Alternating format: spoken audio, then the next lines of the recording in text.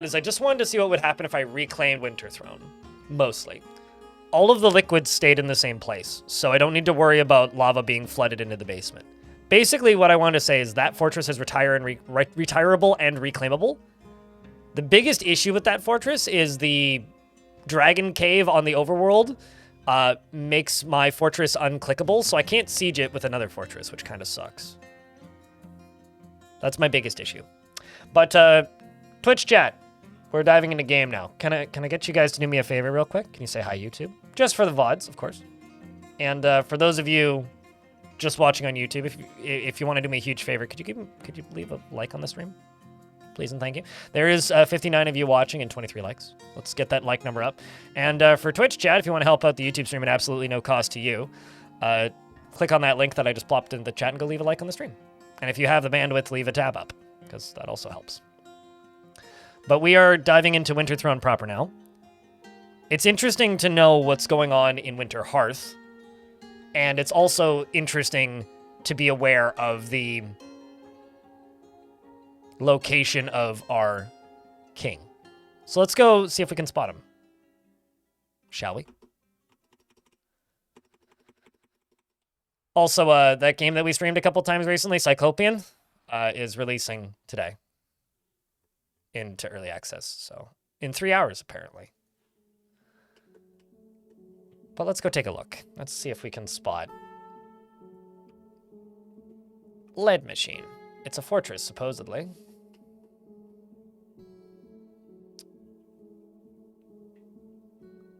Also, the purple arrow is also pretty good. Smokestake, that's that other one that I spotted. Channel seal. Bronze bear. Oh, that's pretty good. There's Lead Machine. Found it.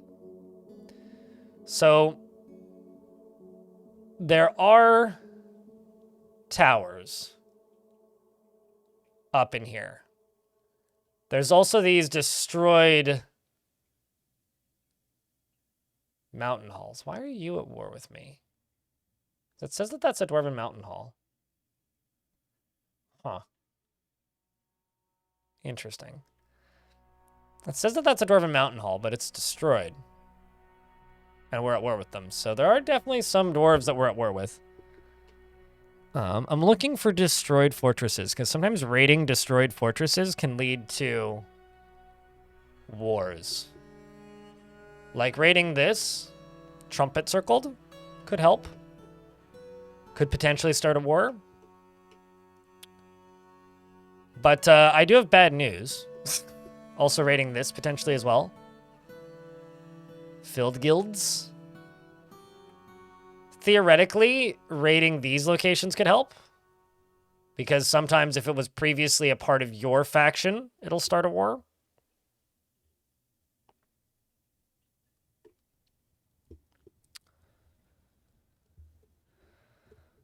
Could there be a liquid that heals vampirism? So the healing potions right now just heal all permanent injuries, basically. So like all your limbs and whatnot are healed.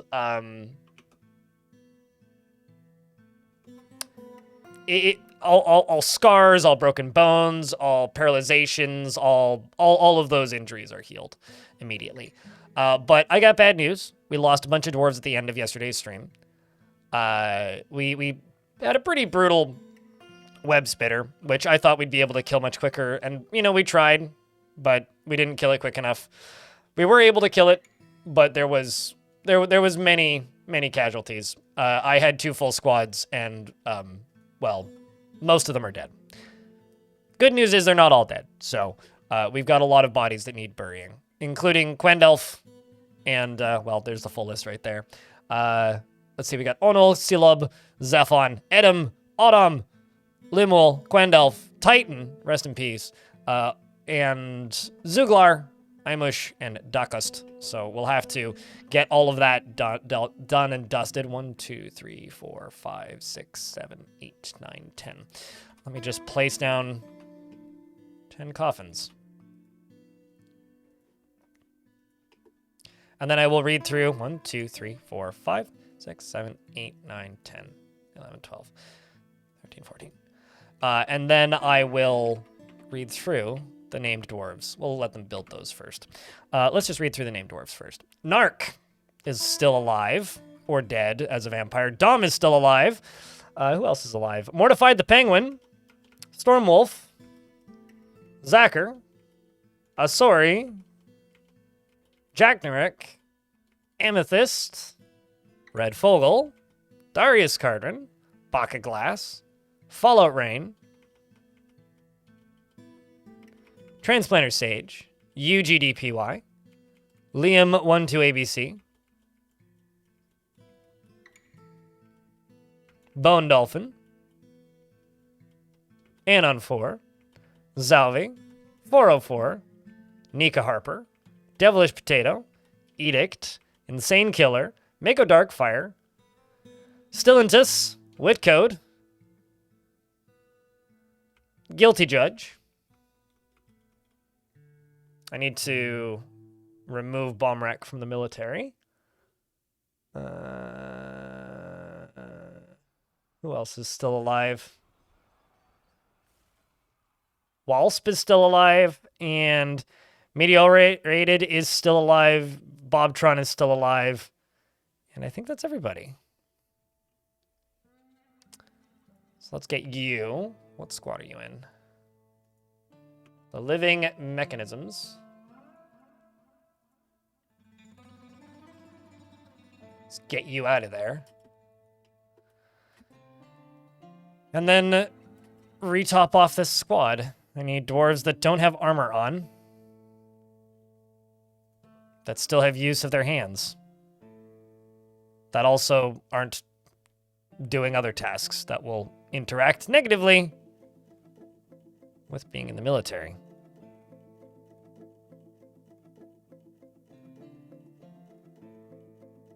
Those glass floors are absolute chef's kiss. Cheers, Francis. After watching you play with vampires, you want to try the same thing. How do you get your first vamp? You can't plan for that. It's luck.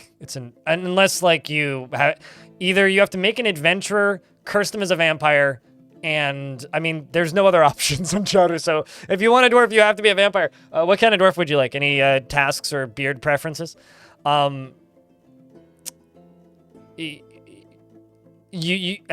you start a adventurer and curse them into being a vampire, and then repeatedly impale them, there's no way to just have a vampire.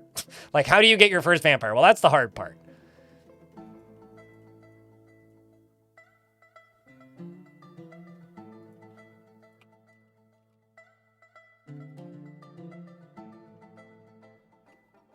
Any scholars? Maybe? None that aren't already named. I don't really want to make scholars. The problem with scholars and vampires is they tend to get, if they like being a scholar, they tend to just do this and then literally never do another task. So I don't really want to have too many. I could give you like a tavern keep, because that's somebody that we actually need. I already kind of have too many scholars.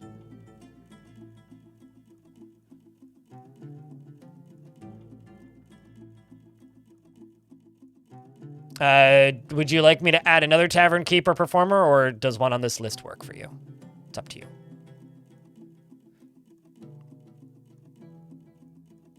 Well, I mean, everything in Dwarf Fortress is deterministic, I think, but not in that way. No, you're not guaranteed to get a vampire in every fort, basically. It highly depends on the world and whether or not one migrates there. How hard would it be to do the same kind of fort but with a necromancer instead? Exceptionally easy.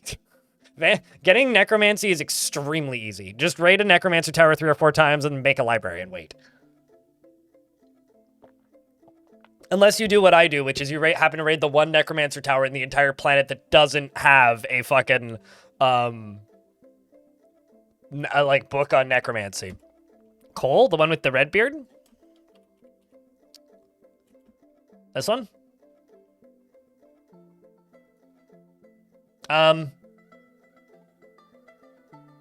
Knowing that, are you sure? The insane tavern keep that's running around babbling obliviously? Whose clothes are rotting off?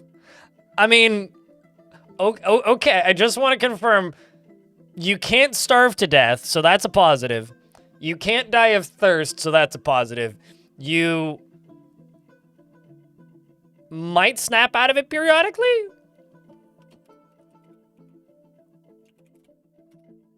We'll see how long you live.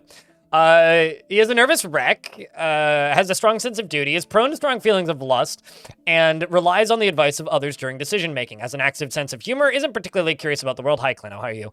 Isn't particularly curious about the world and doesn't cling tightly to ideas and is open to changing his mind. He is slow to anger and he doesn't handle stress well. Is very humble, quite ambitious, often feels envious of others, likes to take it easy, and tends to consider what others think of him. Does not go out of his way to help others, is troubled by this, as he truly respects sacrifice, has a greedy streak, and tends to be a little wasteful when working on projects. Thanks for the $9.99. Can you get a dwarf named after you as well? Twitch chat, somebody's giving me money and asking for a dwarf. Do I accept bribes? Can I accept a bribe? I don't normally accept bribes.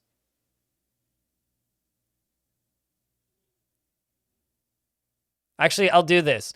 If anybody, if there's any tier 2, I was going to say, if any tier 2 subs want to nominate this person. Dwarf that bribe. Okay, you want a dwarf with a braided beard. Okay, can do.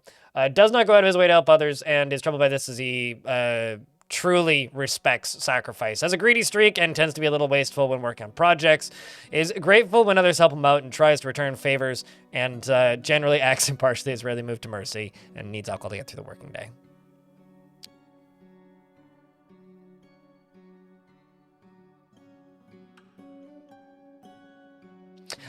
People aren't I don't accept money for dwarves.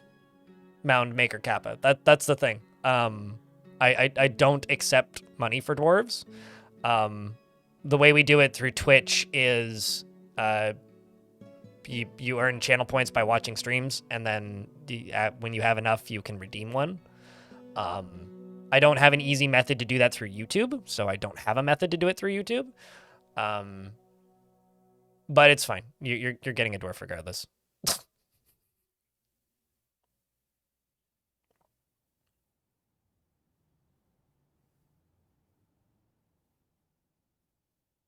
No dwarf trafficking. No dwarf trafficking here. Tier 2 Twitch subscribers can nominate people, guys, but it's on cooldown now. He needs alcohol to get through the working day and can't even remember the last time he had some, and does not mind being outdoors, at least for a time.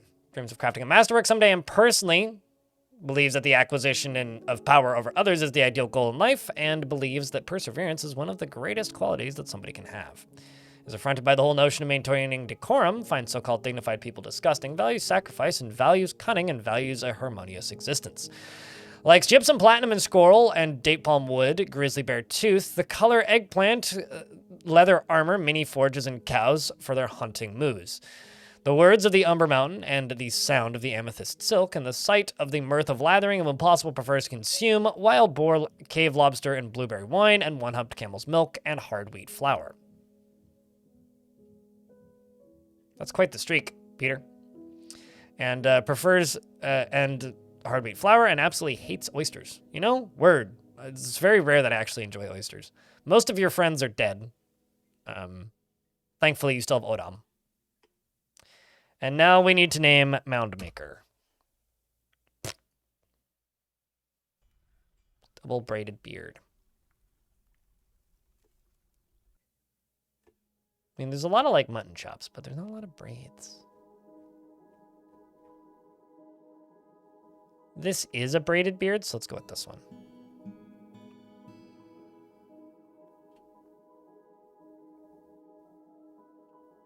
Yeah, I stream on Twitch and YouTube.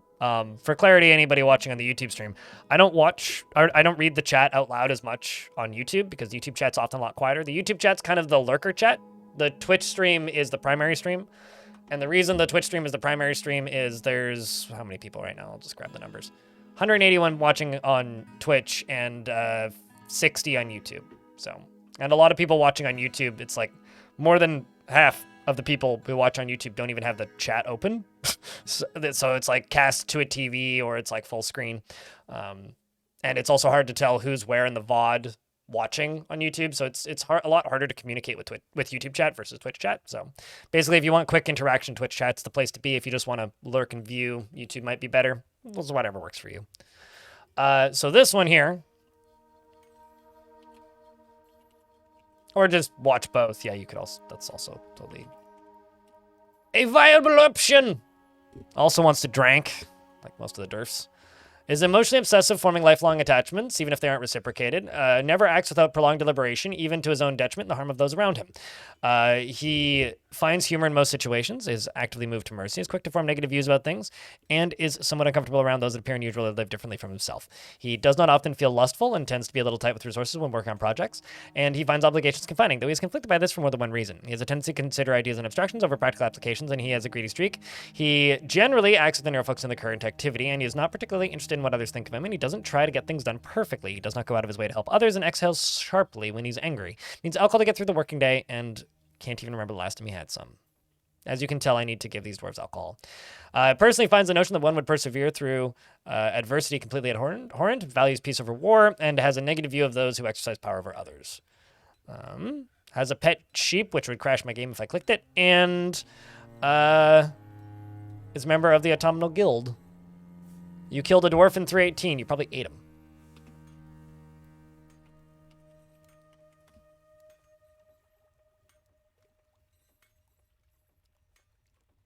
Well, welcome to the Twitch side of things, Moundmaker. Yeah, I don't know. I mean, YouTube is a much better platform to, like, cast to a television. But, like, everything about the way Twitch works, it makes it easier on the creator's side of things to build and keep a community together. So it's just the easier place to communicate via chat. It also tends to have less delay, at least the way I have it set up. I might have something set up wrong, I don't know, but Cooler also sent me things. Yes. I'm responding to the thing you sent me, Cooler. Sorry. You could have said check DMs. And thanks, B-Lug. I'll set that up after stream.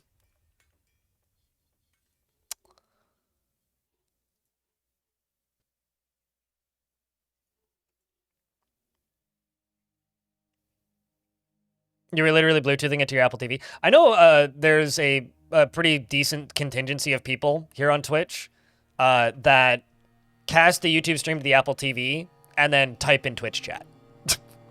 So, on their phone. Like, that's actually a pretty common thing around these parts. So, I've got a bunch of bodies that need burying after that bad fight. I need to rebuild my military. I gotta keep the crimes down to a minimum. Thankfully, the last crime committer child is dead. UGDPY needs to go to prison, though, it looks like. And so I'm just waiting on all these coffins down here to get built. We're trying to finish the mega project above the fortress. And also, excuse me. And also I need to finish up the, like, incoming plans of me invading my own faction if possible. So we're gonna try and start World War Dwarf.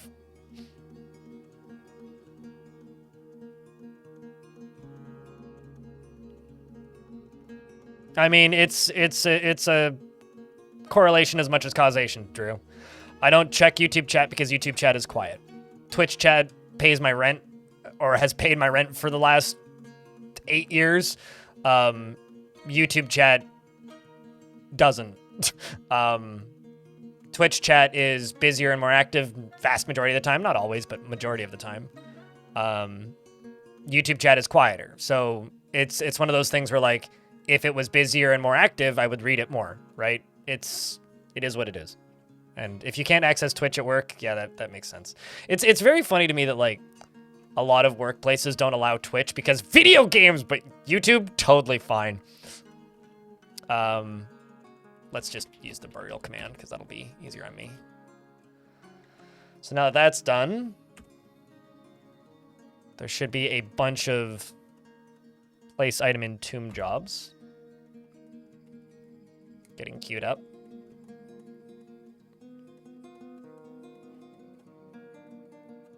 Yeah, they're getting put away.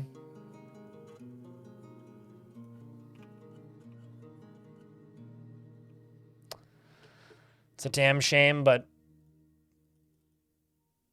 it is what it is. Okay, so rebuild my squads for the umptillionth time.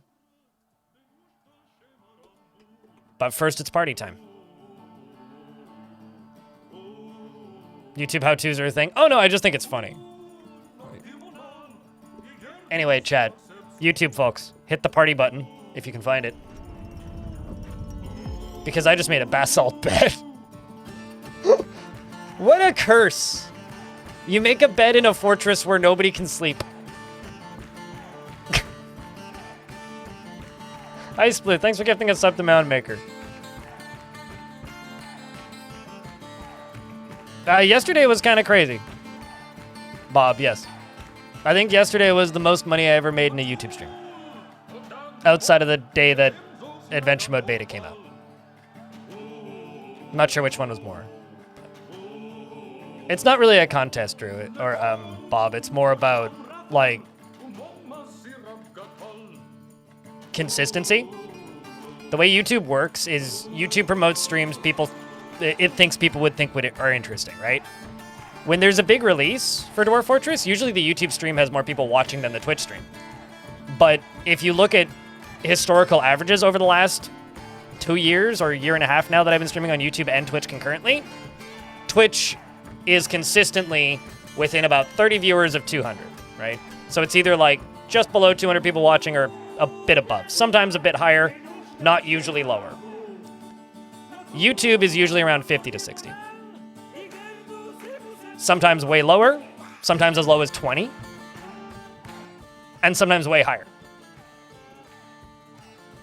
And it's a lot of very different people because people see a video, they watch the stream for about 20 minutes, they don't see it, they don't say anything usually, they tune out.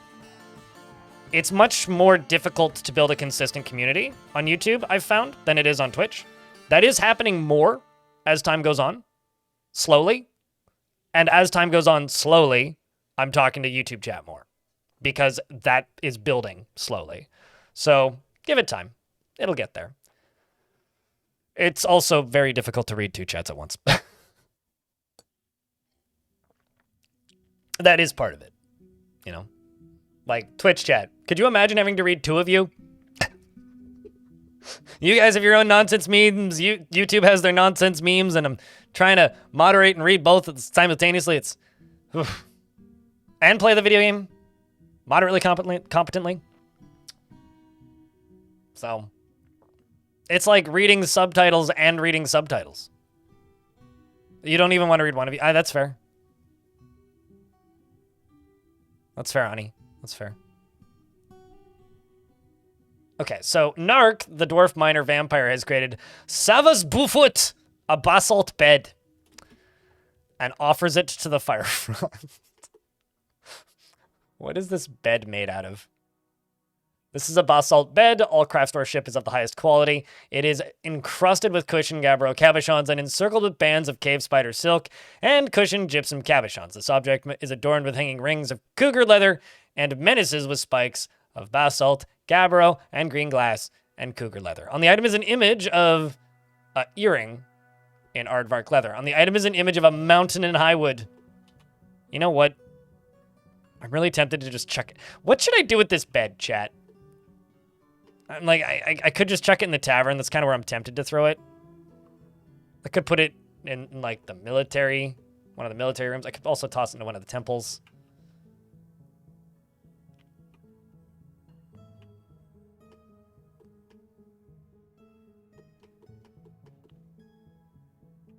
Actually, true. Yeah, hospital.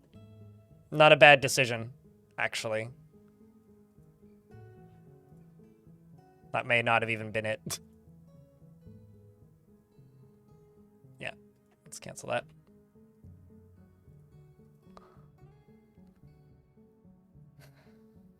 I should also place some more beds in here.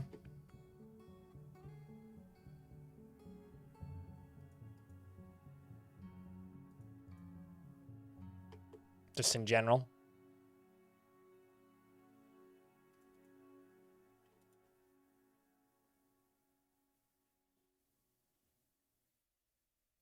Give it to a king or noble. I don't have any king nor nobles, really. I mean, also, every single dwarf in this fort is a vampire, so they can't use it anyway. Outside of the hospital. I just want it to be somewhere where it's actually going to get used sometimes. So I've got a whole bunch of very, very, very, very, very, very mortally injured dwarves again. It's fine. They're getting tended to slowly. They are, in fact, getting tended to slowly. Got all this stuff getting melted. Frame rate's a bit slower than it has been in the past, but it's fine. Let's see how many dwarves are putting stuff in tombs. Nobody, really? I find that hard to believe. Let's just pause collecting webs. I'm going to pause a lot of jobs right now, actually. I'm going to give these dwarves a little bit of a break.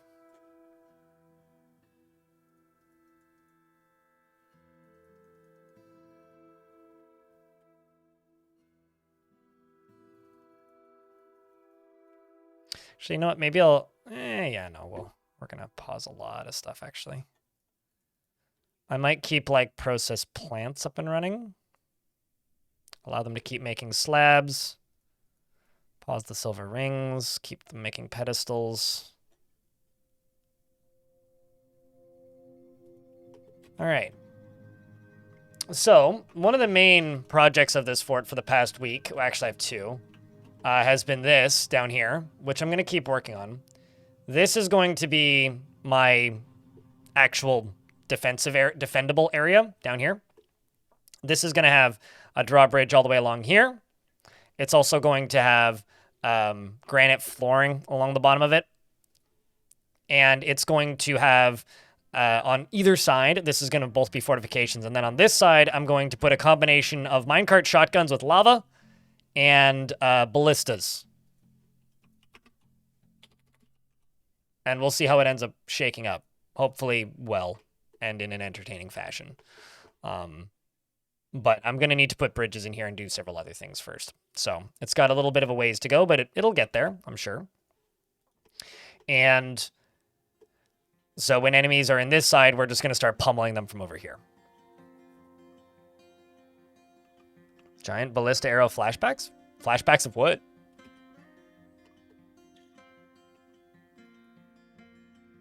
Also, that needs rollers. And that needs rollers. And that needs rollers. Great.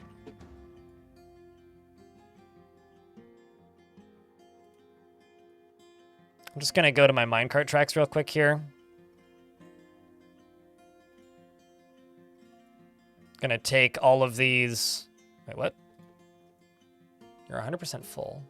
Oh, they're all full of lava. Oh, that's nifty. They did actually fill up with lava. Cool.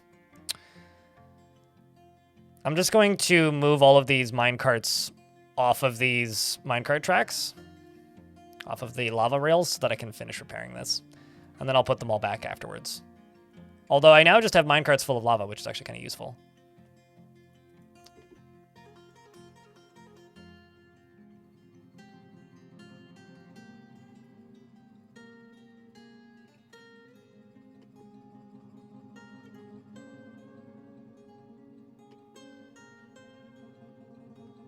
Did I do that the right direction? I don't think I did.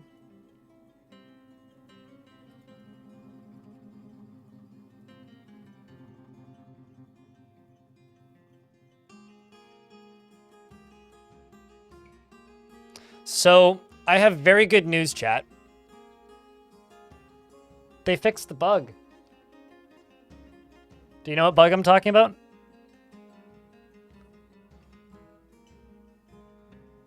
Minecarts full of liquids are now showing what material, or the minecart sprite. It doesn't show the lava in the minecart. But minecarts don't show anything in them ever.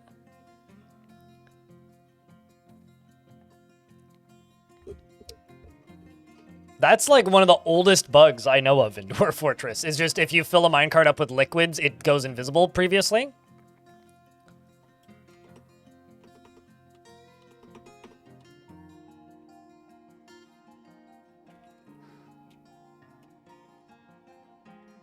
It looks like it, Seth. It looks like it.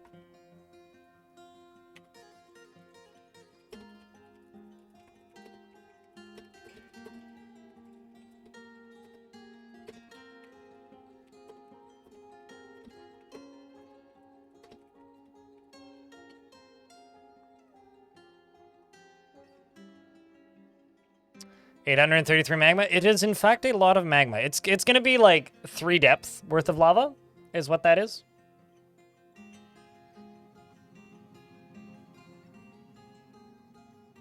That isn't ominous in a vampire fort at all.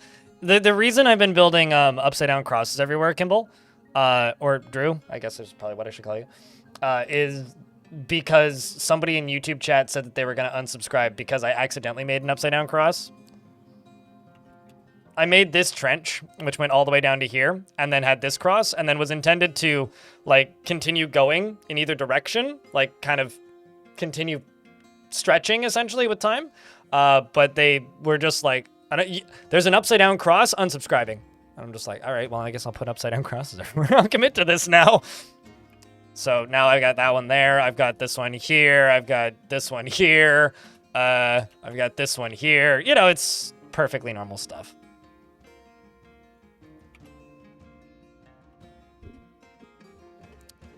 We're vampires, okay? Like, come on. Unleash the devils in the deep. Ironically, we are the devils in the surface. We don't need no devils in no deep. I actually kind of am not planning on digging down to hell at all in this fort.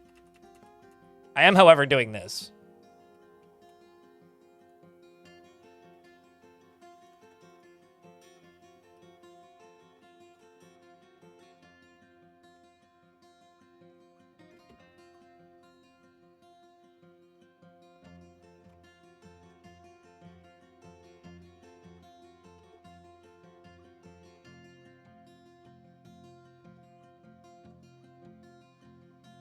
Which I'm just going to queue up real quick.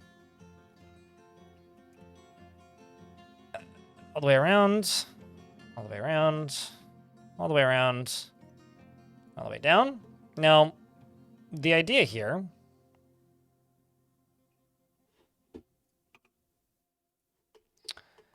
is that this... Actually, I didn't realize that this was, like, literally right there. Let's just cut this out. Cut this out. Cut this out. Cut this out. Oopsies.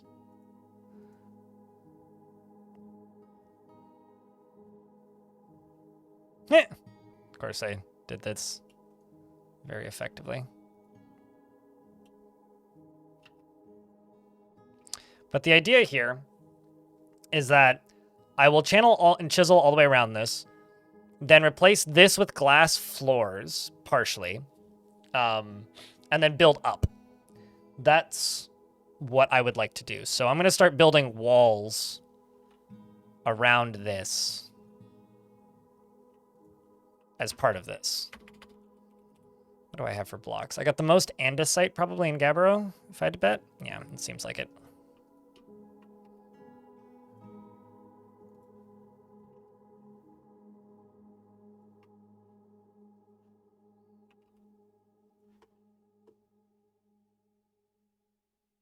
Oh, there's some pretty cool pentagram builds on the Dwarf Fortress subreddit. That is true. There are some pretty cool ones. But anyway, I'm going to build this up.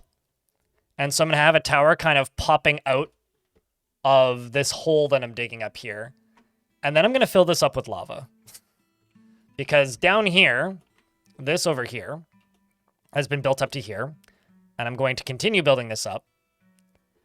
And this is going to be a pump system, which is going to fill that reservoir that I'm currently digging down up with lava.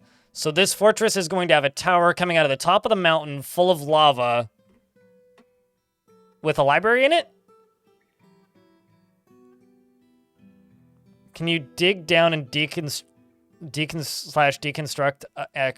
Are you asking, can you deconstruct a constructed floor? It's this button. Can you dig through a constructed floor? I don't think so. Hold on, I'm getting texted by somebody. It's probably my dad because he texted me twice. Yes, it is my dad. If I get a text and then a second text in quick succession, it's my dad. If I get a second text, and then a third text in quick succession, it's my mom.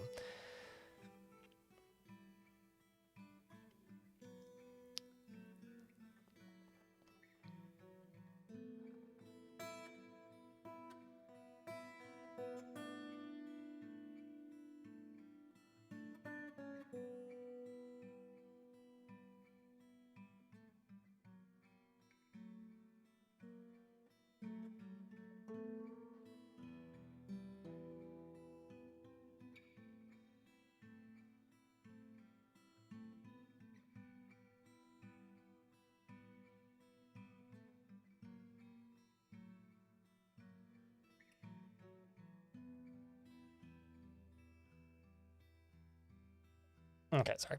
I had to respond to that text. All right, so that's what this plan is going to be, essentially. So we've kind of got two pretty chunky mega projects in the works. One is filling this with lava.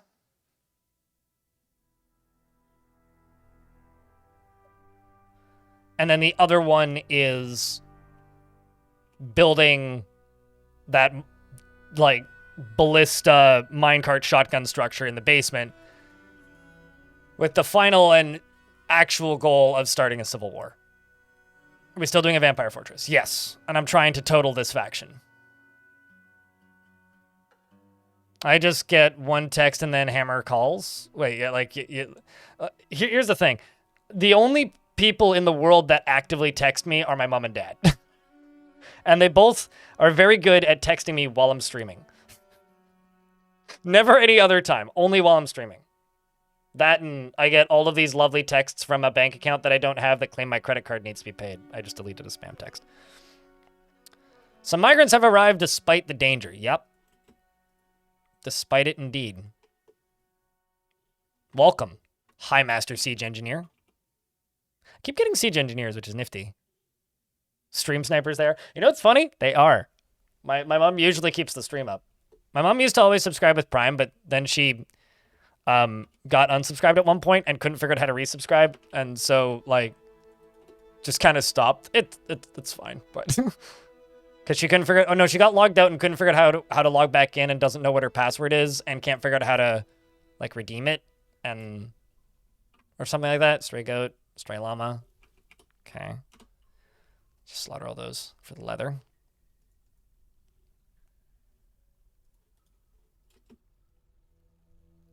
Take a sip. Welcome, migrants. Now take a sip.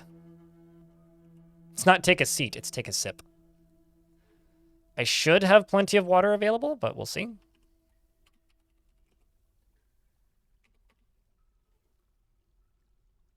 So there's 11 new dwarfs in the fort. How's the well looking? It is operational.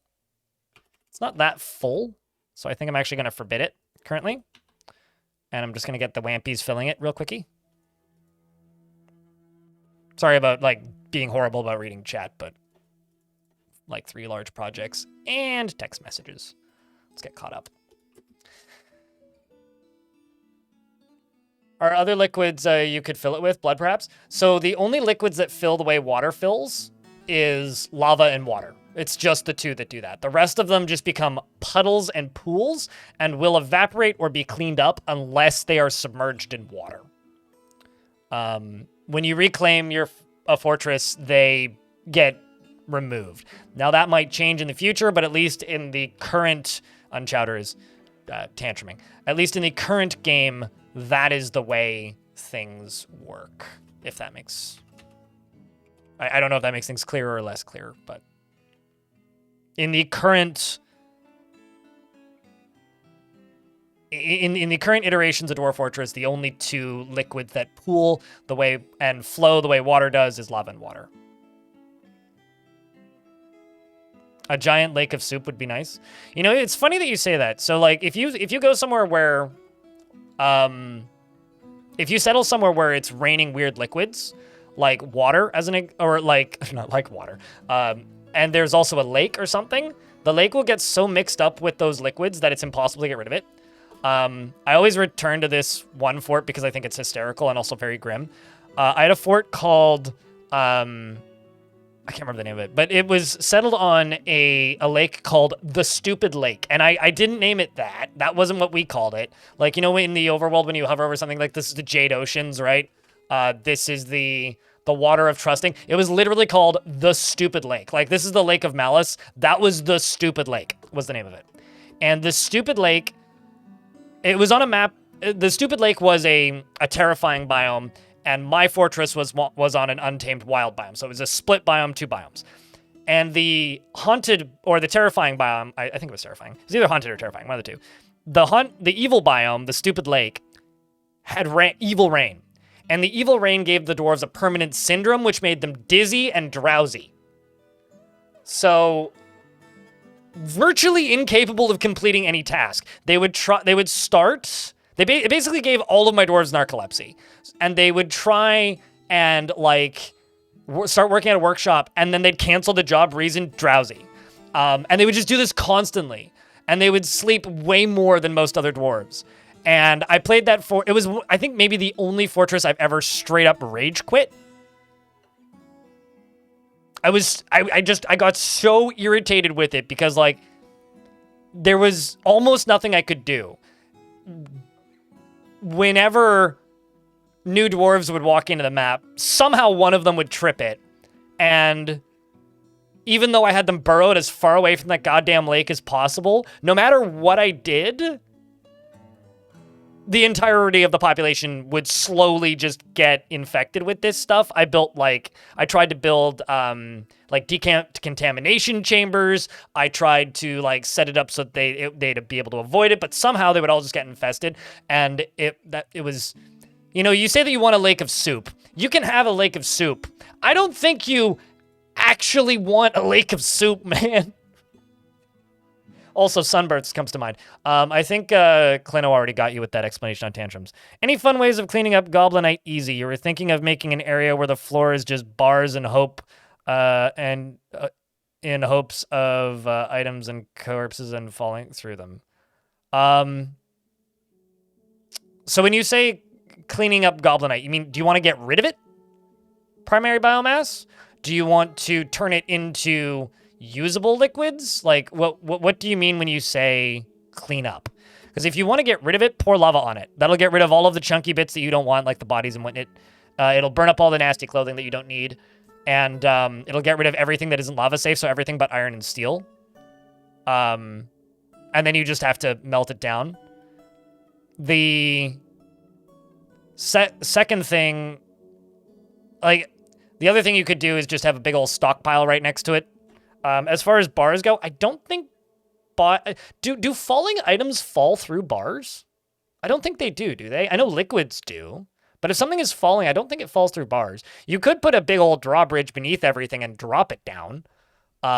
If you mean get rid of it as in unexisted, I would just, like, set up some sort of contraption to make things fall and then get crushed by a drawbridge or into lava. Or off map.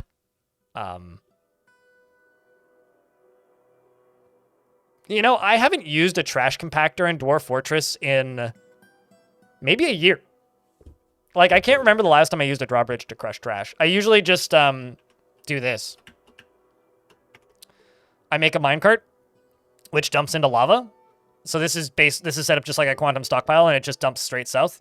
And so every single body that... Let's just see how many people are putting stuff in tombs. There has to be a bunch of store item and tombs jobs, but they're just not getting done. What is going on? There's no way in hell.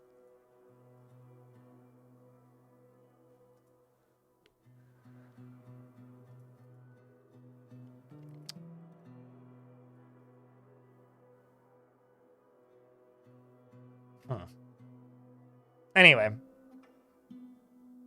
But yeah, I basically don't really use trash compressors. I find lava more fun as a method of disposing of stuff. I swear that Lycott, like, weren't you one of the dwarves?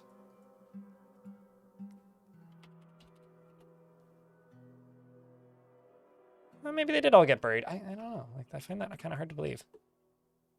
Guess they did. Huh.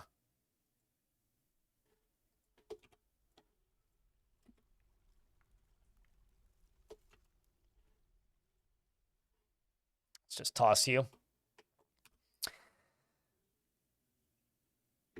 Okay. Until you accidentally set a book on fire. I'm pretty careful because it's all automated, right? So it's all coming out of a refuse pile. So it would be hard to set a book on fire because no books would end up in the refuse pile. Unless it was just a choir. Or rather, I don't even have them permitted. Yeah, it's literally just clothing, corpses, and then general refuse. Except for hair and wool, apparently, which I should probably enable. Although, actually, what's it called? Fresh hide, I think?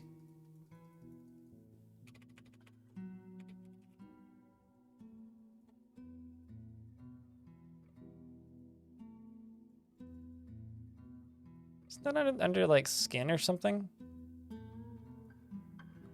Oh, I said hike. There it is, fresh raw hide. Okay, so that is removed. Also, tan hides? What? Get rid of that. Come on. But yeah, it's basically just damaged clothing. Gets tossed in here and then outed through the bottom of that. But I swear that this was a dwarf. Oh, wait, hold on. Oh. It's a cyclops. That makes sense. Anyway, let's just get rid of all this stuff. Just chuck it. Just get rid. I don't care. I'll deal with ghosts as they appear.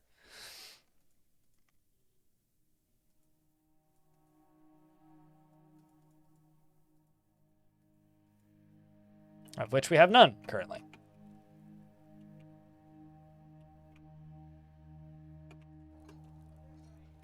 And then over here, I'm digging out the surface of my new home.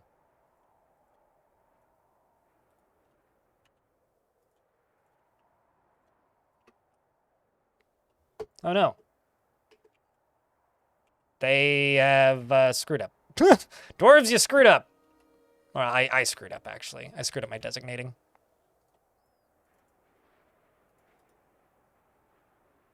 So they just need to go build that. Then they'll be able to get in and out. That, or I could just make this stairs. Yeah, why don't we just do that? It'll just be easier.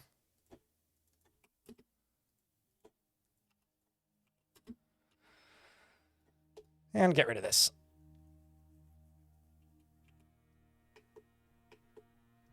Witness the glory of the ever-burning book. Yeah, no, I haven't had an ever-burning book in a while, like I said. Although, I used to, there was a fort once where I intentionally set up an ever-burning book. Purely for the fact that it would allow me to have, like, a campfire with smoke coming out of it. From other civilizations, but keep the ones from yours. There's a point with this system of trash disposal where I just, it's gonna make me seem very professional and good at this. I give up. There's a point where it's like, okay, I'm pretty sure all my dwarves have been disposed of. Okay, just like just dump all of the remainder. Like just chuck them in. If ghosts appear, fuck it, we'll deal with it then. There is like a point with almost every fort where I just call it quits, basically. I don't know if any of you ever do that, but there is a point with my forts where I just kind of call it quits and just say fuck it. I just kind of accept that, you know, I'm not going to get any further.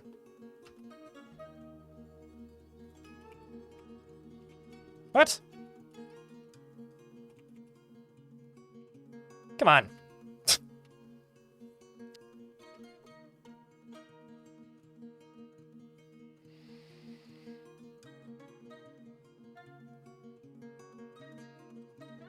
You have bad experience with burning stuff killing your FPS. It's the stuff the reason fire hurts your FPS is smoke blocks pathing.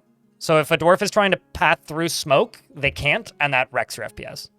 Also, I'm trying to catch up with the YouTube chat. Hold up. Wiki wasn't really on point then.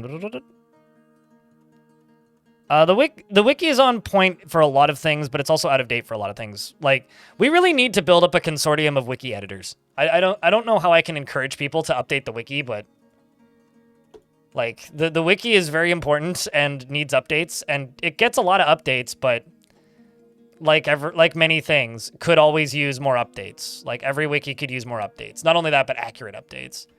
Also, I think that there's the best part about the Dwarf Fortress Wiki is the worst part of the Dwarf Fortress Wiki. The best part of the Dwarf Fortress Wiki is it's extremely comprehensive. The worst part of the Dwarf Fortress Wiki is it's extremely comprehensive. And the reason that's the worst part of the wiki as well as the best part of the wiki is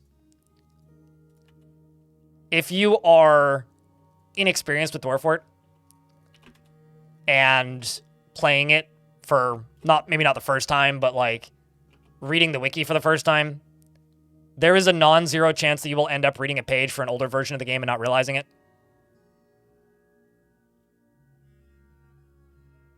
And that happens kind of a lot.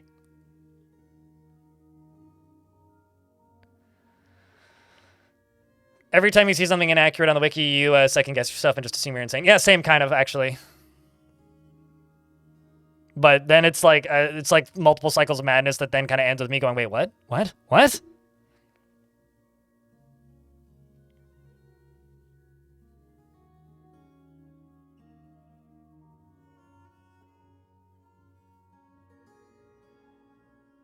But a Discord room?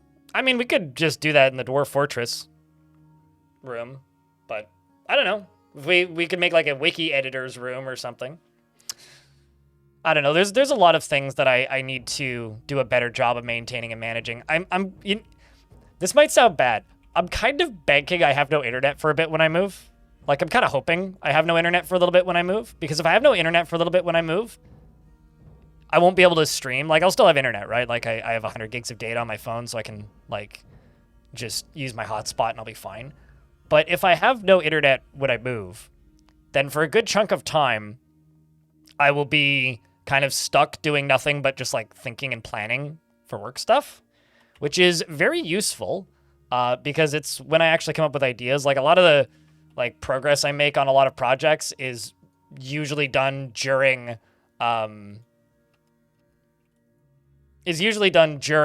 points in time when I have no easy access to the internet.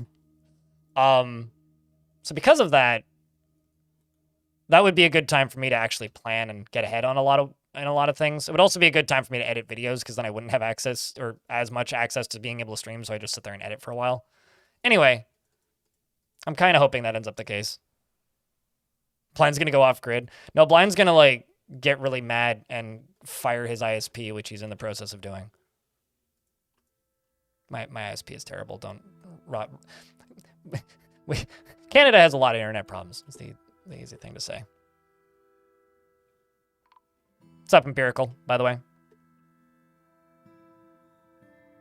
There's also a clear culture to the wiki that is, as a relative newcomer, you feel fairly disgusted. You feel fully digested? I read that as fully disgusted. Could you give me an example of what you mean by the wiki? Because I might not even notice. So there was a Snatcher. I think is already gone and or dead.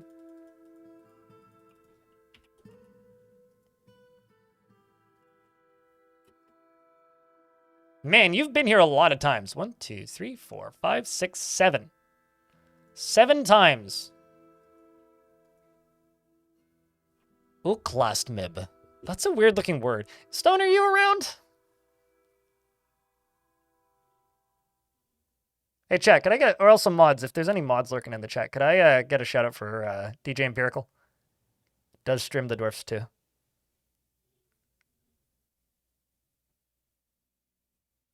And cheers, Sock Thief, in YouTube chat. I just want to, I want to see that name translated, but I think Stone's around. What's wrong with his hood? Nothing's wrong with it. The higher value of an item, the different images they have, and if they have, quote, images on them, and aren't necessarily a higher value, then they they look different. Basically, items look different based on what the item is made out of and the quality of the crafts. Yeah, what does that name mean? Like the deity's name. It just looks weird to me. Like, maybe it's just goblin wording, but...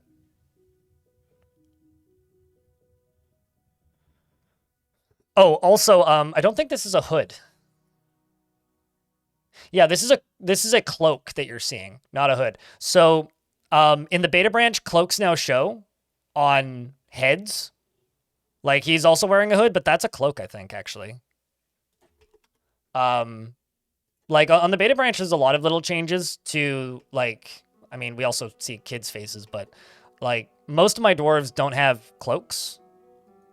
Someone was saying, I think, in my YouTube comments that they want to see an option to have, like, select in the options menu what kind of clothing you want to be the one that shows on their head or none.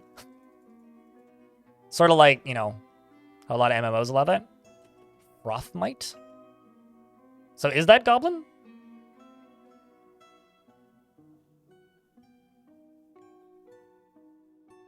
Like, what language is it, Stone?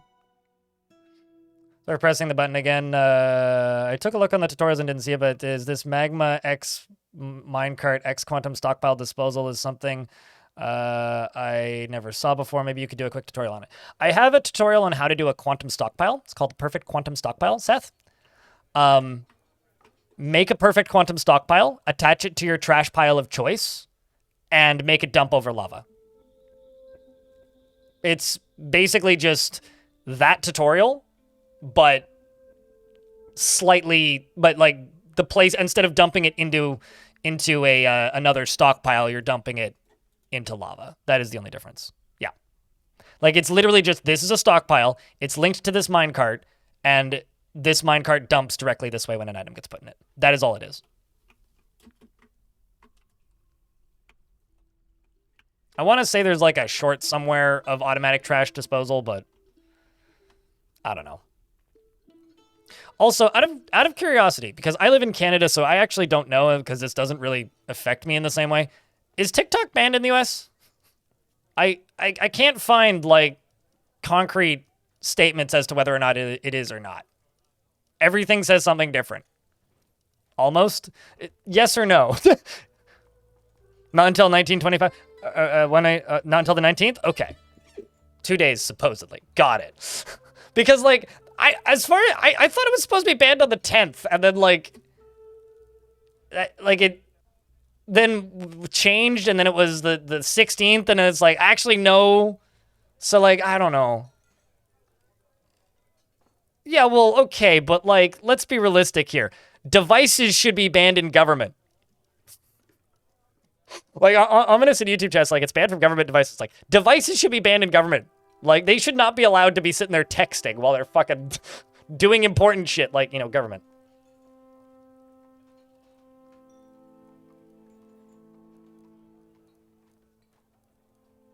My dad just texted me again.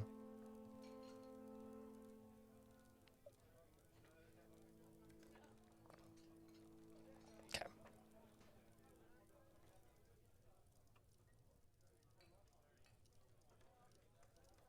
Because folks are flocking to a different Chinese app. Yeah. Yeah. I'm not gonna lie. It's really, like, it's just funny. It's like, damned if you do, damned if you don't. The only actual winner is Instagram. But anyways, whatever. I don't really have a horse in that race. I don't use TikTok, and I don't live in the US, so. But I do have a very injured mountain goat.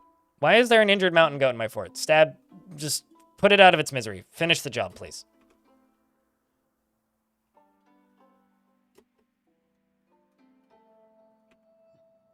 Okay, let's just make sure everybody's got their weapons equipped.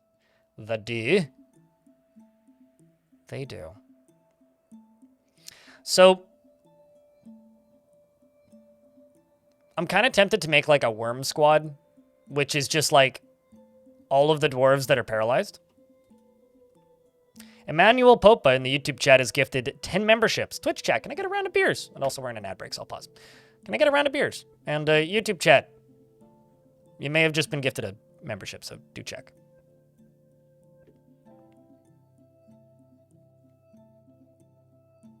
Get sick from infection, yeah. You're here watching stream while working. I mean, do you work in the government? Are you actively, like, making laws change? If yes, maybe, like, pay attention. Otherwise, accept your bribes and move on. I'm just waiting 50 seconds for this ad to end. But anyway, the reason I was asking is because, like, YouTube Shorts have been going a little bit hamsters recently. Like, just all of them are kind of doing well. And I've seen the same on friends' YouTube channels. So I was mostly just curious because it's like, is that one? Like, did shit just get banned? Are people, like, seeking, like, low attention span dopamine now on other platforms, or...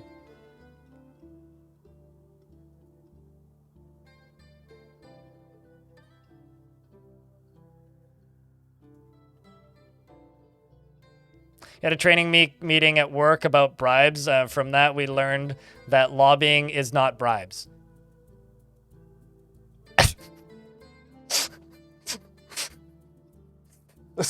That's all I got.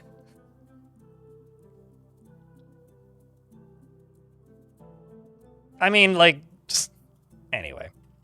It's a fun subject here. There's now a dead goat in my living room. It's right here. I'll get rid of it.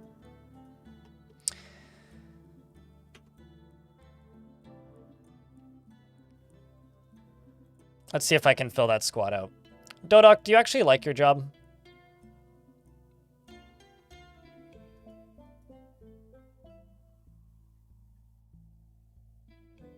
Finds artwork boring, respects the development of a skill. Yeah, you're satisfied upon improving acts. Doing okay. Let's see if I can expand this squad a little bit.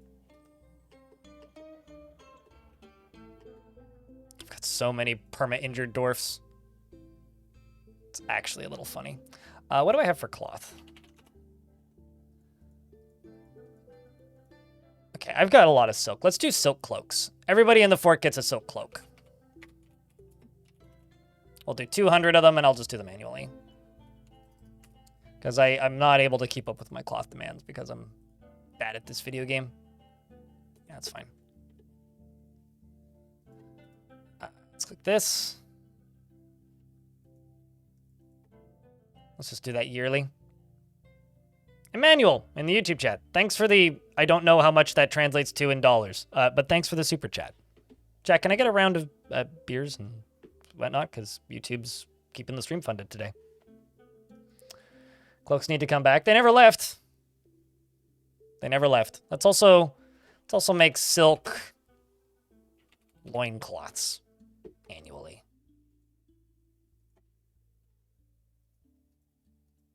But I'm not going to make as many. Let's just make 90 silk loincloths annually.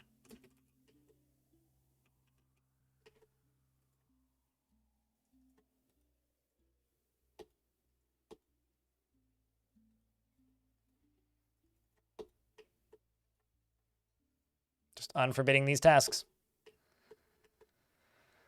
Letting some of the dwarves do some tasks. It's these dwarves that are causing me problems. You know? Imagine being a dancer who's incapable of walking. Which one? Giga Roboid? You mean the Weather Mountain series, or? But I'm happy to help.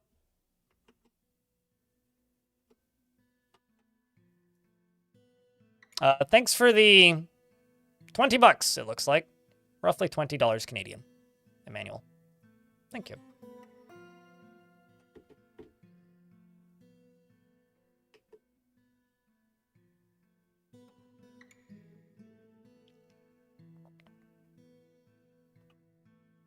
You can't accept gifts in your university that are related to your position. So what you're saying is if I send you a pizza, then you Gucci, right?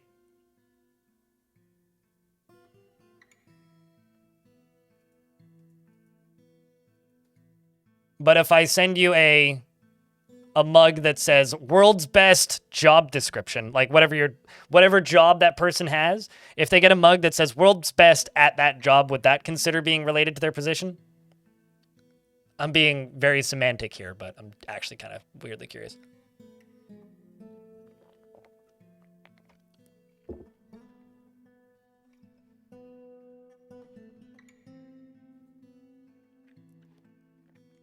Weather Mountain, Baron Bub. Oh, good gosh. You know, Weather Mountains is such a Weather Mountains is such a strange series for me because I recorded all of that in a manic haze and I basically don't remember making it. There's also like a bunch of continuity issues where like I do a thing, say I'm going to do a thing, and then do the exact same thing like 10 feet to the left in the next episode because I forgot because I recorded it one day apart. Like, I could have done such a better job with that series, but I don't know. I did the best I could with the mental capacity I had at the time, which wasn't much. I'm going to go all the way up to here.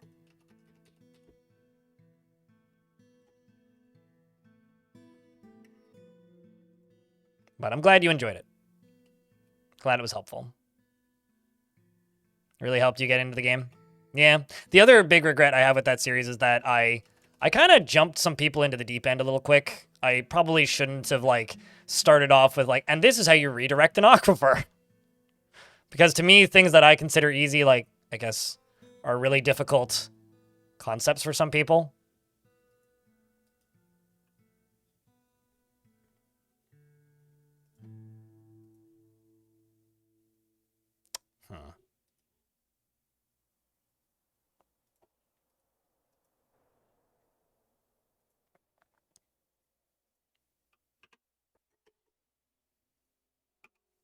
Can explain, so I never graduated high school. Can you explain like I'm 5? What is a BA? Like, to me, that means bad attitude or something along those lines.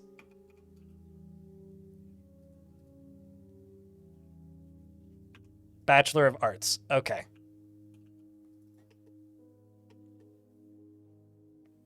That's what I was thinking, Onion Dude, and I knew that was wrong. But I'm glad that I wasn't the only person thinking that.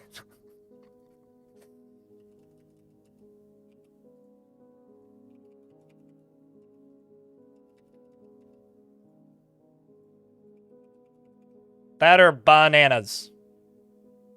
Okay, well, they can work on this. These dwarves still stuck in here? No, they're not. Sweet.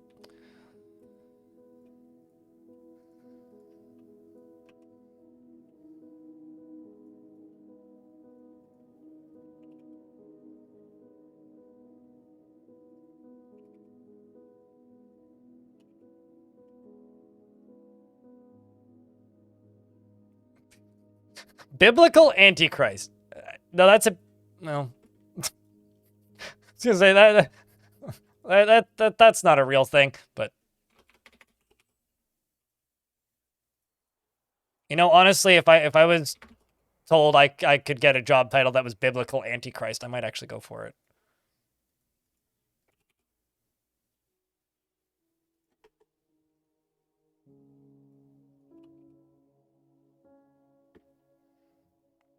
Man, I branded my Twitch channel poorly. I should have branded myself as Biblical Antichrist.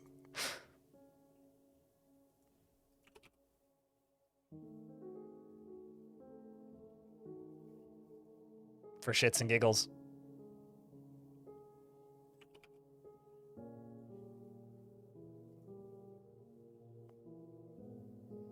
Never too late to rename and rebrand?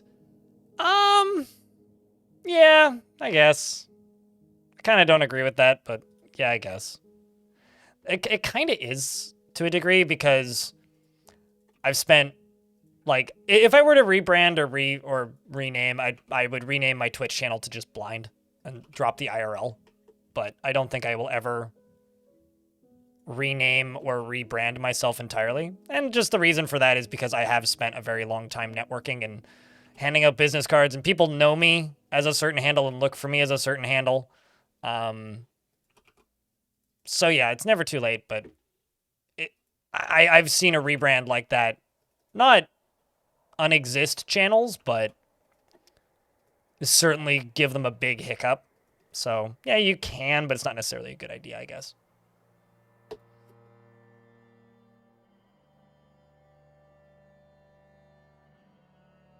I will say that one of my favorite metal album names of the last couple of years is Unbiblical. Truly a phenomenal album name. Streams that thou has been mentioned, the number rises once again on this day. You need to keep blindy. I mean, you know, is what it is.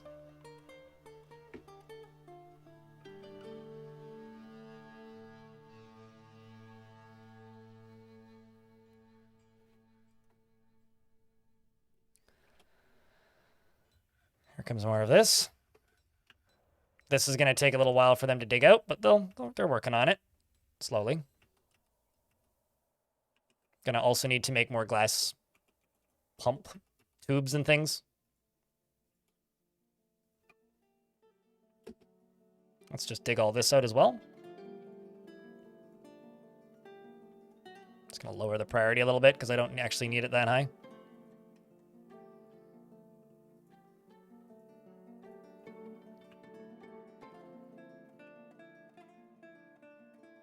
I'm going to leave some of the edges of this so that we can continue constructing.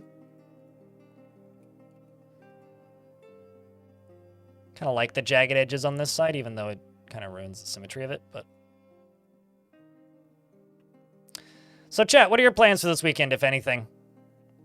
I'm going camping, so you'll probably get camping photos if you follow my blog. I am also in the midst of moving, so probably this week, hopefully, assuming something bad doesn't happen. Assuming nothing bad happens and everything goes according to plan, I will ideally be posting part 1 of my moving blogs, which is something I'm going to be posting on my text blog. But if Outpost the ASUN dies before they leave the map, will my order still be received by the Mountain Home? I don't know. I presume so. I've never noticed it not being received. I presume so. Sorry for not being completely certain there, but it's all I really got, actually.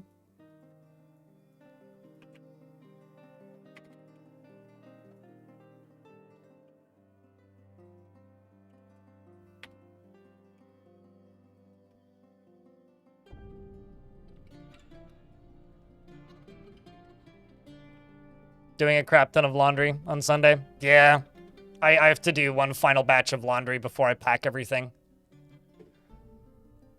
Which I'll likely do when I get back from camping, though. I'll take care, Romanchuk. That's important. Also, can I ask what RSV is? Because I'm not familiar with that. Walled off cavern dwellers decrease FPS. Noticed YouTube chat is not followed, sadly. I do read YouTube chat. It just takes... Elfie, is there a cat on your keyboard? I'm getting a phone call from my doctor. Hold on a second.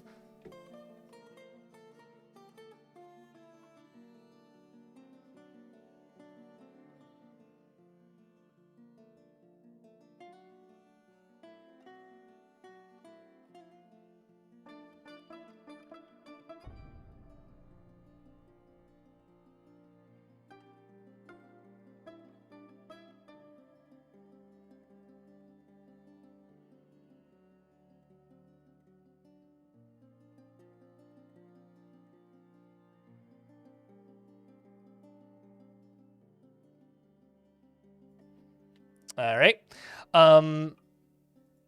It's an odd phone. They're just like, we've filled your prescriptions that we received from the pharmacy. It's like, why does that need why do you need to call? I know, I already got them. But okay.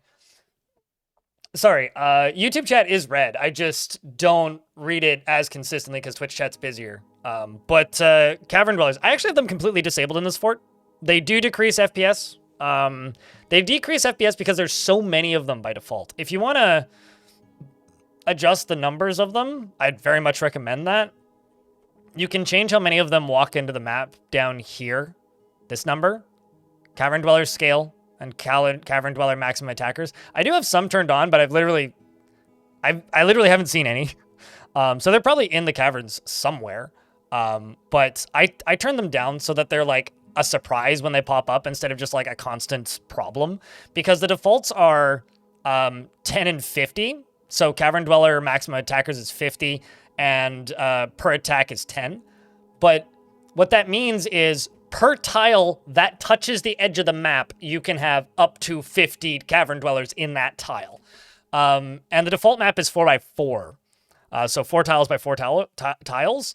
So 4, 8, 12, 16 tiles per floor. So per cavern layer, you could have up to 16 times 50 cavern dwellers in the cavern. And they basically like reappear right away when you kill them if you're actively constructing stuff in the caverns.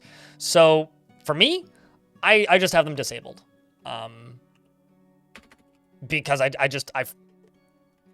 or I nerf them into oblivion because they desperately need a rebalance.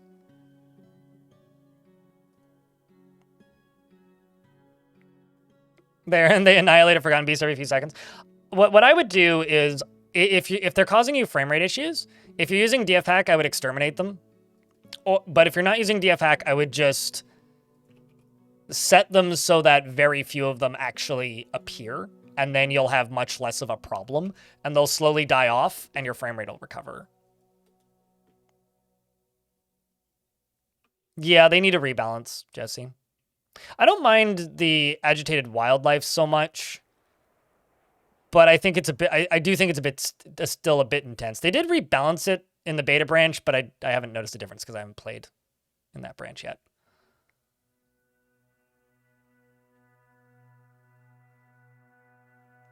Yeah, well, I mean, yeah, the defaults, I'm surprised they haven't changed that. It is odd to me that they haven't changed it. Quite odd.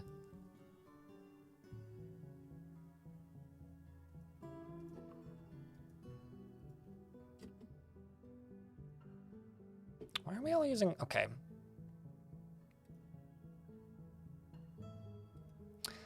Let's just do... Let's rename this squad to melee. And I'm going to say individual choice melee. Well, no. Let's just say spears. Let's make this into a spear squad. So what I'm actually going to do is I'm going to rename this into melee spear. Confirm and save. And then I'm going to go to you and I'm going to hit assign uniform to squad. Melee spear. Because I don't want them using copper battle axes. Like, come on.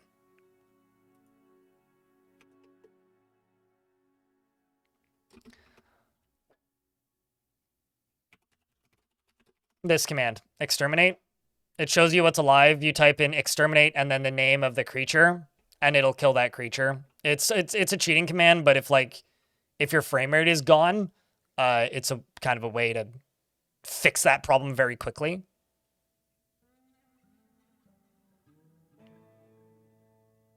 Yeah, no, like because the reason they're so frequent, Zelphania, is they operate using noise, right? The cavern invaders. And the way noise is how Untamed Wilds figures out when to attack you with flying birds and giant animals and stuff.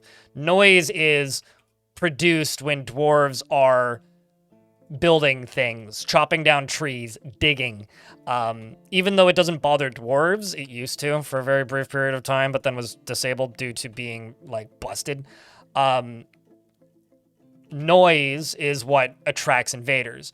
If you are having problems with cavern invaders, it's probably because you're constructing stuff or doing stuff in and around the caverns. And so it's kind of a sliding scale. The more dwarves you have in the caverns, the more cavern creatures you have that are a problem. The more cavern creatures you have that are a problem, the more noise is caused in the caverns because you have to constantly kill the cavern creatures. So it's this weird kind of annoying snowball effect where you just slowly get overwhelmed with one thing or another thing. If you never build in the caverns, you'll just get that initial wave that appears when you start the run, which is like 10 of them, and then they never increase.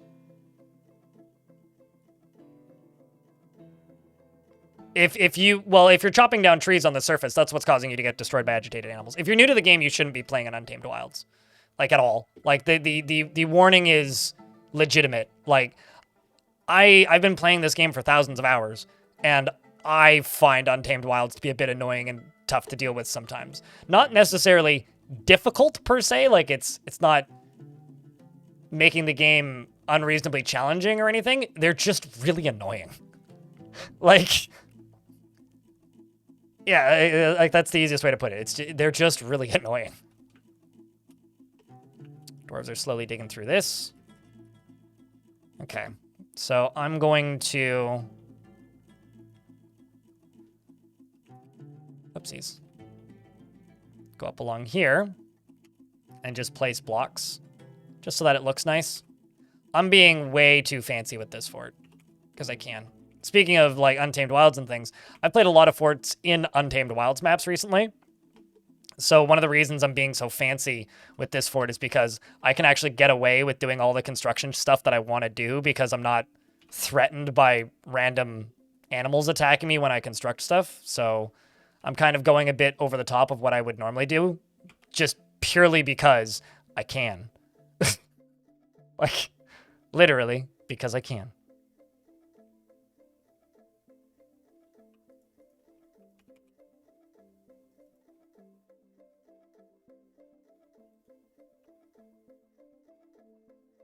Minecarts I don't think produce noise, no.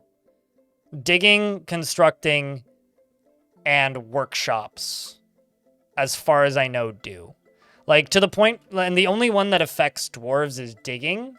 So, like, if there's a dwarf that's sleeping in a bed, and another dwarf digs a tunnel right here while dwarf is sleeping in a bed, it'll wake them up, and they'll get a shitty night's sleep. But that's the only one that I know of that directly affects dwarves.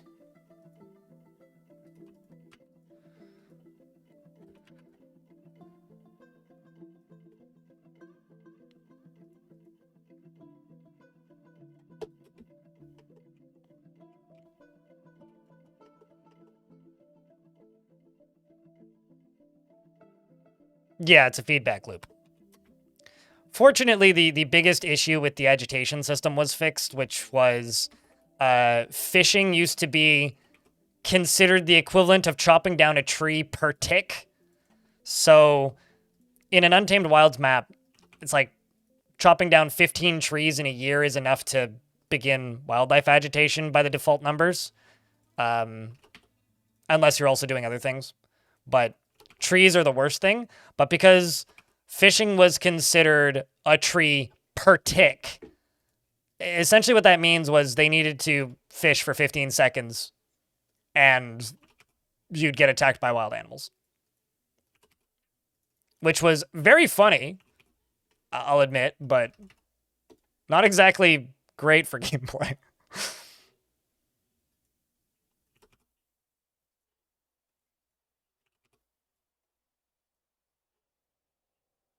Oh yeah, absolutely, Max and Fit. But fortunately that was fixed like a year and a half, 2 years ago now. It was like quite some time ago that was fixed.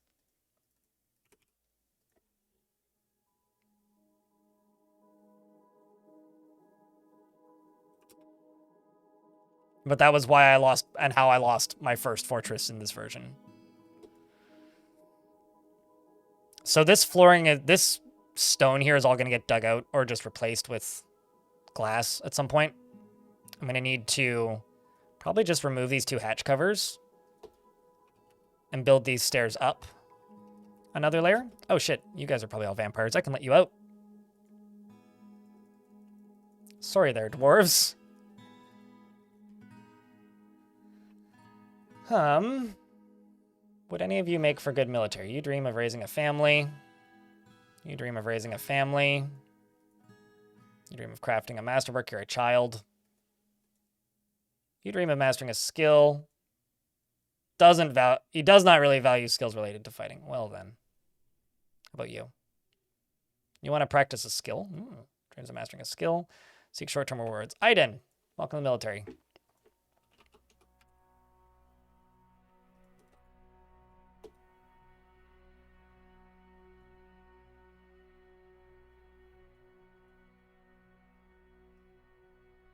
She wants excitement. She wants to eat a good meal. You'll do okay.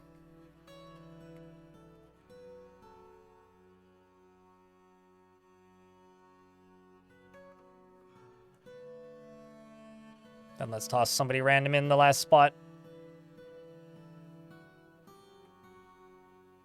Like you, for example.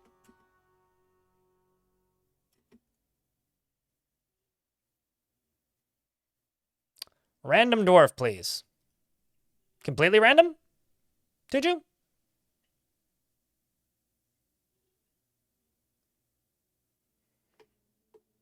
You had a cavern wildlife invade for only 10 trees? Yeah. No, I mean, agitation was a planned mechanic, so it, like, mostly works, in my opinion. Whereas the cavern invaders was a last-minute addition to the game because Zach and Tarn stated that they were worried that people would find the game too easy. It was essentially an attempt to appeal to RimWorld players, which I think is kind of funny for a lot of reasons, because it's like, oh, the attempt to RimWorld play to like appeal to RimWorld players is not a great mechanic. Huh. It's just very ironic from my perspective, that's all. Just clearing stuff that we don't really need running as jobs.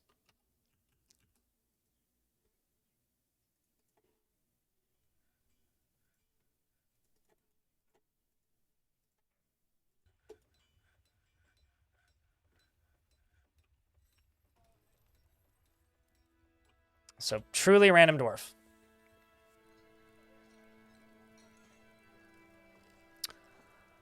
This is you. You are in love with Stylentis, who isn't dead, but I don't think has any usage of his legs. Hold on, let me check.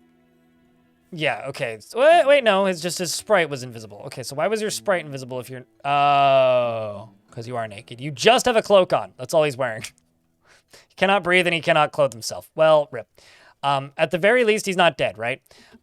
So you have a vegetable lover, and she finds helping others emotionally rewarding. Daw, it's a pity romance. After a new romance, go figure. She is dour as a rule, and she's conflicted by this. She values parties and merrymaking in the abstract. She is easily moved to mercy, and she lives a slow-going and leisurely pace. She can handle stress, and she isn't given to flights of fancy. She often feels nervous and is not particularly interested in what others think of her. She's very humble, and she doesn't seek out excitement. She likes to keep things practical without delving too deeply into the abstract, and she tends to stretch out when she's bored. She needs alcohol to get through the working day and is starting to work slowly due to its scarcity.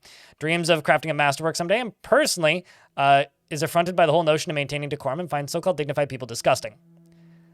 She strongly values tranquility and quiet, and she doesn't respect society that has settled into harmony without debate and strife. She finds those that develop skills with weapons and fighting distasteful, values peace over war, and sees no value in holding back complaints and concealing emotions, is put off by family, and does not particularly respect commerce, and doesn't feel strongly about the law. Dreams of crafting a masterwork someday. Likes schist and copper, as well as tavasorite and burnt sienna, bracelets, and the sound of the play of sisters, and when possible prefers to consume rye beer, and absolutely hates purring maggots. And needs alcohol to get through the working day. Is a member of the Creative Treasuries, the God of Wealth, and a member of the Stoneworkers Guild.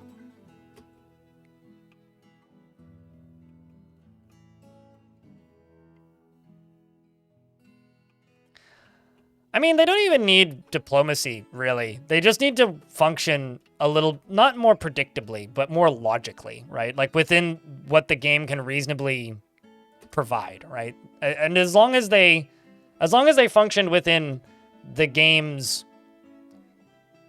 abilities, I think they'd be fine. The reason I have problems with them is because they don't. They don't do that, really, which ain't great for a lot of reasons.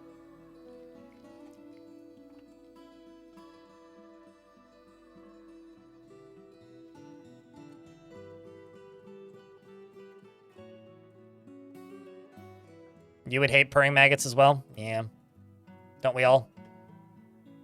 Oh no. Put one wrong type of rock there. Alright, well, I'm in an ad break now. So I'm just going to leave the game paused and queue stuff up. While list waiting.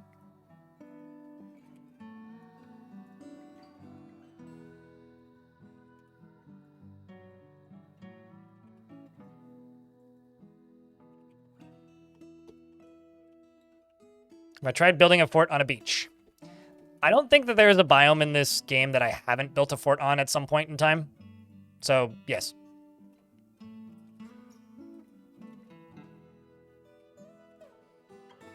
Also, YouTube chat just crashed, apparently.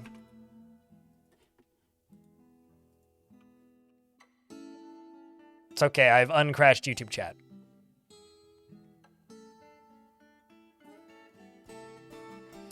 I think that, like, Z-Sniper, the thing that you need to focus on is just trying doing one thing at a time. Just try doing one thing at a time. Don't try and do everything at once. You don't need to use every single mechanic in Dwarf Fortress to be able to play Dwarf Fortress. You just need to, you know, use enough to be able to keep your dwarves alive. So if you're having trouble figuring out the scale of the game, just one thing at a time. In the ocean? Go to my YouTube channel and type in Moses Machine. I also built an entire fortress that defended itself by, I don't remember what the fortress was called, but that defended itself by making the enemies walk through a tunnel down almost to the lava sea, and then I drained an entire ocean about 200 Z levels to flood the entirety of the tunnel. It was great. My frame rate would go from like 60 down to 0 for like 2 minutes, and then all the enemies would be dead and the frame rate would come back. Purely because of all of the water just rushing to the bottom of the map and then like geysering out the top. It was especially funny when the occasional like shark or fish would get sucked down there and fired out the top too. It was exceptionally inconvenient and very laggy, but many dwarves drowned in that fort. Bike is fixed. Yay! Orc with bow.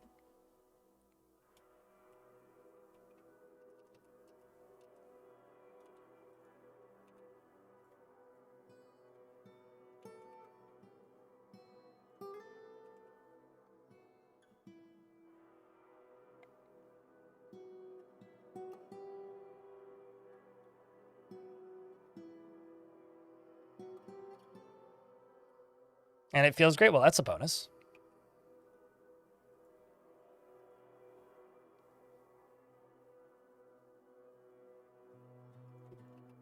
Oh, shit.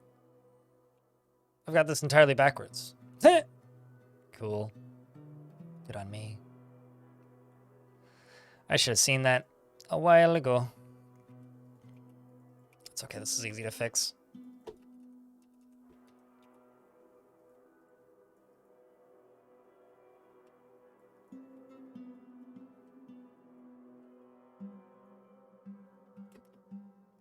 Ay, ay.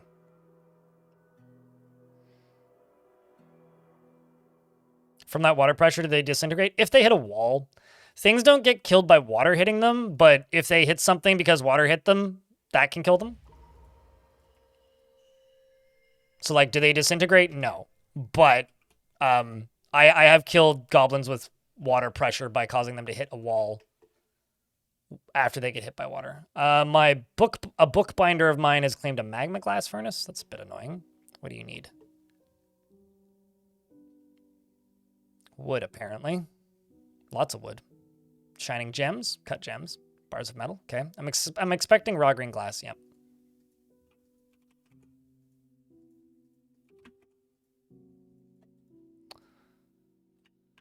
And I think I've got tons of wood. Yes, I do. I should have everything else.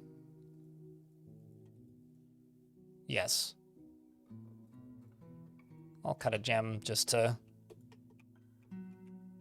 clear that up. We'll keep an eye on that.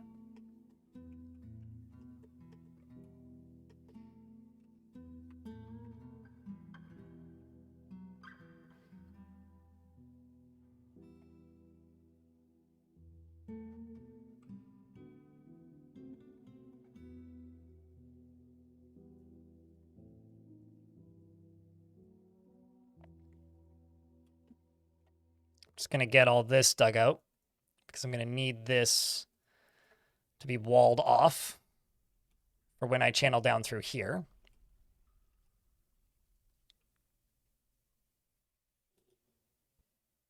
As an adventurer and you crossed a river, and the second you went in the river, it froze, killing you. That happened to me once too!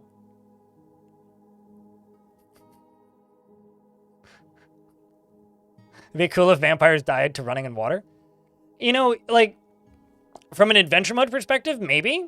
In a fortress mode perspective, vampires are supposed to be...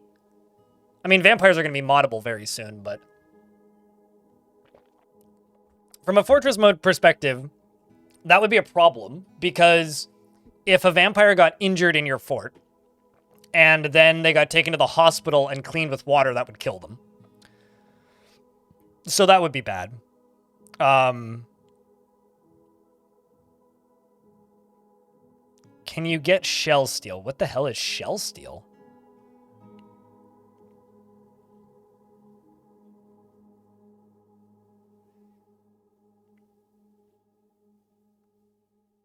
I mean, there's all that dwarves need, Z-Sniper, in YouTube chat, is access to alcohol, a place to sleep, and a place to socialize, and something to eat. That's all that they need. So literally all you need is plump helmets, bedrooms, and some sort of meeting area that is assigned at a high enough value that they're allowed to socialize. So like a tavern, a dining hall that's assigned as a library, a temple, something. Somewhere they can socialize. That's all that you actually need. Is basically like a meeting place, a dining hall, and that's it. It's like dwarves are pretty low maintenance, and you know, people hear all the stories about this game being difficult and presume that dwarves are way higher maintenance than they actually are. The reason there's so many stories about this game being difficult is it used to be ASCII, so people would look at it and go, ah, scary, and then run away and never try. Or try a little bit and go, ah, scary, because ASCII. And then they'd run away and never try and say, game hard. Or they'd play for a couple of weeks, learn enough to survive through the basics and say, game hard. Yes, game very, very hard. Because nerd cred. And that's where the difficulty stories of this game came from. It can be tricky in some situations, and understanding the mechanics of it can be tricky, but as a video game, it's nowhere near as hard as people say it is.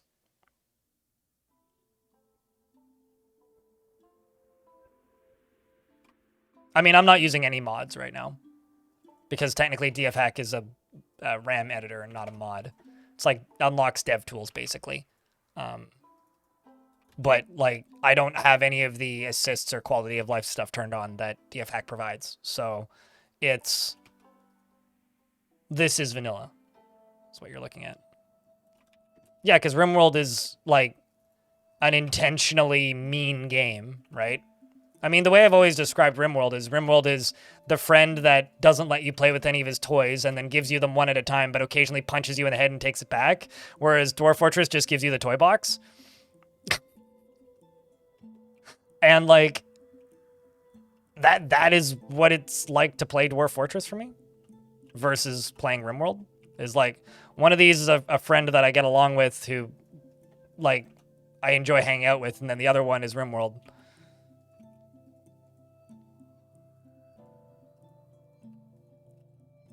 Not to say that RimWorld is necessarily a bad game, it's just you kind of have to accept a certain amount of punishment.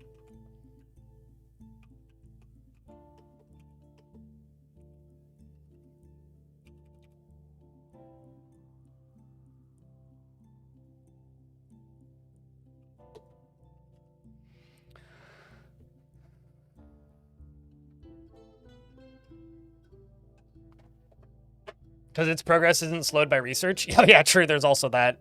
I mean, the progress is just what do you want to do first, which I think is a lot for some people, but it's also kind of liberating for others.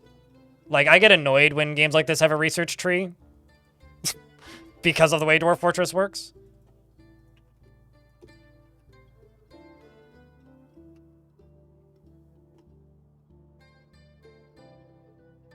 You know, okay. I'm kind of thinking about getting rid of these two walkways here, and instead having a entryway that goes this way, through here.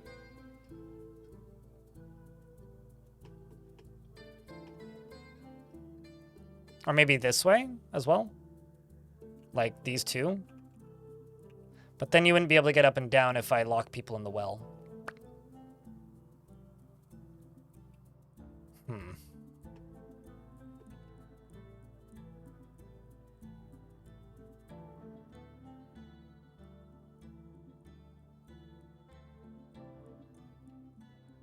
I don't know.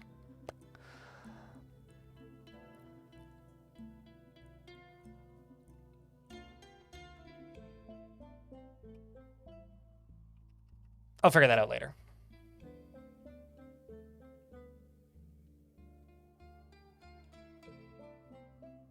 I mean, anybody who plays a lot of any game is kind of nuts because there's a lot of really cool video games, and if you only play one game and get really, really, really, really, really good at it, you're missing out on all the other really cool video games. Which is kind of a, I don't know, something that I think about more than I should, probably.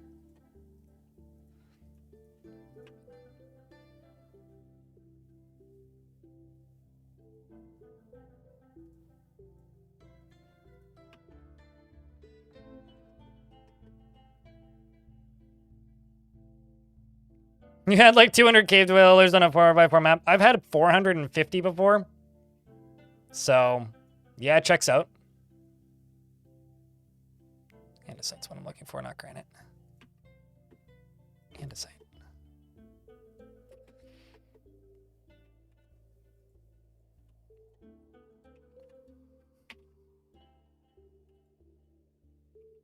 Kind of looks like it's got a mouth and eyes.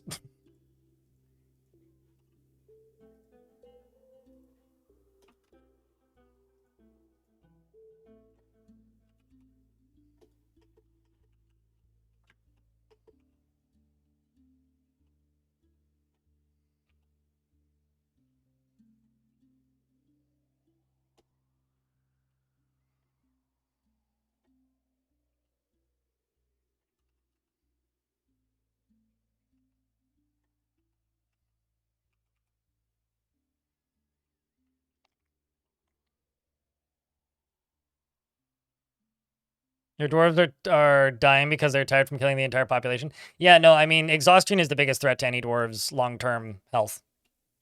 It's the easiest way to kill your entire faction, or every dwarf in your fort. Is the easiest way to kill them is by letting them get exhausted during a fight.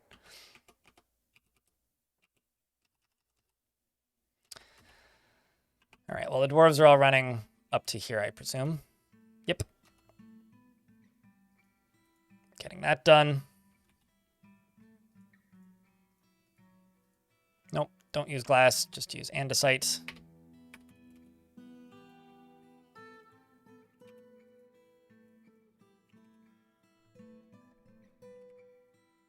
I just want to get this tower done, and then when this tower is done, or once I have the structure of it built so I can keep adding on to it, I'm going to swap my focus onto the entrance. Also, I can probably... Hold on, let me check something.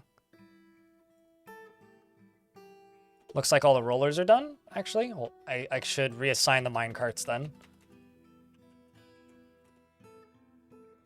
Yes. So since the rollers are done, let's go into here.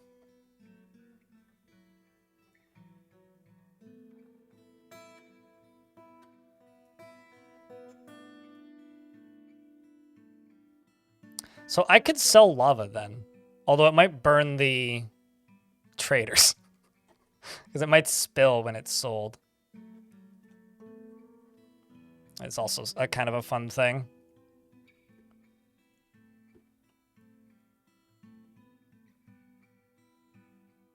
Okay. Wagon suddenly bursts into flames. Well, it's like if you sell untamed pets, they spill out immediately.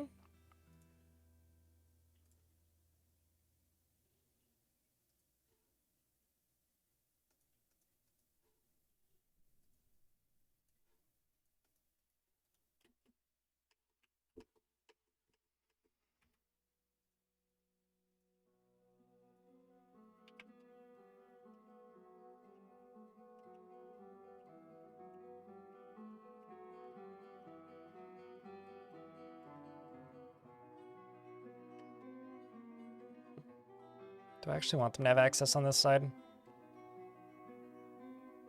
Probably. Oh, the other thing I can do down here is I can start the drawbridges.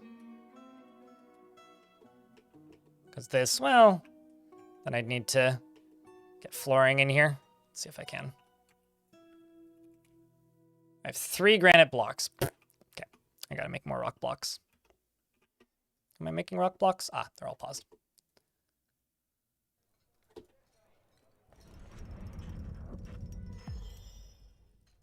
The Dwarf Bookbinder has created Stellimithessin Imest, a green glass ring, and claims it as a family heirloom.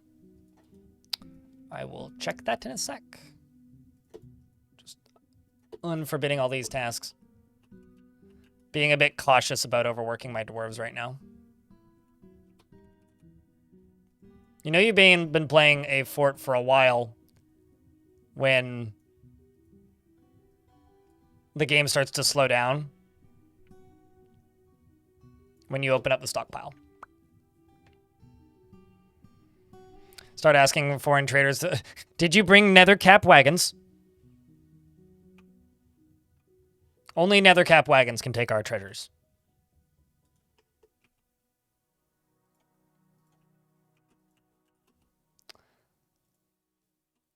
I'm gonna be a bad person. I'm throwing all these pigs into lava. I don't need the food. And I can't trade them because they're too heavy.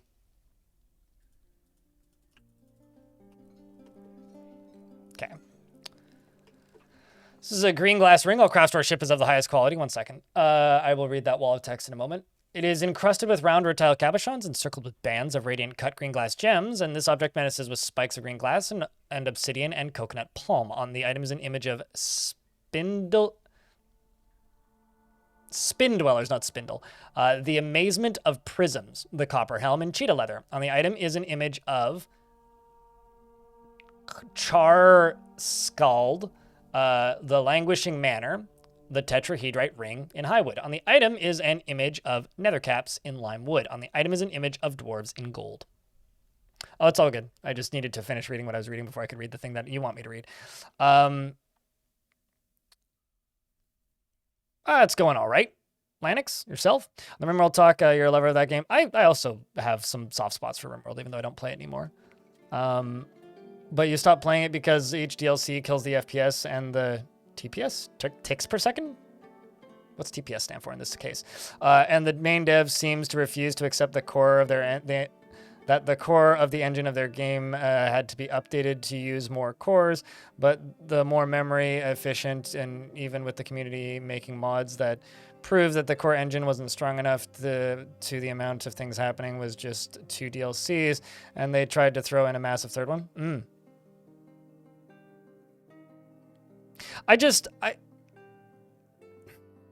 I wish RimWorld was like Terraria. And I know that it's not fair to tell a developer, stop making money off of content for your video game. But like, RimWorld is the base game is making fuck tons of money per month. Like, that game sells very well now, when it's on sale, when it's not on sale. And I wish that they just kept updating the base game and putting the base game on sale, like Terraria, instead of selling DLC content, because it fractures the modding community and makes playing the game more difficult. I was more or less done with RimWorld when it left early access, because a lot of the mechanics I liked were things that were taken out of the game by the time early access finished. So because of that, I basically just stopped playing the game at a point. And I have no intention of ever really going back. I think RimWorld does some really cool things. It's just not for me these days. I don't think it's a bad game. I think that it's a very good game, especially if you are more interested in like the combat and strategy of a colony game. But for me, as somebody who prefers trying to tell stories, that feels like self-important or something when I say that. But as somebody who likes to role play in games like this, I feel like RimWorld kind of misses the plot with what I want from a game like this. You don't need to use DFhack to export Legends. There's just a button in the game, Max and Fit. Like, if you go into Legends, there's a button that says Export XML, which is the Export Legends button. Everybody was using Export Legends via Adventure Mode or not Adventure Mode, via DFHack for a little bit because it wasn't in the vanilla game, so you had to use the DFHack script, but it's in the game, so you can just do it without DFHack too. In what way, Sarge Bread? Despite having a whip equipped, do you keep getting a massive mention that I punch the perp with encounters? Are you playing Adventure Mode or Fortress Mode? Oh, you're playing Adventure Mode? You can't get a grasp on a few mechanics? Are you bump attacking? Because if you're bump attacking, the dwarf or your character will prioritize whatever skill that's the highest. So if fighter is your highest skill, or wrestling is your highest skill. If wrestling is your highest skill, if you bump attack, they'll grapple. If fighting is your highest skill and you have a whip equipped and your lasher skill is really bad, then the dwarf or character will prioritize their fighting skill. If you want to attack something, I think it's shift. I need to be looking at the UI, but I think it's Shift A to designate your own attacks. You use the strike as competent lasher. Strike isn't necessarily hit with the whip, though, isn't it? Isn't it lash? Strike is the punch. So striking is you're striking them with an object or your fists. Lash is what you use for a lasher. The combat is the most complex portion of Adventure Mode. And it's also the hardest to verbally explain without visual assists. You didn't get the option? Are you sure the whip is equipped? Like, look in your inventory and see if it's in your hand. Because you might also have, like, a piece of meat in your hand. Yes, Endron? Have they grappled it from you? Because it's possible, like, it could be in your hand, but the enemy could be holding it so you can't punch somebody with it. Like, there's so many if-then things here. All I can really recommend is Shift A, and then make sure you've scrolled all the way to the top and that you're using the top option.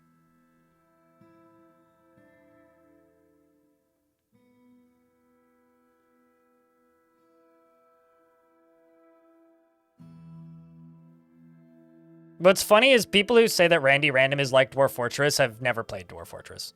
Or maybe they did, but they have only they have a very surface level understanding of like what makes Dwarf Fortress interesting.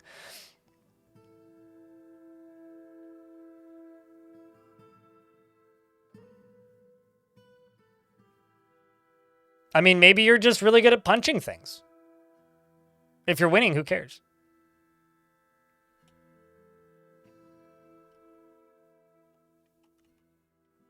Yeah, it's a Sellout Millionaire in YouTube chat. It's like the one negative review for Dwarf Fortress that I always return to because I think it's hysterical and also kind of true and I agree with it, but I don't think it's a negative, unlike this person's negative review. They left it on Steam, so, you know, take it with a grain of salt. But the review quite literally was, this isn't a good fantasy simulator. It's also not a good story generator. All it really is fantasy Mad Libs that gives you the general idea of a story and it makes you do all the thinking. I was like, wait, hold on a second. What? Are you telling me you don't want fantasy Mad Libs? I want fantasy Mad Libs. What's wrong with fantasy Mad Libs?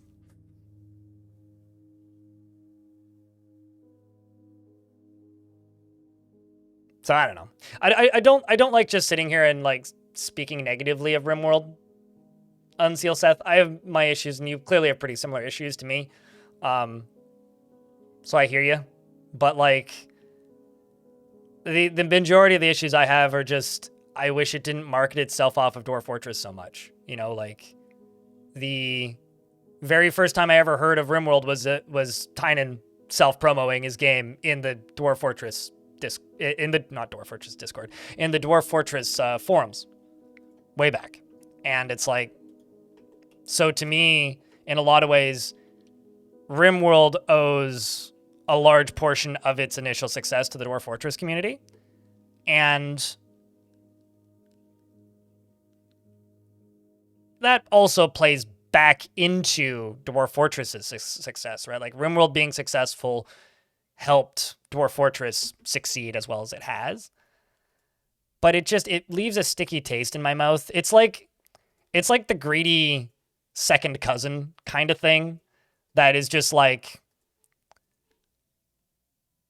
It's like having a weird uncle who's obsessed with cryptocurrency and is just always talking about how you would be rich too if you also bought into, I don't know, Nuts Coin or something. And you just don't like talking to him, but you tolerate him because he's also like kind of a nice guy. And that's kind of how I feel about RimWorld sometimes, where it's just like, it's like this weird estranged nephew of Dwarf Fortress that's like also kind of shitty in some ways, but also a great game in its own right. I just wish it was less shitty. This is a bad example. Hopefully I'm making some sense. They're two very different games, yet RimWorld keeps screwing up Dwarf Fortress's SEO by, like, naming its difficulties after player and community terms from Dwarfort and shit like that. Like, I don't know. How do I feel about Civ? I was watching a preview for the new Civ until it hit the point where they said Season Pass, Battle Pass, and pre-order in the same sentence, and I was like, right, yeah, this is just video games now. And that's kind of how I feel. I'm just like, I want to be excited. I would like to play it. I probably won't. If I do end up playing it, it'll probably be in like 2-3 years when it's on sale.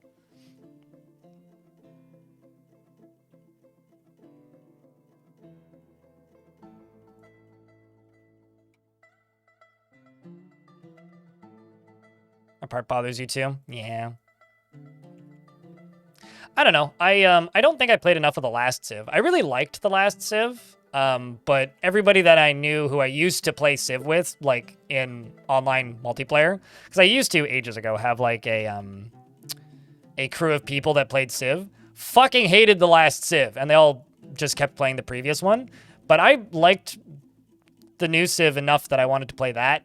And streaming it was one of the least successful streams I've ever done, and also one of the most insufferable streams I've ever done. And I was informed by one of my mods after the stream that it was the most boring stream I'd ever done. So I kind of streamed it for a week, finished that one game, and I haven't played it since. Never touched any of the DLC, or at least I haven't played on stream since. I played a couple games off stream, but yeah, I don't think I can stream Civ competently. Like, I'm terrible at it. The enjoyment I got out of Civ was playing cooperatively with friends. And streaming Civ is difficult, man. You either have to be, like, exceptionally good or just... You either have to be exceptionally good or just have a very large audience to be able to stream Civ. Which, I don't know. I'd rather just play something else, because I'll probably enjoy it more. Just not have to deal with people popping in and being like, your settler's in a bad spot. He's going to get killed by this thing and this thing and this turn, and then it happens. And then it's like, yeah, I know you're right, but like, can you just let me make mistakes and learn slowly? Because that kept happening. So, yeah, I don't know. I have mixed feelings about Civ. I screwed this up.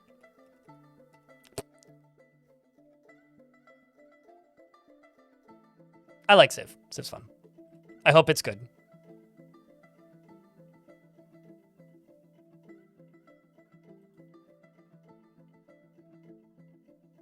I mean, every game that requires, like, a very high depth of knowledge of the video game is going to have some players that are, like, a bit insufferable shitposting in YouTube chat. Like, that happens with Dwarf Fortress, that happens with fucking RimWorld, that happens with Hearts of Iron, that happens with any 4X game, that happens with, like, you know, that's just most game franchises that require knowing way too much about how the game works. I'm sure some people think I'm completely insufferable. Not many. Very few. And streamers are fickle, Ice Blue. People stream games that they think are popular. And people get into streaming games that they think are popular. Sometimes you'll have people who will start streaming a game because they really like it, which has happened a little bit in Dwarf Fortress. So there's a handful of people who stream Dwarf Fortress because they like it. But if you want to attract crowds of people to a game, it has to be popular. When Dwarf Fortress launched on Steam, it was, quote, popular. So there was lots of people who would normally never stream a game like this because, well, there's a lot of people watching. If a game is popular, it will automatically build up a community of people that want to stream it. However, most of those people have left. Most of those people who were streaming it have left. And so it's not popular anymore. And because it's not popular anymore, there's way fewer people streaming it. So streamers are a very fickle people.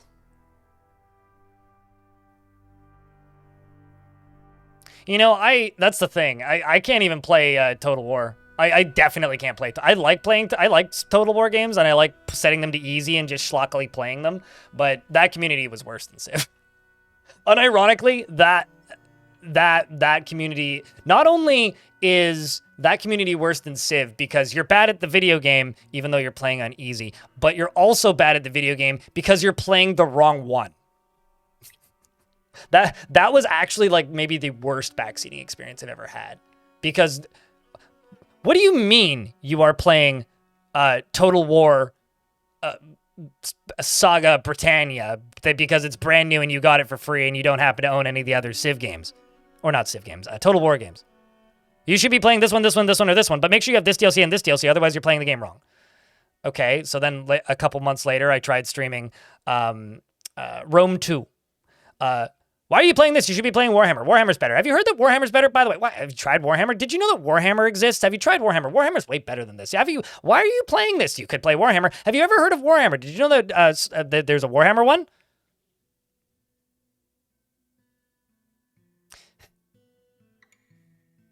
Can we just enjoy the game? I enjoy Dwarf Fortress.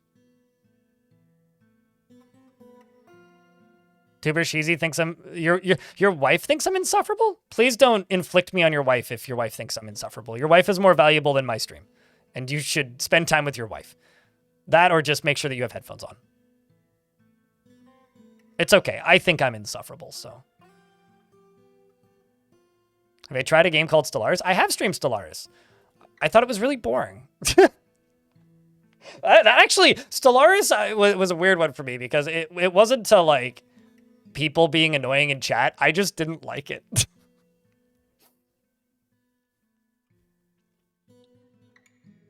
Another game that I actually quite enjoyed, which I streamed, I think like 20, 30 hours of or something, was Warhammer Gladius. That I actually really liked. I thought Gladius was fun. Did you hear about our Lord and Savior, Cthulhu? I'm on a first-name basis, last I checked. Good stuff, Sarge.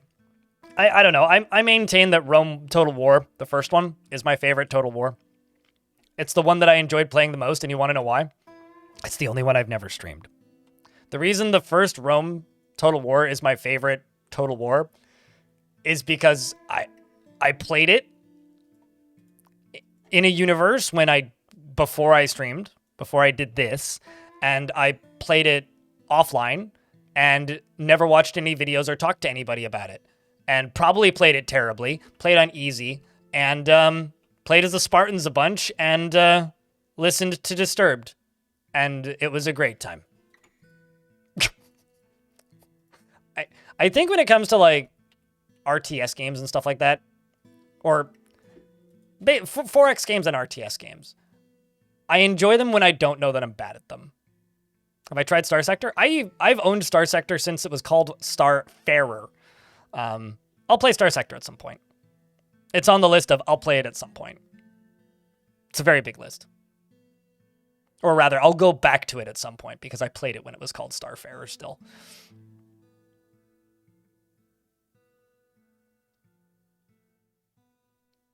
You mean a law degree?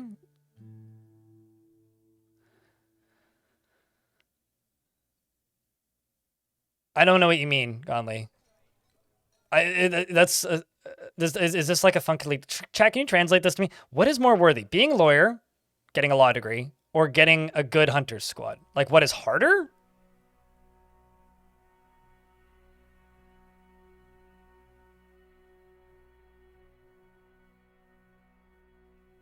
Blink, blink, blink. Sorry, brain can't comprehend question. You can start streaming on my on days too if you want. I don't fucking care. Do what you want, man. I'm not your mom. I did play Dungeon Keeper 2. I never played Dungeon Keeper 1. I have this vague memory of watching my cousin play Warcraft 3, I think, and then Dungeon Keeper, the first one, on the same day. But I never owned the first Dungeon Keeper. I did play and finish Dungeon Keeper 2, though. But I didn't do it back in the day. I did it way later. Dungeon Keeper is nifty. I like Dungeon Keeper.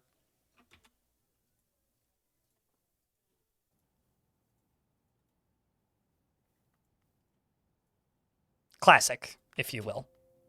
A classic, if you will.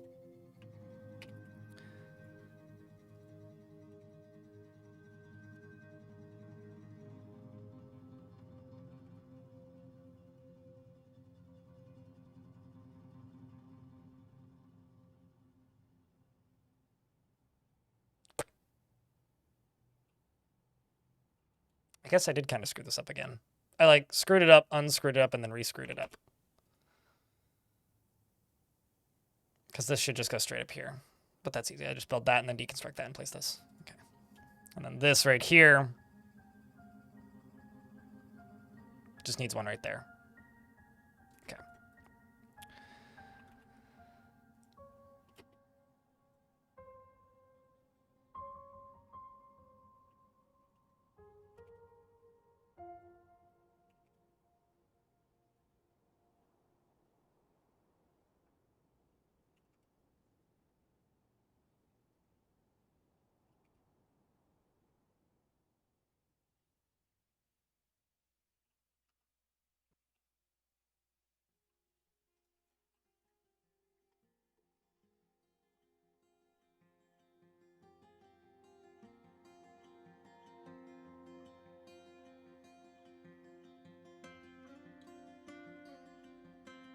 This is taking way more focus than it should. I don't know. I must be tired.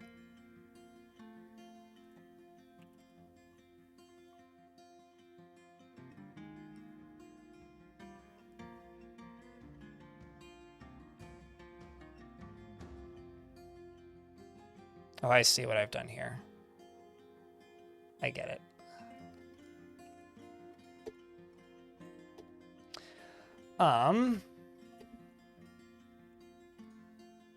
How goes the fort, Jack Nurk? It's going. It's going slowly. Finally finishing up my last few mega projects. Trying to train up a proper squad finally. Or 3. Should probably make some more. But we're getting there.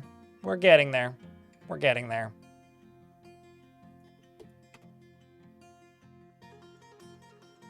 It's definitely English, not first language, yeah.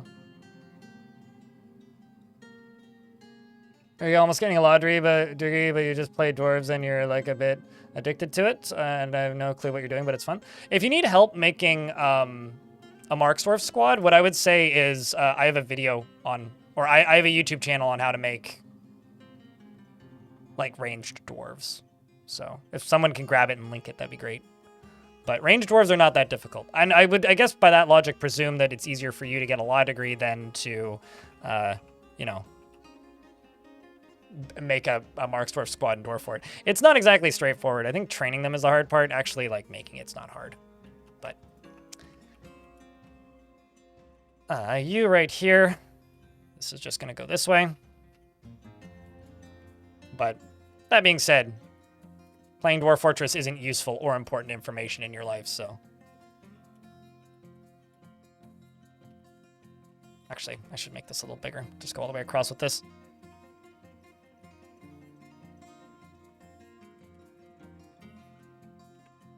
And then I'll go up and... Oh, Jesus. Andesite it is.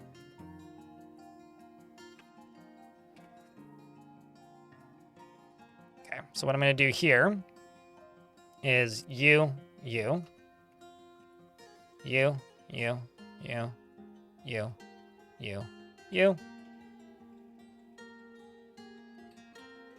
you. That's what that needs. Is the... This is on the wrong spot, so you go there. Sweet, done.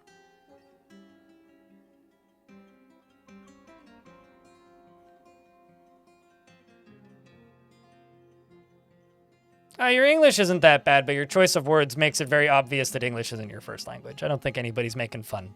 I don't think anybody's trying to offend, just poking fun.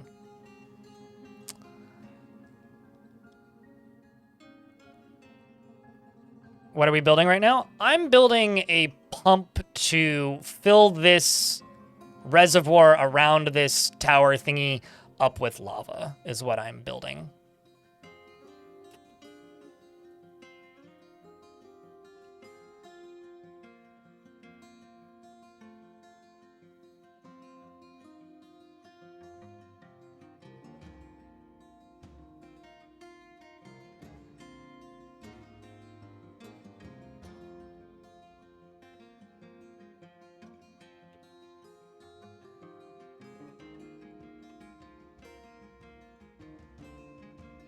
Let's pause this.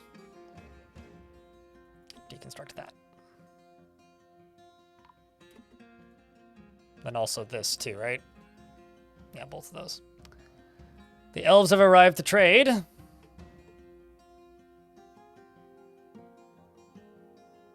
It's good practice playing Dwarf Fortress. I know there's a few mods that, like, begin converting Dwarf Fortress into different languages. Portuguese being one of them. Don't know if that's even remotely useful or helpful, but... Also, semi-related, there's a mod flying around for Caves of Cud that is starting a simplified Chinese localization, which is impressive that somebody's actually doing that. Like, that's crazy to me.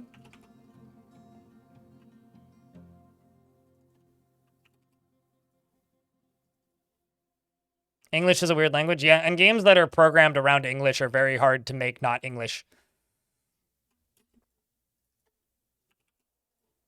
Like, all of Dwarf Fortress's history gen code would need to be overhauled and such to, like, properly convert.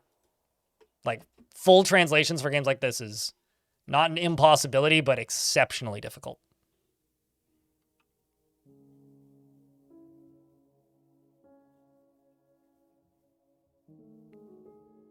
For Caves of Cud or Dwarf Fort? Francis? I can read.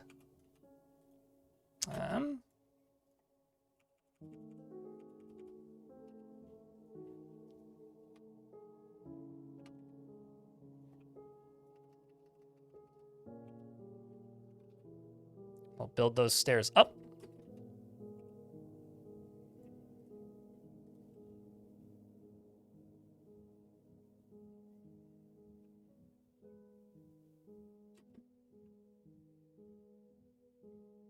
I mean, it's the reason the Dwarf Fortress devs are, like, resistant to the idea, because they know that, like, one of the worst things you can do for a video game is badly translate it, and the second worst thing you can do is partially translate it. Because having a partial translation is great until it's not. People say they want a partial translation until you get dozens of reviews claiming that you're lazy because you didn't fully translate it. It's like, oy. So I don't blame people like the Caves of Cud developers for just kind of being like, good luck if you want to try. Like, I can't blame them. You love bad translations in retro games? Sure, but, like, that's not going to break the game. That's just funny.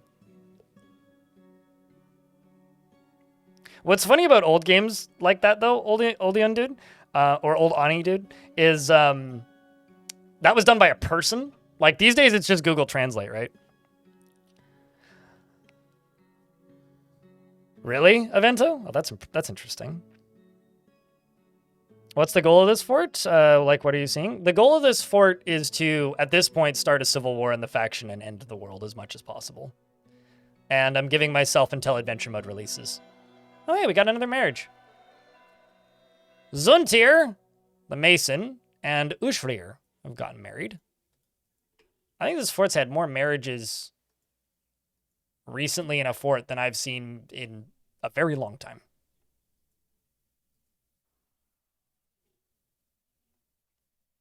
Well, that's good.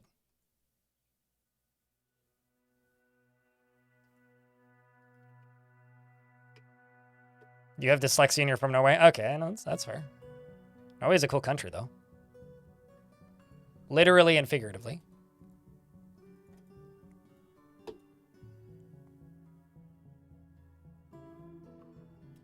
Some DF death is a big thing, maybe by extension, the annihilation of your whole squad, but isn't like the main point to succeed on your town and not get killed?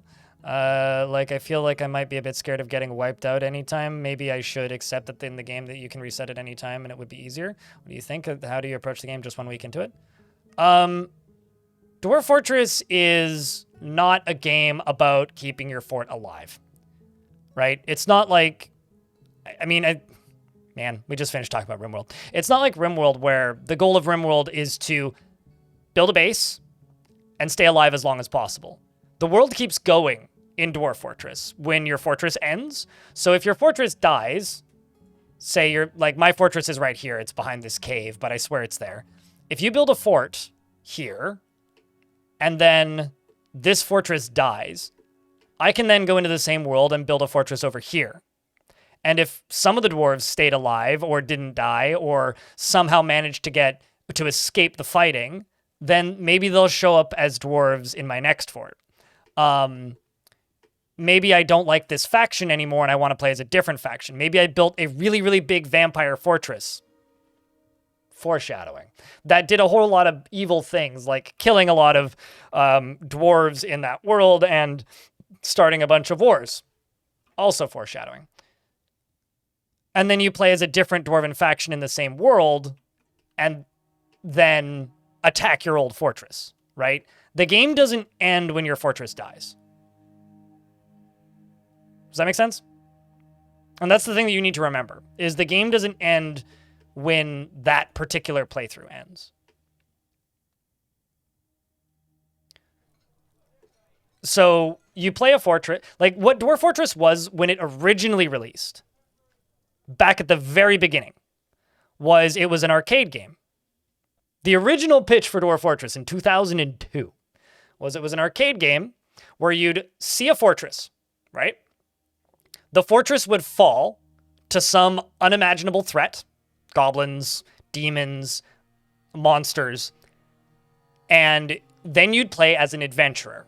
And you would climb and travel through the fortress to then figure out what happened there. And you would get the legends of the history as a score. That was the original pitch for Dwarf Fortress. It took Tarn and Zach like 4 months to make it or something. And they finished making this thing and they were staring at it and they went, okay, but what if we made the fortresses buildable? So you build the fortress and then destroy it and then adventure through your fortress. And 22 years later, this is the game, right? You build fortresses in an open world that is actively evolving and doing its own thing around you. And when your fortress falls, you could play as an adventurer and go adventure through your fortress. When you're playing Dwarf Fortress, the way I try to think about it is I'm not playing this fortress. I'm not playing this faction. I'm contorting the world map to change the simulation of the world map. Because the world map is a clockwork machine that is evolving and changing, right? Like this is the one war we know about right now. The army of Nikwe Yellow Passes marched on Sparkle Suitor. So these humans here are attacking these elves. That's the only thing that I know that's actively happening on the overworld. But there's lots of little events like that happening. They happen every season. Faction alignments change. Like this wasn't a goblin hamlet when I started here. This was a human hamlet. It got taken over by goblins. Some of these have been destroyed and I didn't destroy them. In fact, I should go get those books. But yeah, no, these goblins are attacking the elves down here and destroying their homes, right? So the reason losing is fun is when your fortress dies, you click start a game in existing world, go and then continue playing. Will I be doing an interview as I can turn? Fuck, I hope so. That's like genuinely, that's my response. More recently, Kit Fox has been a little bit, not cagey. That's the wrong word. I'm trying to think of the right word.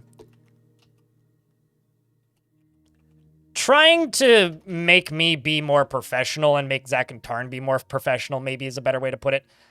And so instead of just being able to DM Tarn and be like, hey, do you want to come on stream and chat? They want me to go through them. And so the result is they want me to do those interviews when there's actually shit to talk about and like reason for them to happen, which kind of sucks, and I'm not super thrilled about it, to be completely frank with you. So we're waiting for adventure mode to be out, basically. Because, man, I really want to do another one of those. It's been like 9 months. It's been the longest gap between them ever for me. So.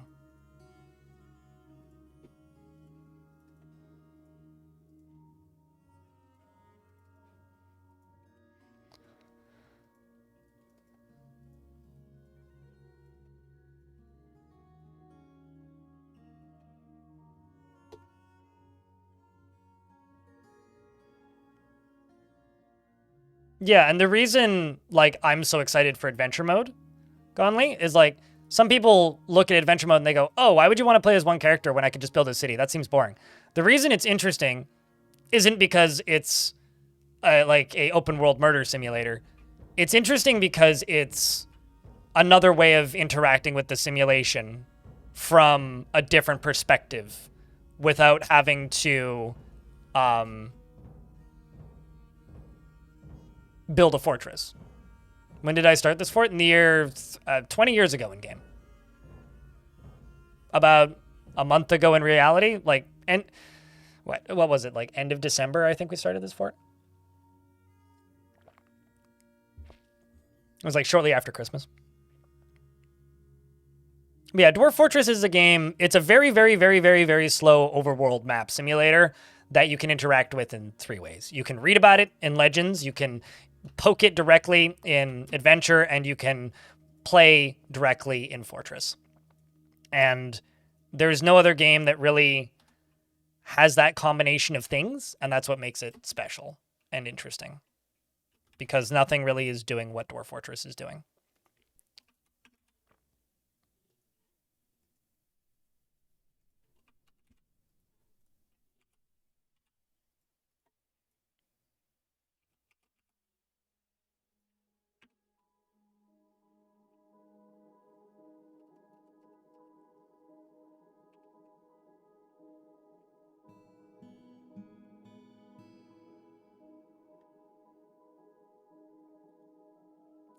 No, it's just I'm killing time until next week, Fort. I mean, I'm streaming today. I'm going to stream on the 21st, and then after that, adventure mode is out. So,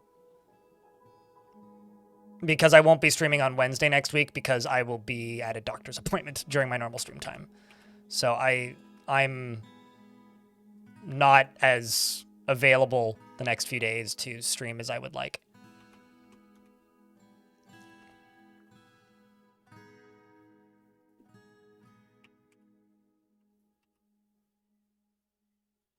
But you know, it is what it is. So I only have like realistically 2 more streams to finish this fort.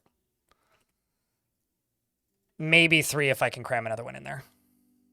Rolf, hello, what up? It's good to see you. I think if a fort hit 50 streams, then at that point, yeah, it's becoming another long death. But we are still far from that point. We already took back Winterhearth. Goal's been completed. I don't think I'm going to update the goal at this point.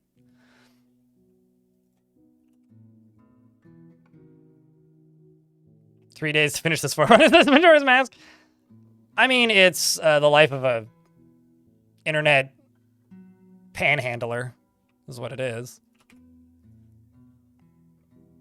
You gotta do the thing that the people are excited about when the people is excited about it.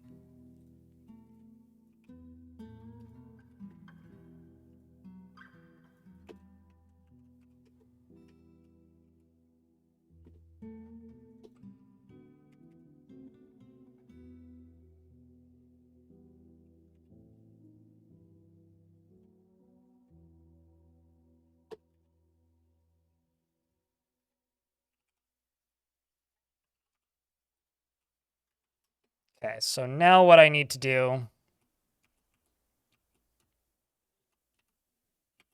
is I need to do this.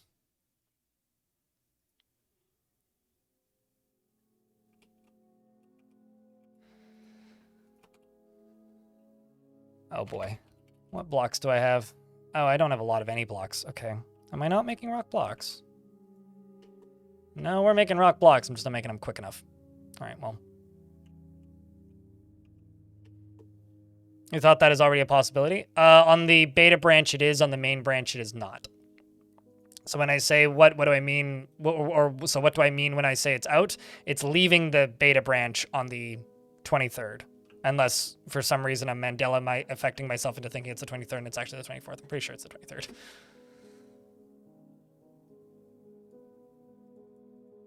Let's see. What did the elves bring? They brought an eye, a leopard, a slug, and an alpaca. Come on, you could do better than that. I'm starting to give up that they're ever going to bring me interesting things, so I'm just going to buy their crutches. And I'm going to buy their barrels. And give them way less in return. Just a singular gem will do.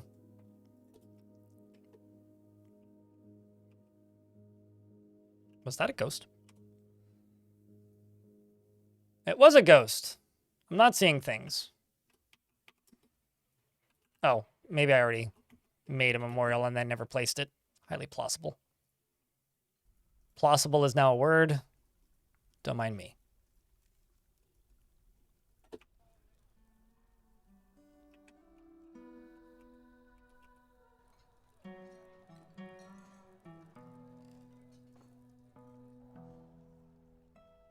The joint is haunted. What's up, Dr. Y? You wouldn't... Man, if only that could be like... Because, like, at some point in the far-flung future, the great Toady One has said that he will bestow upon us the great blessings of world-ending calamities. Man, the moon crashing into the earth would be a good one. I feel that in my bones.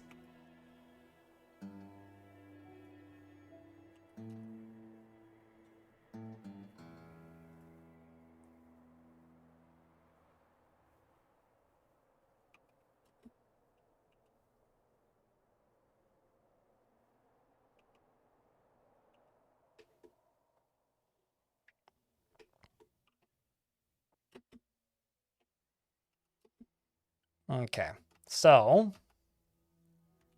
here, I'm going to connect you to this. Actually, I'm going to stick with the theme.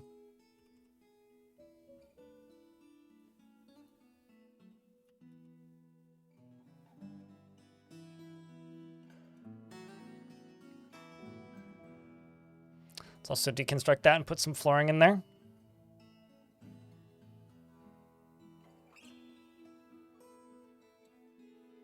Seem to love having their forts go out with a bang, intentional or otherwise. I mean, that I think it's not so much we want our forts to go out with a bang. It's more of a we want our forts to go out in a memorable fashion. And when you play a lot of a video game, it turns out a bang is more memorable than a wet fart. So,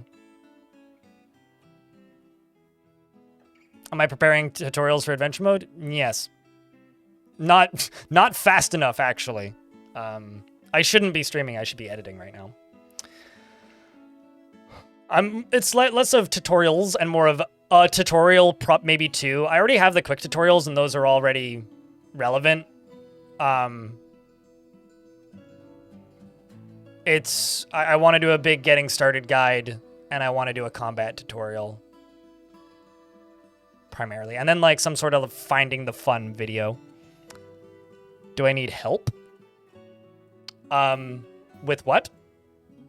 What are you offering, Cooler?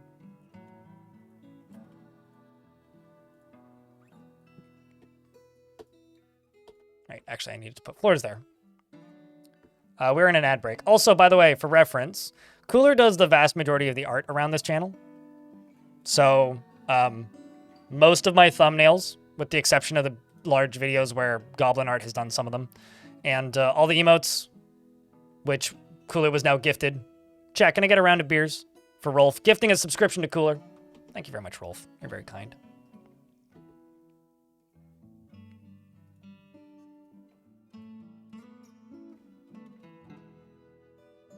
Also, thank you for gifting that sub in general because we are $45 away from my daily minimum. Holy shit. Sorry, I'm just shocked. So, Twitch has this feature called Bounty Board where, you know, streamers get paid to play a video game or something. It's not something that I really have any interest in taking part in or using, but I just have to state this. I just got a bounty for the first time since December 2022 that appeared in my dashboard. It's like an open world survival crafting game, which I have no interest in. But I have not seen a bounty since December 2022. Holy fuck, it's been a long time. Holy hell, hot damn, it's been a long time.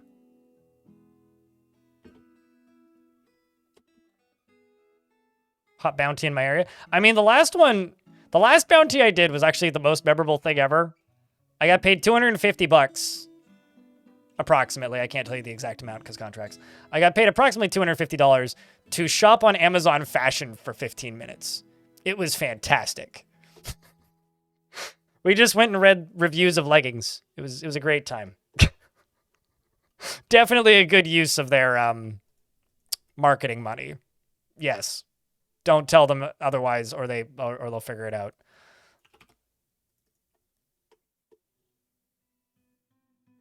You would have guessed Marvel Rivals? No, it's not Marvel Rivals.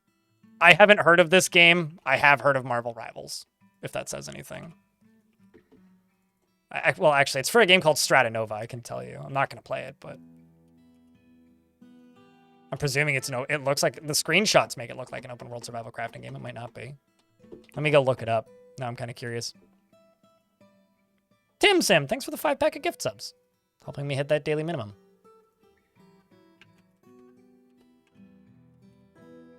Oh, it's not even on Steam.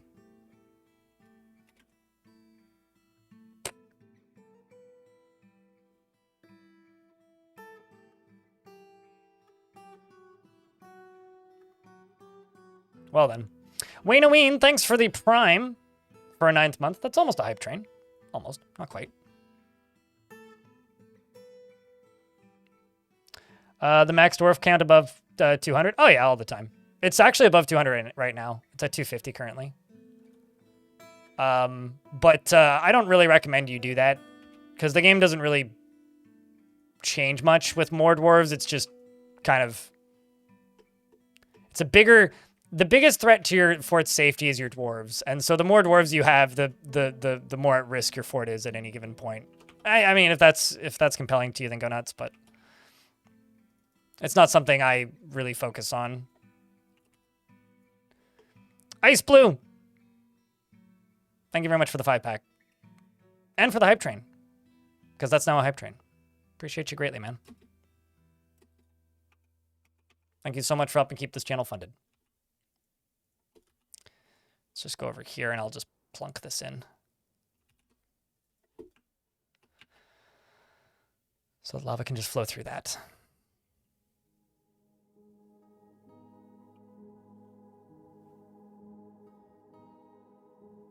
Greetings from Catalonia? Wow, that's... Hello, from Canada. You've actually decreased your dwarf count? You should set the number of dwarves in your fort to exactly what you can keep track of.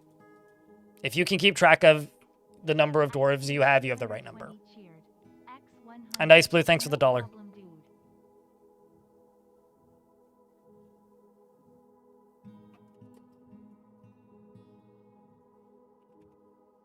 Do I have grates? I think I do. I do. I have a shit ton of iron grates. This will actually look cool and speed up the construction of this.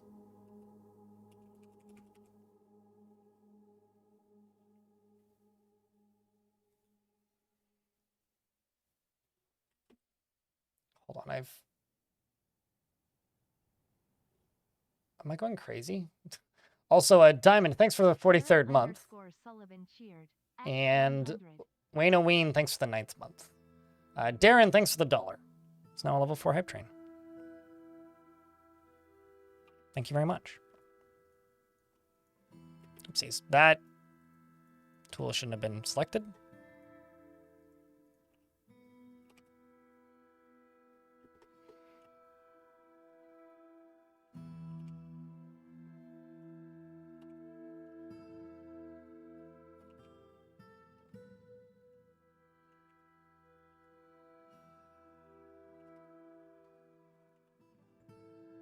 Let's grab this.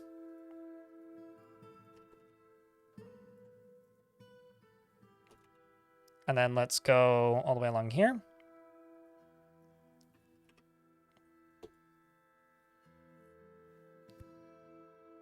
You had a bloodbath with one survivor, no immigrants, and waited to come for years and years and years. So that dwarf got expert on everything. I watched a Are you serious? Chat, what's wrong with this picture?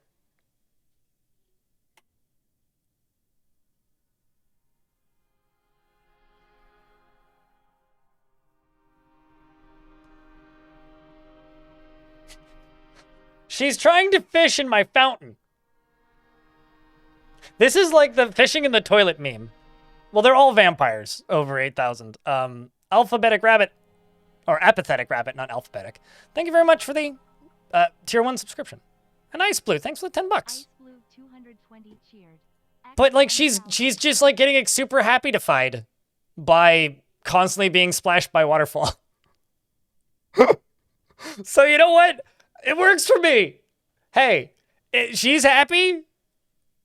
She's probably enjoying it. And I don't want her catching fish anyway. So you know what? Everybody wins. To level up that hype train needs another 5-pack of gift subs or $23 in bits. Did I set up a fishing zone? No. No, there's no zone there. I thought I had them set to... actually, I have them set to prioritize fishing zones. But then I deleted my fishing zone, so that's probably the problem. I'm actually just gonna probably just tell them not to fish. I'm just gonna not... I don't give a shit. That's just really funny, more than anything. Apathetic Rabbit, thank you very much for that 5-pack of gift subs.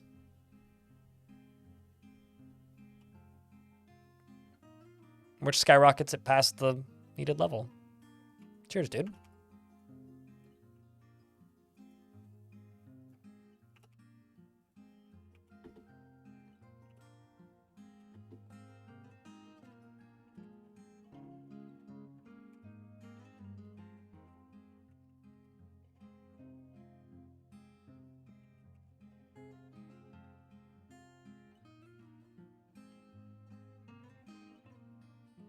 Puddle fishing? Fountain fishing? Mist fishing? Maybe he missed fishing.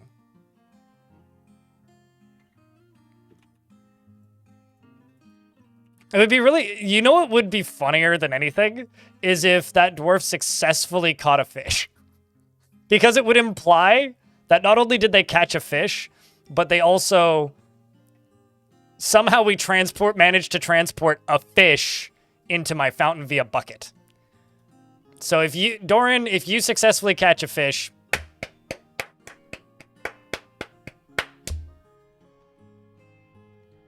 Yes, Tim Sim. Some migrants have arrived despite the danger. And we watched the population climb.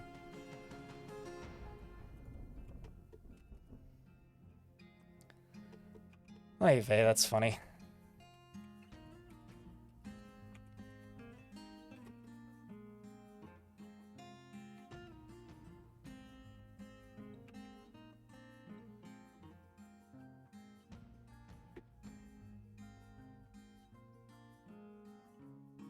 What do I have for blocks, even? Okay, we'll do a basalt top then.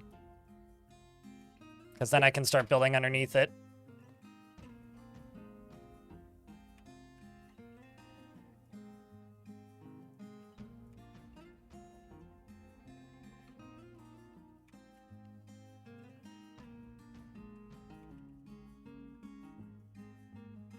Oopsies.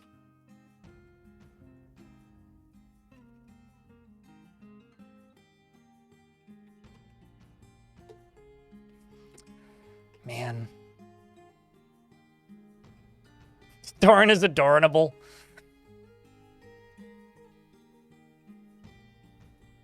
One could say that it's a very endearing thing for that dwarf to be doing.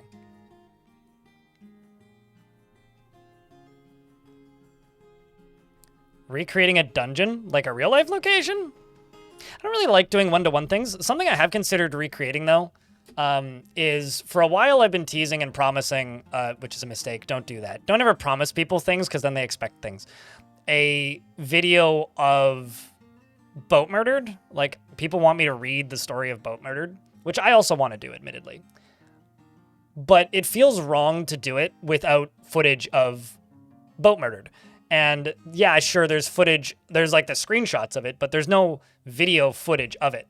So something that I want to do is I want to recreate Boat Murdered at some point this year.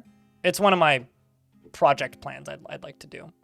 You have 1 minute, 20 seconds. It needs 6 more subscriptions after that 5-pack from Ice Blue. Thank you very much. You're very kind, Ice Blue. Seriously, thanks for all you do. And thanks very much for yet another hype train. 6 more subscriptions, 1 resub and another 5-pack, or 6 resubs, or a bunch of primes if you happen to have it. Now's the time to check. Or $28 in bits. The something awful for it? Yep. It's also, it's like on LP Archive these days. It's also the name of the song that plays when a fortress dies.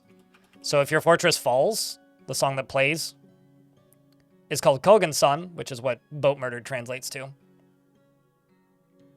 Which would be tricky to do because the game was only 2 dimensions when Boat Murdered was ongoing.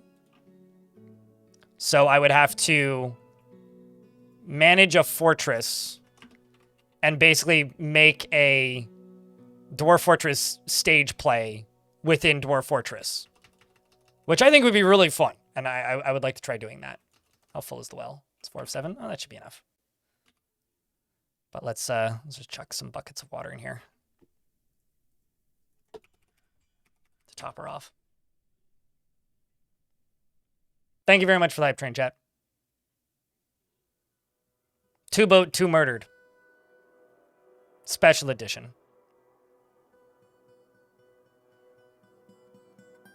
Is what got you started playing DF? I think it would be a fun thing to try doing, Dr. Y.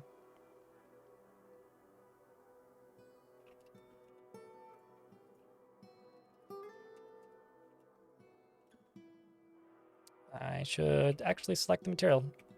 Took too long. Didn't count towards the train, Sparky, but thank you very much for the 5-pack. Appreciate you greatly. That probably has cleared the daily minimum. I'll check it in a couple minutes once it's updated. But yeah, and then I could, from there, if we're able to successfully recreate the majority of the events in a satisfactory fashion of Boat Murdered, then I could do a video of me reading the original story with the footage of the new fort. Oh, no, totally. Exactly. Like, that would be the challenge of it. Because, like, there's also a lot of mechanics that were in the game at the time that aren't in the game anymore. One of the main ones being... one of the main mechanics that was in the game back then is, one, the game was 2 dimensions. It wasn't 3D at the time, so you didn't have Z levels. And so it was very similar to a map like this, and you dig from left to right, and there was a river first, and then after the river was a lava sea, or lava river. And then after the lava river was another thing. So I would have to have a map with a volcano that is the right shape with a river out front, and then I would have to do things like recreate floods, which aren't a mechanic in the game anymore.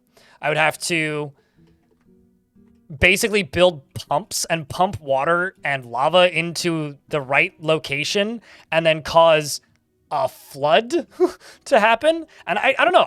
To me, I'm just really compelled by the idea. Like, I think that would be a really weird but also interesting fort to run. So that's all. That's something I've thought about recreating. But as far as like real life locations, I don't know. Probably not.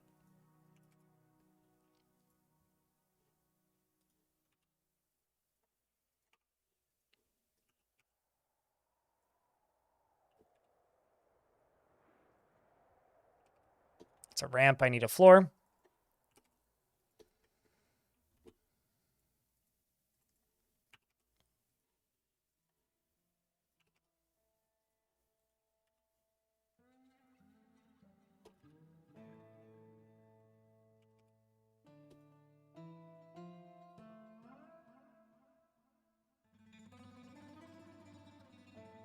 I mean, Archspire Travenoid? I did make a video of that one, but that was back when my videos were less edit intensive. So it's just me reading the story and not reading great because my reading isn't the best. Or rather, I should have done more re-records, but I recorded that video in one sitting, basically, so. The dev, or not the dev, the guy who made it bought me a beer after I made that video. So yeah, making that video was worth it.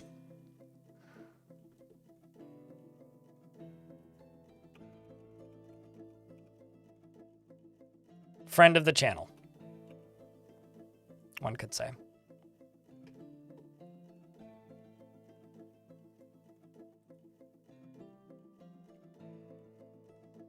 Battle in the Lord of the Rings. I think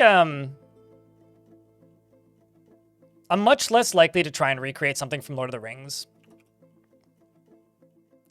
Because, like, the scale of things like Moria is very different to the scale of Dwarf Fortress. And yeah, it's Dwarf Fortress is loosely based on the events of something like Moria. But I don't know. To me, the scale's a bit off there.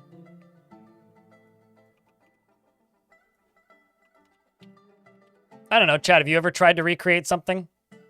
Or have you ever recreated something successfully? In Dwarf Fortress?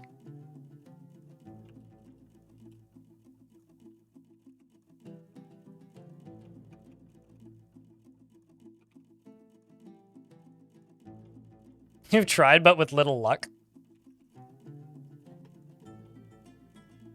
I drew a Pikachu once. I saw a fort once that was an animated Donkey Kong, and every floor level was a different frame of Donkey Kong's animation. That was pretty cool.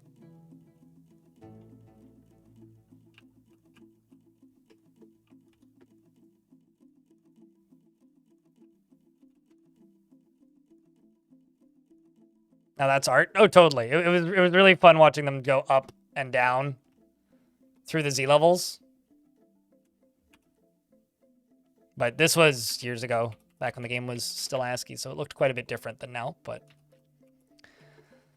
So this is going to be where the lava enters. I feel like this should be one deeper.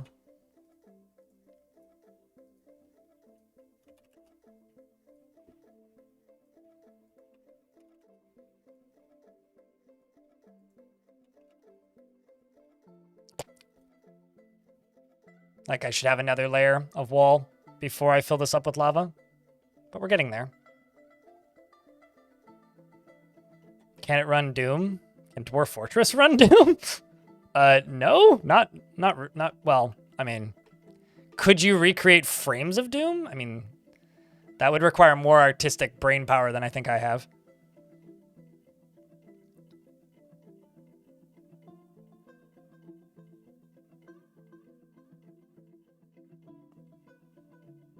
You know what's funny is, like, I was on the Something Awful forums not too long ago. Also, ominous, there's a streamer on Twitch named Further Reading who is an active poster on the Something Awful forums. Like, kind of a very active poster on the Something Awful forums because I kept seeing him when I was, like, scrolling around on Something Awful looking for Caves of Cut stuff. Was, like, kind of surprising to me. I was like, wow, huh. A calculator in Dwarf Fortress? Yeah. I mean, just go look up Armok Invaders on YouTube. That is the classic, wait, someone made what? In Dwarf Fortress? You did what? It's Armok Invaders. Armok Invaders is something.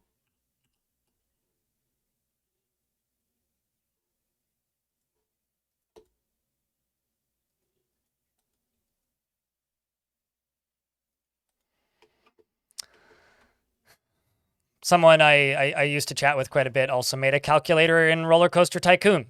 So, you know.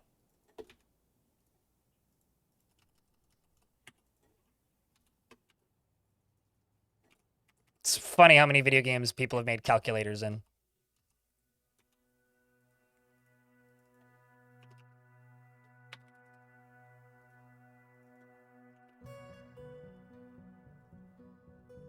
Just getting this sealed off. Okay, you link up to this and then pull. How much power do we need? 227.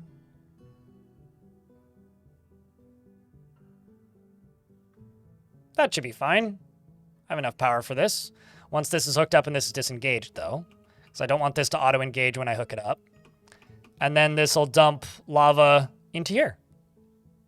So we're going to be filling this sucker up in a minute. What do we think, chat? Aesthetically, does this look good? I mean, I'm going to probably slowly fill this in. But I think I'm happy with this, the way this looks. I think maybe I should put maybe one more piece of basalt right there, and a piece of basalt right there, and a piece of basalt right there. Might as well just fill in the edges of this, because it's easy, and I can. But I think we've done it. I think I'll skip that spot, though. Where's my power source? I'm using windmills for once. I normally use water, but I'm using windmills. I normally use artificial rivers. I find infinite power generators to be a bit cheesy.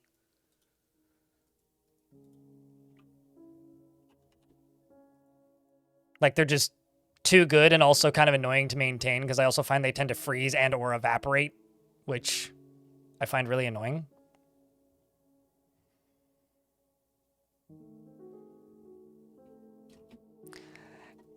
I think so. The problem with spilling healing elixir is liquids that are in like flasks and water skins are emptied when you reclaim a fort.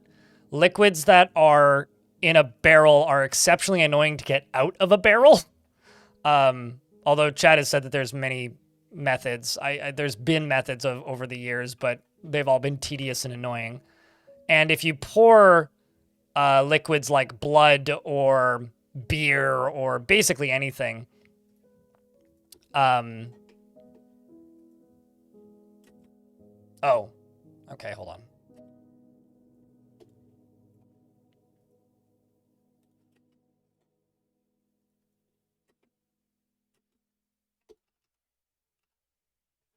This needs to get unforbidden. If you pour liquids like beer or water or anything into a well like this one, it'll be gone when you reclaim the fortress. So because of that, it's kind of tricky. This dwarf is going to start a squad.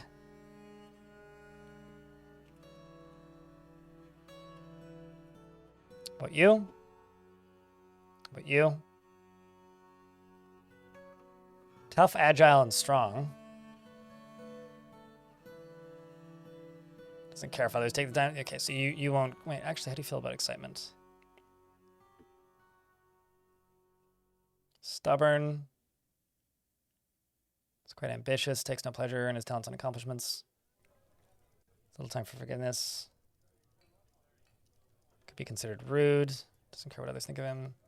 Yeah, we'll best keep you out of the military. This competition is reasonably important. Listing those needs. Yeah, nah. A no for you either.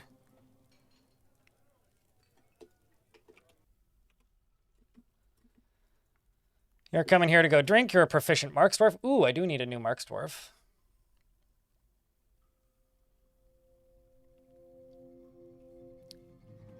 It's getting used to tragedy. Well, let's make you the leader of this.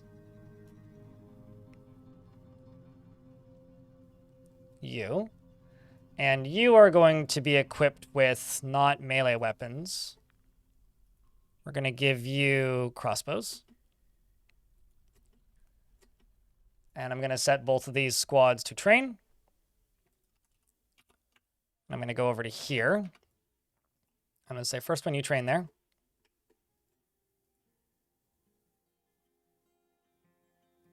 Bottom one, you train here. Also what? Yeah, okay.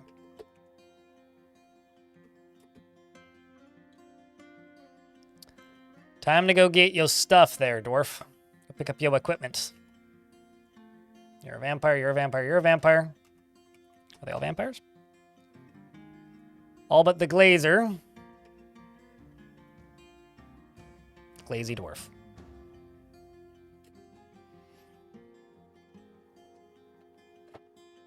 Hit me up if you need help with adventure mode stuff. I will. I mean, the only thing I think I really need help with is footage. Cooler. But so I don't know if I necessarily need you to help me with that. I don't know if you want to sit around and record high quality footage, but if I need help with explaining stuff, I'll give you a shout.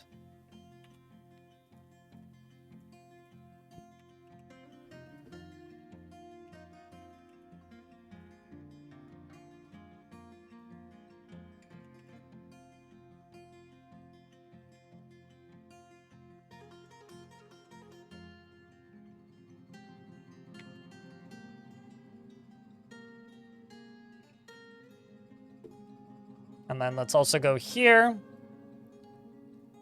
Green zircons. Green zircons. That'll work. Yes is the simple answer to the question of is there a way to use poisons? No is the complicated one, or rather, there's no point. It takes hours for poisons to kick in. So if you're trying to use them in like fortress mode as part of combat, there's literally no reason to do that. Like, exactly, Cooler. There's kind of no reason to bother. Like, can you? Sure. Like, does it require a lot of finagling and tedium? Yes. Can you do it? Absolutely. Is there any real logical reason to do it? No. I'm also going to delete the library temporarily because a bunch of boulders are going to be falling into it, and I don't necessarily want to, like, drop rocks on people's heads. It's under construction right now.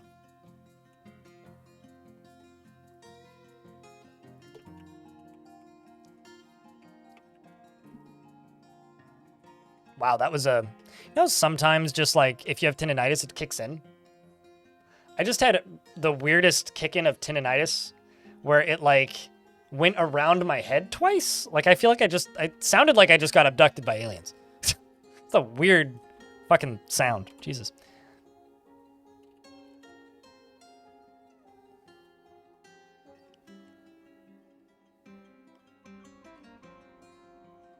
Yeah, also to your own dwarves, because if their weapons are covered with Forgotten Beast dust, they're probably covered with beast dust too.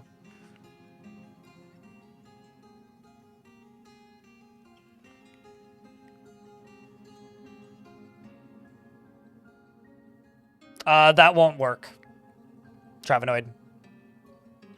Because when items are traded to another faction, they're just magically unexisted.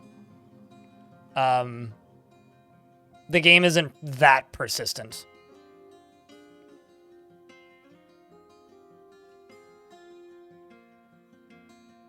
It's like, you want to be a villain, and I respect that, but the game isn't going to respect that decision. If you want to, like, time bomb a faction, what you kind of have to do is, like, infect a child with, like, a curse, like wareism or vampirism, and get them captured by a goblin, or expel dwarves to that location, or do it in adventure mode. Like, that's the sort of thing that you can do in adventure mode. Adventure mode does allow stealing. What are you talking about? They just don't punish you for it.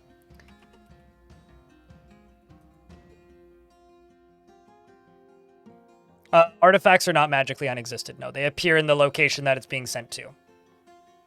But they probably won't go to the location you're expecting.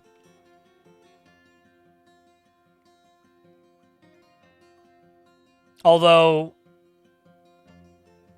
sometimes stuff can be stolen and then like if kobolds steal a thing, it'll appear in a kobold cave. If a bird steals a thing, it'll unexist. If a bird steals an artifact, it'll be on your fortress map if you reclaim it. Stuff like that. If a dwarf gets kidnapped, it'll be somewhere in that location's prison. And you could go find them in adventure mode if you want.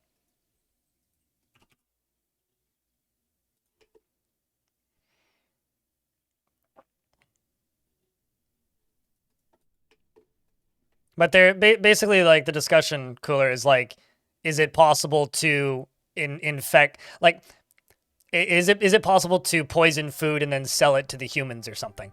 I think the reality is I think the reality is they should really patch the game so that you can't buy poisons. Because they're kind of a red herring in fort mode. How's your dwarf doing? I think they're still alive. All I'll say as far as running Doom and things, YouTube chat, I know that was 10 minutes ago. They should really put Doom in Excel. Because Microsoft owns id Software and they own Doom. So Microsoft should put Doom in Excel. Even just like E1M1, like just episode 1, mission 1, like just something. Come on. Zachar is exceptionally happy, actually. He's currently meditating on Earth. In fact, maybe I should put you in the military because you dream of mastering a skill and want martial training. How do you feel about stress? You do. You're very shy and you're stingy with resources when working on projects.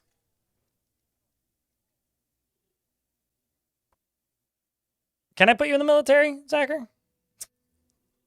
I need more happy dwarfs in the military. And you're happy, so I need to ruin that. You also want to practice martial arts, so.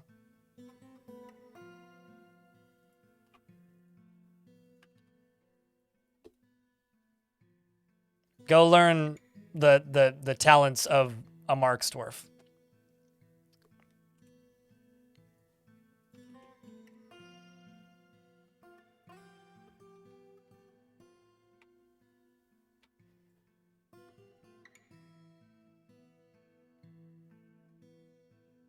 Actually, hold up. Man, I've got so many less livestock now that I butchered all those pigs. Oh shit, a force of vile darkness has arrived. Wait, what? Oh shit. Okay, that's scary.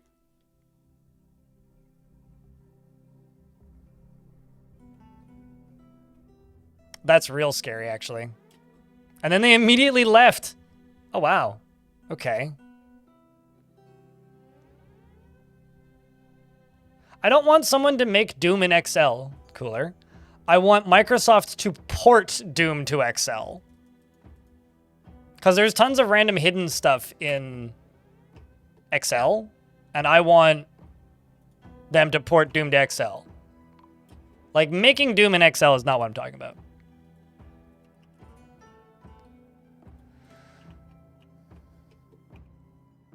Okay, so there's snatchers. Pupper spotted them.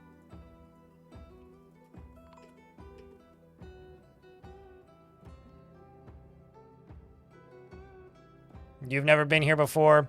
This is the one that's been here many times. So let's follow the one that's been here many times. They're afraid reliving experiencing trauma. They saw trauma when they came here once. But you must just be really good at running, or maybe this goblin just knows the routes very well, because this goblin is like exceptionally successful at escaping here. Well, good luck.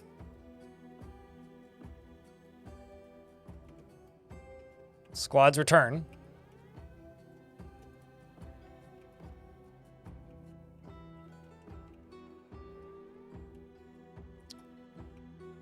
You know, you guys are trying to give me solutions to my request from Microsoft, and they're not solutions. Until somebody can just turn on Microsoft Excel and type in a command and then Doom runs. It launches Doom without you having to do any alternative shenanigans or sideload anything. My request isn't fulfilled. My request is I want them to port Doom directly to Microsoft Excel. So, you know.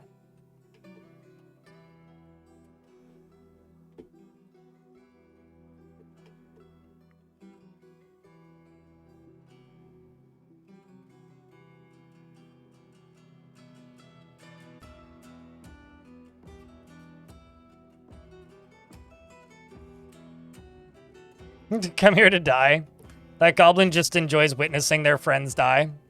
Hey, you know, it's a living, you know? It's probably safer to not be in the goblin pits than... and, like, attempting to steal children from a dwarven fortress than it is to be in the goblin pits. I mean, murder isn't legal here, whereas it is there.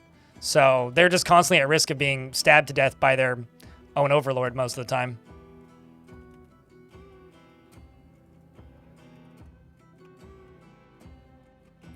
Where are we going here, Dwarf? Film that up. Cool.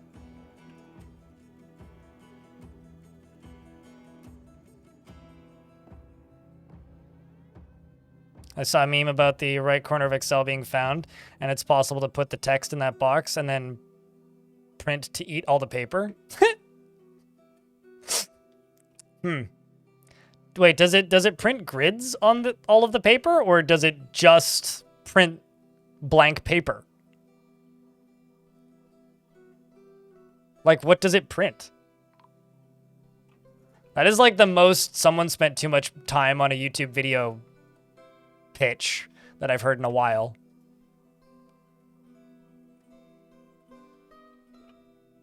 All inked paper. Oh, that's awful. So basically, like, that's what you do when you quit your office job that you hate, is what you're telling me. That's the information I'm gleaning from this. Human caravan has arrived. I think we're going to get at least 2, maybe 3 human caravans.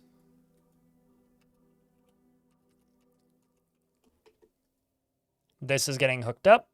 Probably needs 1 more log. So once this is done being hooked up, I can then just pull this lever, and then we can start this sucker up. Although it's taking a while because they've got a long walk to put her together. I mean, they got to walk all the way over to here.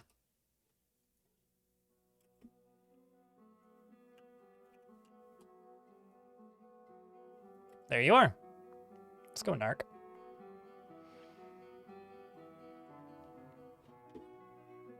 You know, I kind of like that, Deadlies.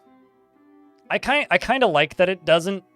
I kind of like this is me being weird, I guess, but I actually like the fact that I have to think about how I'm going to lay out my scaffolding to build a construction. Like, it makes digging out and smoothing areas underground being the path of least resistance, which I think is a good thing. It makes building above ground seem like, not like the antithesis of what dwarves do, but like, it makes it feel almost wrong in a way to build above ground because, like, well, dwarves don't do that. Like, you know, if dwarves are doing that, then something is deeply wrong, because building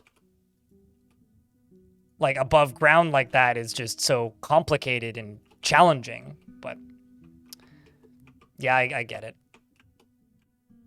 I will say that I think the pathing in Dwarf Fortress is kind of awesome, though. I don't think it gets enough credit, personally. Okay, so another human caravan has arrived. There's now 2, and the lady consort from that second human caravan has also arrived. And I think it's time for me to pull a lever and start the lava flowing. What do you think, chat? You guys ready to fill up this pond? I don't have any way of draining it, so... What? That's the way they're using to enter the fort? I don't know if I necessarily agree that that is the best method of entering the fortress, but hey. If they feel it is, then who am I to judge?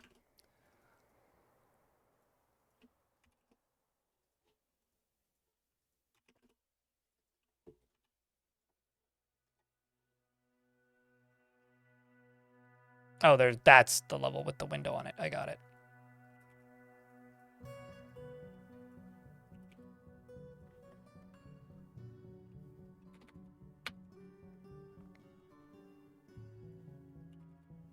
Also, it's a good thing we didn't get attacked there, actually, because that probably would have not killed the fort, but they would have been able to just walk in this way.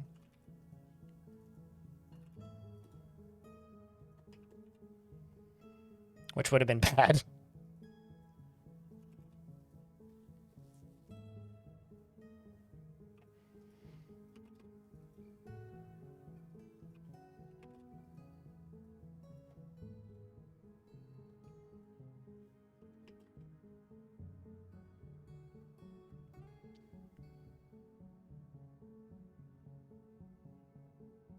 If you type in letters, dot, and then letters, Twitch thinks it's a link.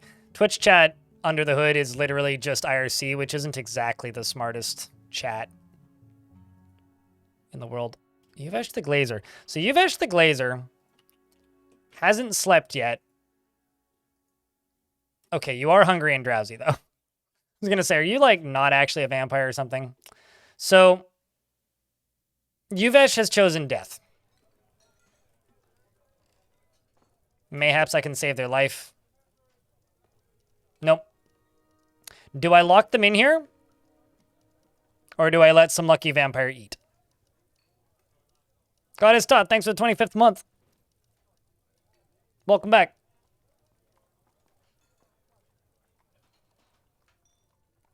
Type in the word eat or the word live. Or, you know. Show of hands. What do you think? And YouTube chat, I'll give you guys a poll.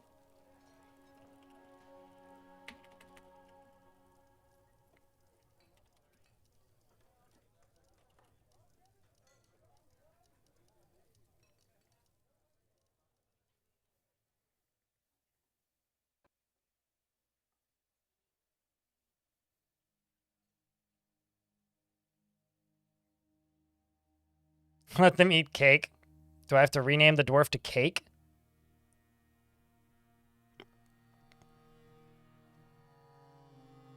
She does have a spouse who lives here, who is a vampire. Well, it seems to be pretty overwhelming.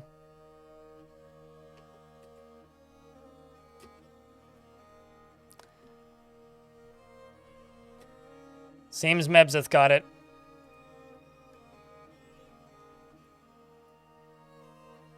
Rest in peace, Yuvesh. He's also going to go report his own crime.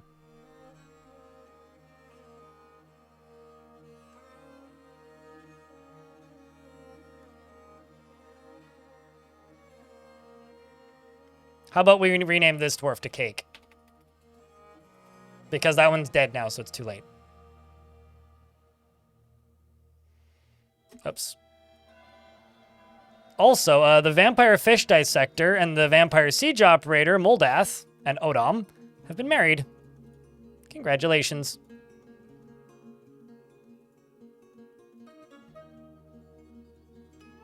This is the most weddings I've had in a fort in a very long time.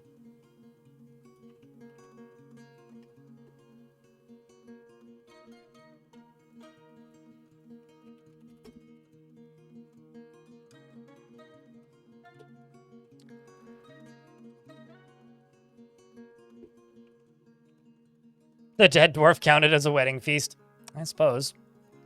The humans want to barter with me. Do you guys have any fun pets? I just realized I haven't looked in a while.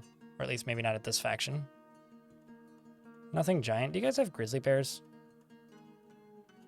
No.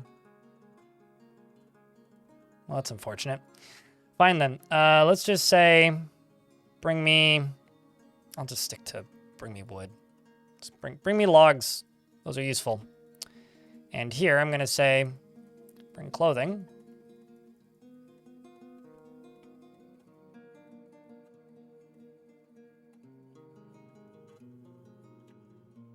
It's time to sell them my used socks and shoes.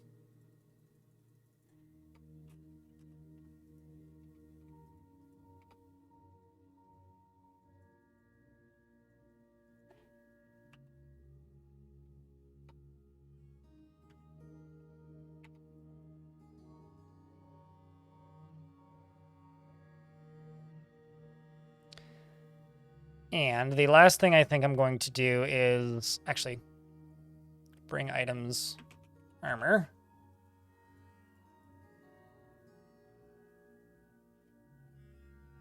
It's all just iron armor, mostly goblinite. We'll just bring that. Okay. Are the vamps doing well? I think the vampires are doing well. The final thing I have to do is I have to go up to here, channel this down, and then go up to here and then channel up and dig all the ramps out, with the exception of the stairs, so they can get in and out. And obviously not this.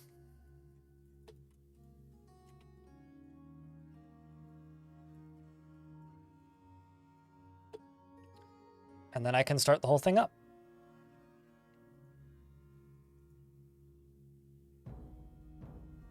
Oh shit, I got choirs.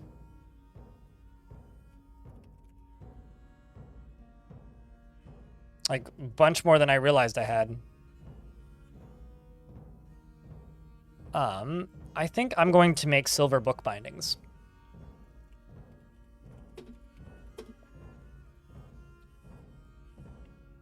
Because I'm curious. I've got kind of a lot of choirs in the fort now. I didn't realize I had so many.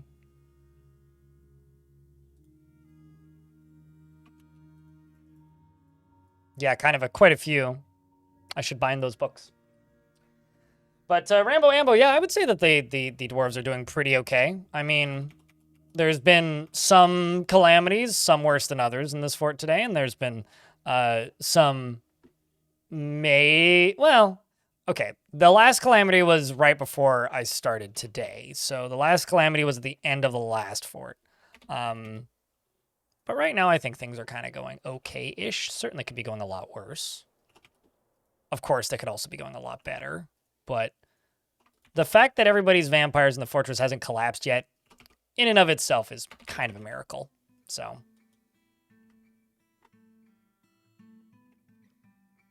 I hope that Rambo Ambo is also doing well. Congratulations on making it to the extra bonus fun time surprise stream that wasn't planned. That I'm doing because I didn't stream long enough yesterday and I feel bad.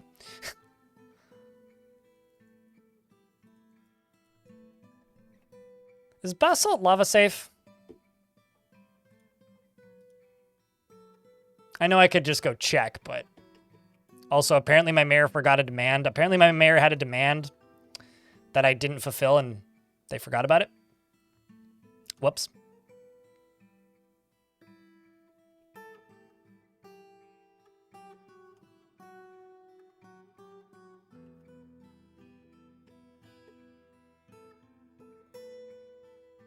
Friday guilt stream? Kinda, yeah.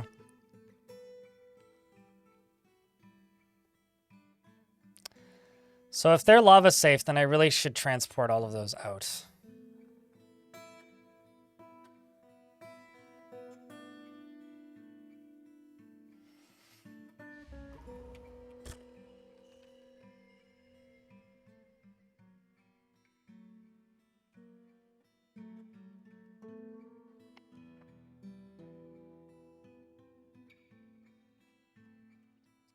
All right, well, here's what I'm going to do. I'm going to do something I haven't done in a while. I'm going to grab this stockpile. Yes, you are the stone stockpile. Although I'm a little bit offended at the fact that I had metal ores in there. And this stone stockpile is going to be expanded slightly, a lot. And then I'm going to go into here and I'm going to turn up this number.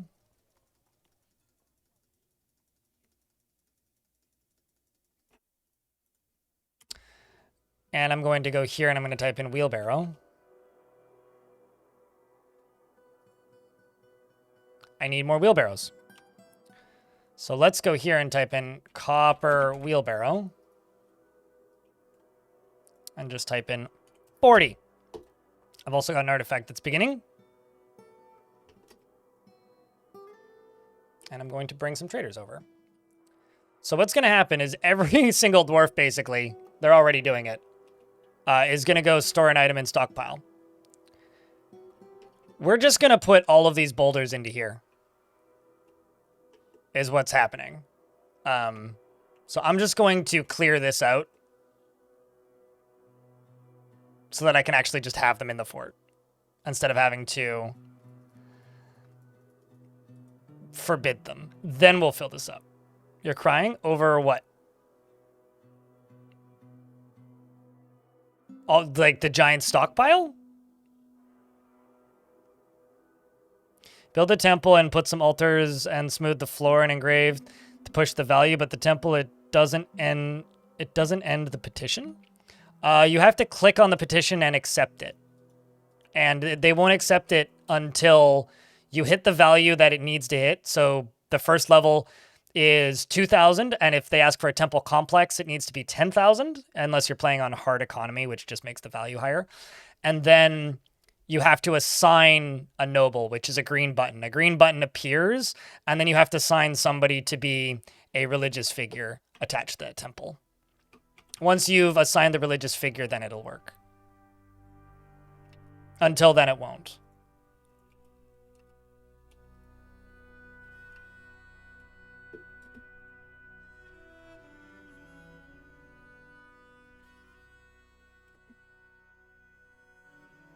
Since I'm doing this anyways, I'm just going to cut this down one further because I can.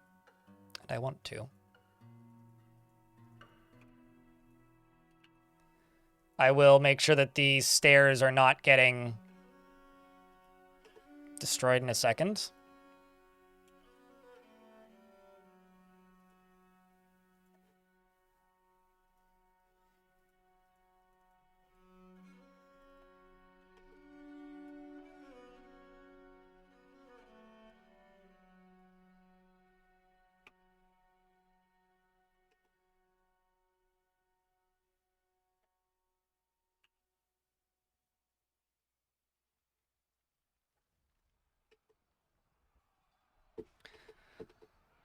And we'll also get rid of this and go to this and do that.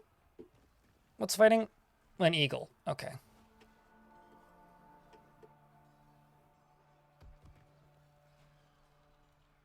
That dwarven gods can be available for chosen mode. I know very little about the chosen mode stuff, to be completely frank with you. The chosen mode stuff is a lot of unknown quantities and also a lot of unfinished features. If you want to play as a chosen dwarf, I had one once, but they could only be as part of a human faction. Right now, it seems like in order for the chosen stuff to work, you have to be part of a very specific, a faction with a very specific set of circumstances. Now, will it always be that way? Not necessarily, but right now that's the case.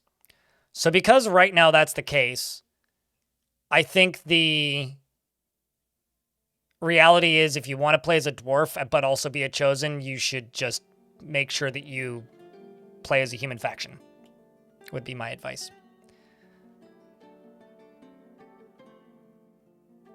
Press escape, Beepo, hit settings, go to announcements, pick the thing that you feel like you're missing a lot, and then tell it to be a pop-up or pause or recenter. Recenter recenters the screen onto the announcement, pause pauses the game, and pop-up just gives you the pop-up notification. So if you feel like, you know, you want to know when a lever is pulled, you can pop that. Just whatever you do, don't make it so that like a dwarf attacks something. Otherwise it'll like, you'll pop up every single time they're training. No, it's totally fine. How do wheelbarrows work? Why are they not used for hauling big items and tasks? Wheelbarrows are assigned to stockpiles, and they take up a space in the stockpile. So if there's a wheelbarrow available, every stockpile that has a wheelbarrow, quote, assigned to it, will take a wheelbarrow. So a wheelbarrow will be delivered there by a dwarf. Once it's in that stockpile, anything that needs to be hauled to that stockpile, that wheelbarrow can be used. They won't, and by default, they only have one assigned. So if I have 40 wheelbarrows and 35 stockpiles, and each of the stockpiles requires one wheelbarrow, then only one job can be used for that stockpile at a time.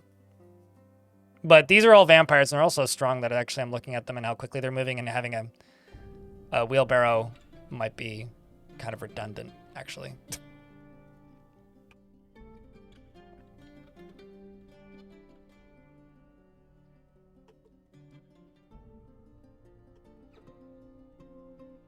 It may actually be redundant. I'm also going to make another farmer's shop down here to speed up my, maybe 2. Make some farmer shops down here to speed up the process of making fabric, because clothing industry is currently the bane of my existence. There's blood on the ground.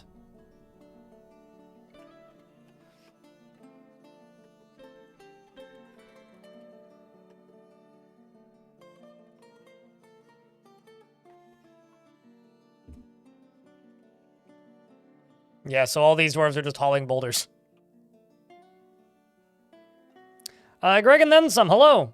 Your dwarf died at the end of the last stream, unfortunately.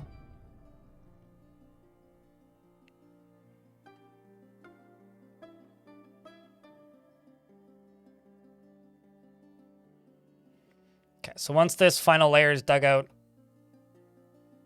I kind of want to dig more. Man, once I start digging, I'm just like, keep digging. It's almost like I'm playing a game about being a dwarf.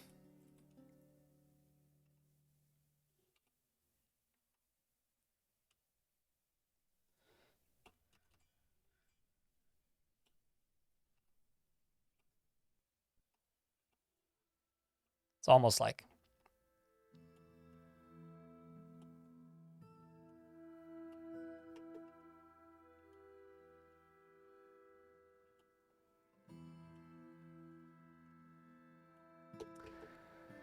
All right, let them keep digging. Just so that we can have lava show up in as many places down here as possible, because it's just too easy to do this right now. And it's gonna look real cool if I do this.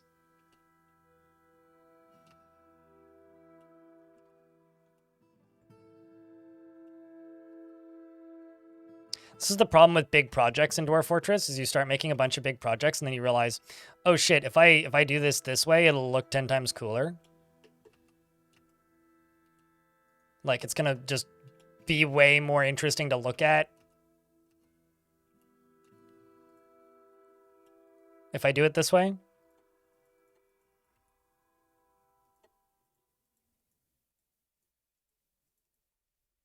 Okay, I kind of don't like that.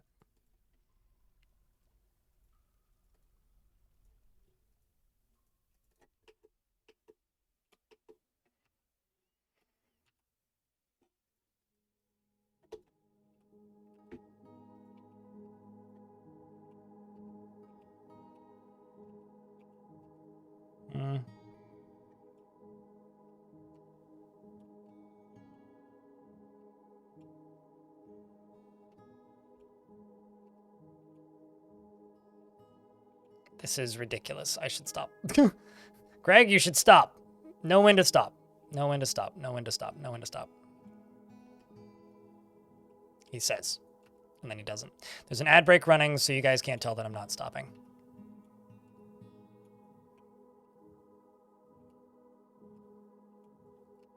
It's one of those things that's going to be hard to do a second time.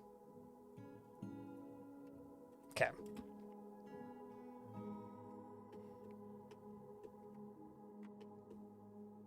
This is going to look pretty cool.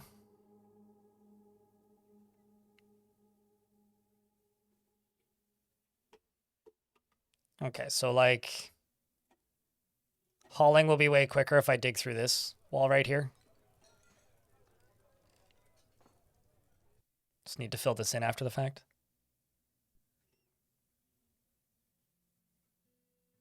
And hang out with the puppets. You know the Muppets IRL. We'll see you when we see you, Ice Blue.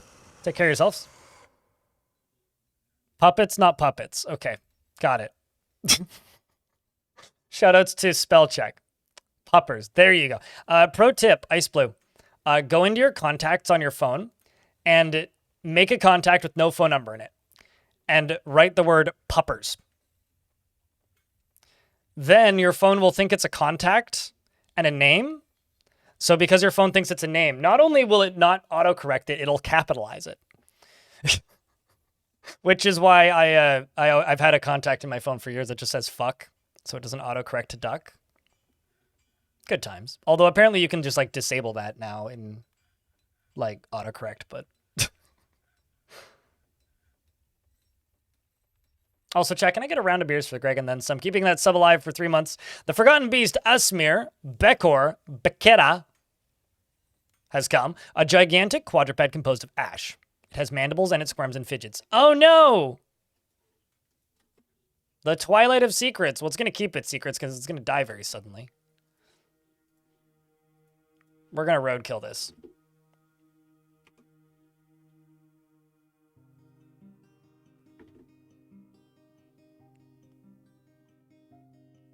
I don't know, like 2 taps on your phone to add a contact isn't exactly a lot of trouble, but maybe people think it's trouble now because nobody communicates via phone anymore. They just communicate via WhatsApp.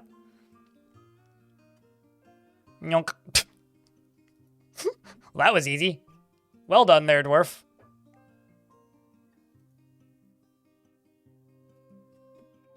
Be merry, that Dwarf says. Be merry. Did you hit it more than once? Stabs the Forgotten Beast in the upper body with a spear and it breaks. I think they broke it.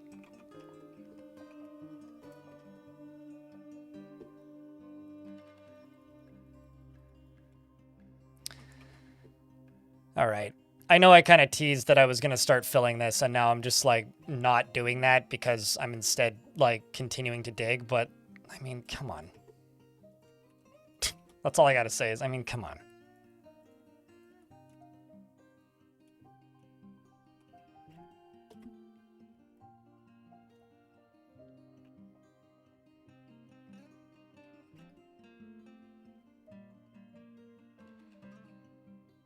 Green glass looks so good. Clear glass looks so much better. I just can't be asked to make it most of the time.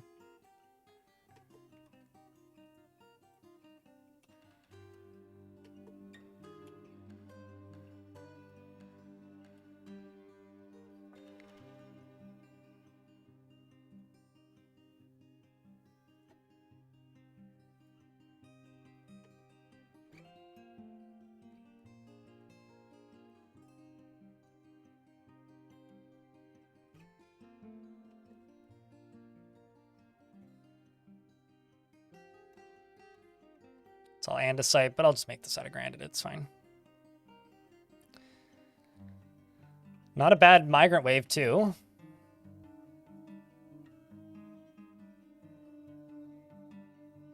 You know, I don't actually think I've seen crystal glass in this version of the game. At least not in one of my forts. I may have seen it in somebody else's on a stream or something. But I don't really make crystal glass ever. Like, I think I can count on one hand the number of times I've made it, because it's very rare that I do glass anyways, let alone, like, glass where I happen to have access to rock crystal, of all fucking things. So, it's certainly a pretty unique set of circumstances that would ever lead to me making rock crystal.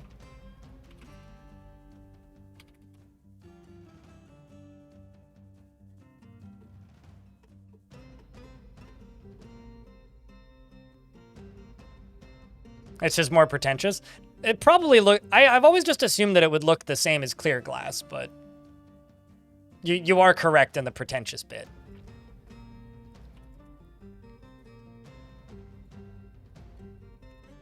Maybe even less pretentious and more just try hard. Well, look at you putting effort into the video game you like playing.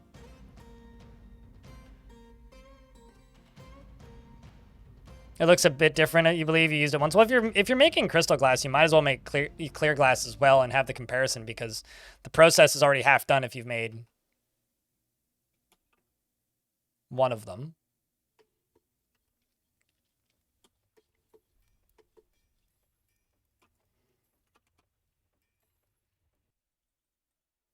Okay, so another Forgotten Beast has come. This one's called Aquila, a towering quadruped composed of ash. It has wings and it appears to be emaciated. Stop me if you've heard that one before. 2 dwarves, really? Is that it? Huh. Well, okay. Okay, well, this one can't get into the fort. This thing's just going to go die to a troglodyte or something. I should really break into that cavern layer at some point because there's so much useful stuff down there.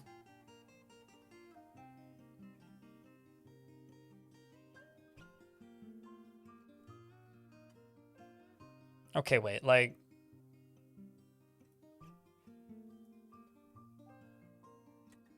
How are you not full of boulders?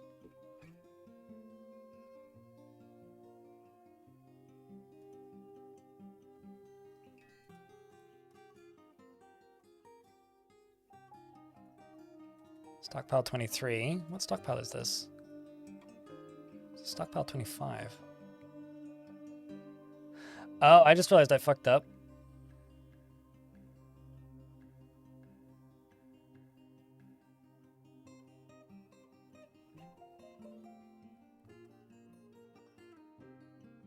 How long has that been that way?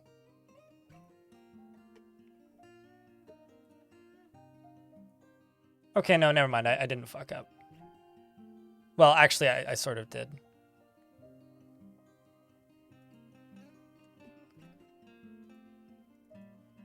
I don't know how long this stockpile has been fucked up, but this stockpile is fucked up. This should just be an other stone stockpile right here.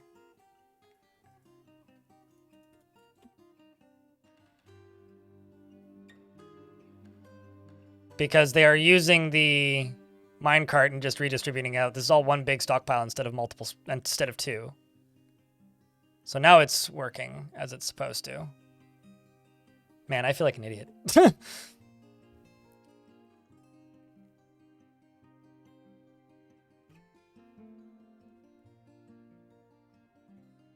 It's always 5 o'clock somewhere. Well, actually, it's probably 5:13 somewhere, but... All right, well, that's going to fix that problem.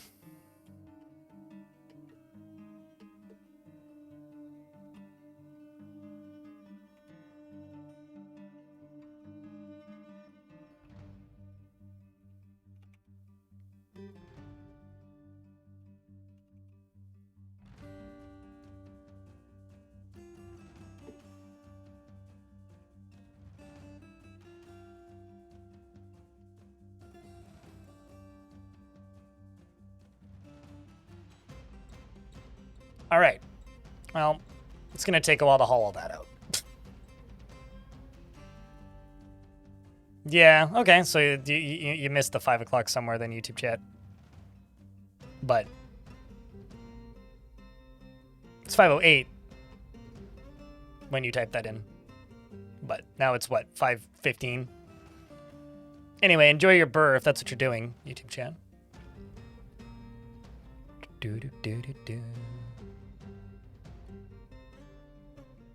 Also, let's see if I've made my minimum. I presume I have after that hype train, but let me just double check.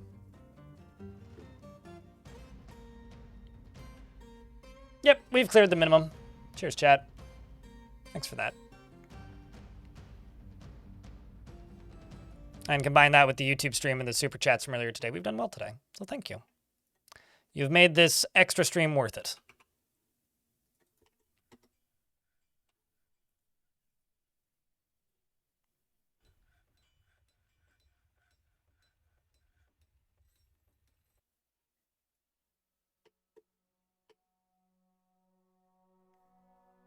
I start them with records spinning as well. Am I a record collector? Yeah, I have a humble collection of like 300 some odd records. On stream, I only play the video game soundtracks though, because that's the only stuff I can get away with playing without getting like shot into the sky by some self-important, self-serving record label.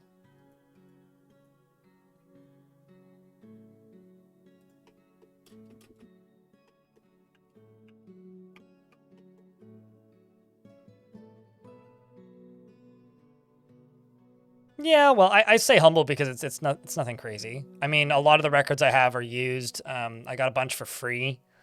I do own some new stuff and some other stuff that's like quote valuable, but it's nothing absurd. I do also have a Man, Cake committed a crime. That's funny. I do, or did actually admit their crime. I do. What's the word? I consider myself a music collector more so than a record collector. Like, and I like every part of the hobby. I also repair analog audio devices as a fun thing I do on the side for myself. But yeah, I don't know. Hard work and tears. Yeah, some record labels, hard work and tears. What genre of music? Good music. Ticket stub collector. I mean, I go to concerts. I've never collected ticket stubs. Ticket stubs were basically done by the time I started going to concerts. Which is kind of a shame on some fronts, but also, is what it is.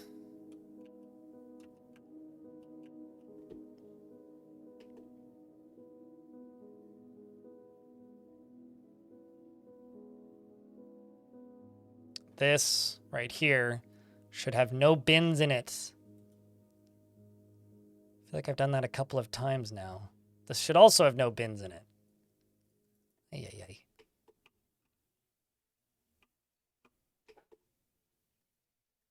All right.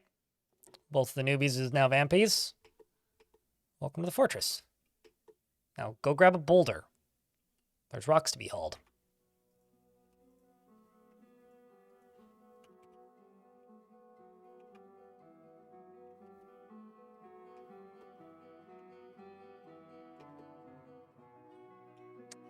Okay.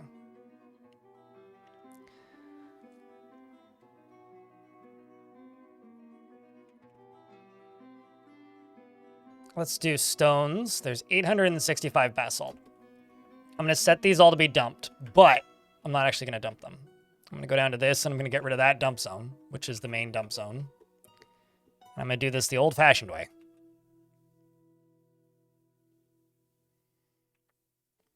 Which is set this as the garbage dump.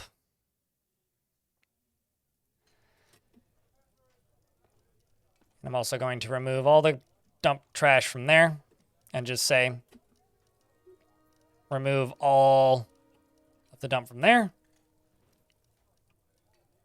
and say good luck. Get all this basalt out of here. We'll leave the granite in here and just burn it.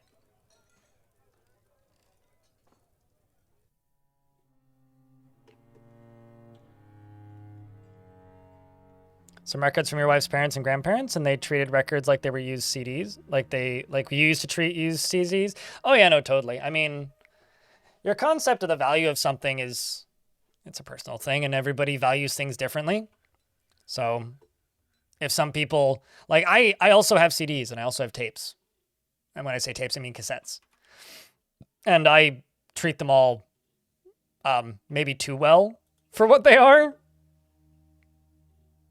I'm like maybe almost more protective of my tape collection than I am of my record collection in some ways. Because I like my records, but tapes are what I actually have nostalgia for.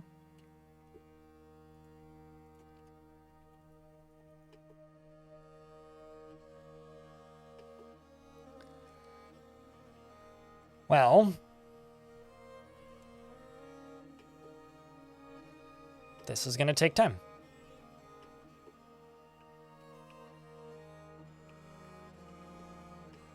But we're getting to it.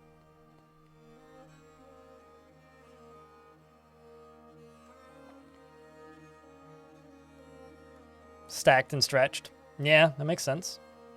My parents took pretty damn careful care of the records that they had.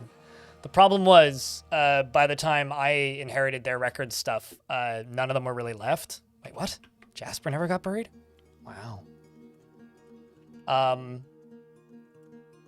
Because they gave their, like, great cut, like their second cousin or something from Germany, just a pile of records, and she took them all just for free. Like, they basically gave their collection away when they had kids, which is, like, you know, fair. But, like, then she sold them all. So it's one of those. Do I blame them? I don't know. Having kids is time consuming. And kids are gonna destroy that stuff anyway. But, you know.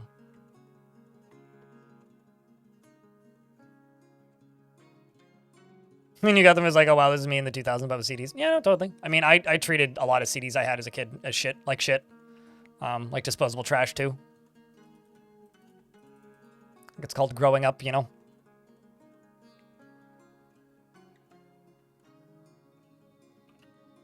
And besides, you know, music for a lot of people, even like, right? The only reason people are not horrible to their copies of music now is because they don't own copies of music now. The reason people aren't horrible with that stuff is because nobody owns it anymore. You just stream music off of Spotify. It just is what it is. It's a different world, I guess.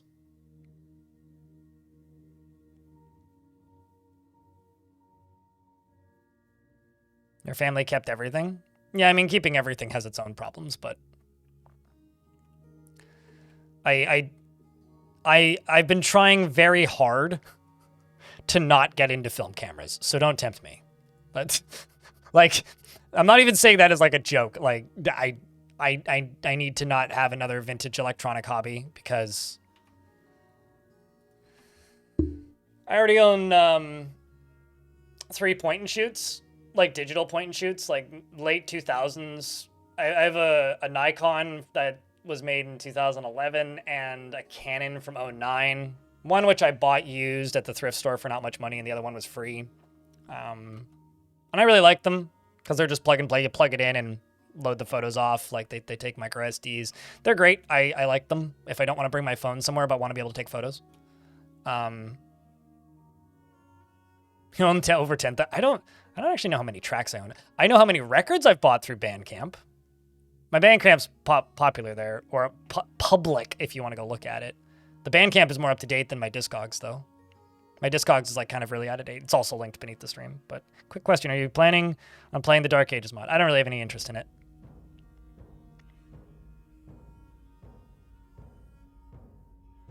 Like mods like that don't really do much for me. Welcoming. I'll play the Rise of the Mushroom Kingdom mod if that ever gets updated. Discogs is so overpriced. It highly depends on who you buy from. Discogs is like eBay. You buy from people who have the thing that you want. The last thing I bought on Discogs was a copy of 90125 by Yes, and that cost me like $8 and like dollars in shipping. It was like $5 shipping or something, and it was in fair condition. UGDPY is tantruming. So, you know, it depends on who you buy from.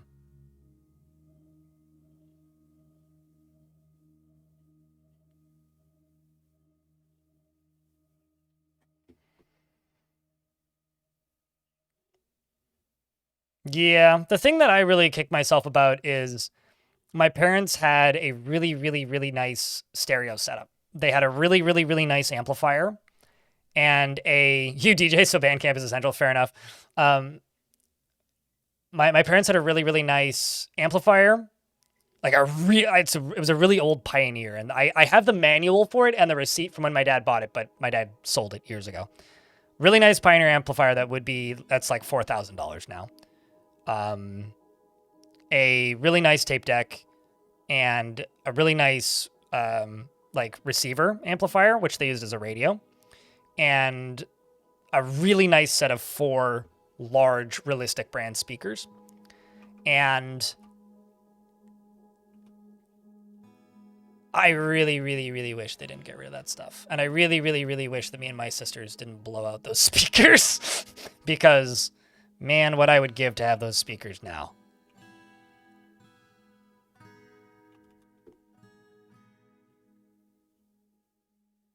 You have a copy of Fire Emblem POR. I don't know what POR means, or which one POR is, but I'm presuming it's a Fire Emblem game. Not one I played, I guess. That's gonna be your kid's college payment Sunday. Careful. I don't know how much more video games will go up in value, but True, a lot of searching, I guess, but I find people take the piss on there. Depends on if you're buying from stores or collectors that are just trying to off stuff, like get rid of stuff. Like if it's collectors that are just trying to get rid of extra stuff they don't want, then they sell it at a fair price, right? If you're buying from people that are basically eBay sellers, then yeah, of course it's gonna be expensive. Path of Radiance. Oh, it's the one for the GameCube. Got it. Okay. Yeah, I never played that one. I played Sacred Stones and then the ones on the DS. The ones on the 3DS, rather. Or the first one on the 3DS, Awakening. I didn't play the other ones. Because honestly, they got too horny for me. So I stopped.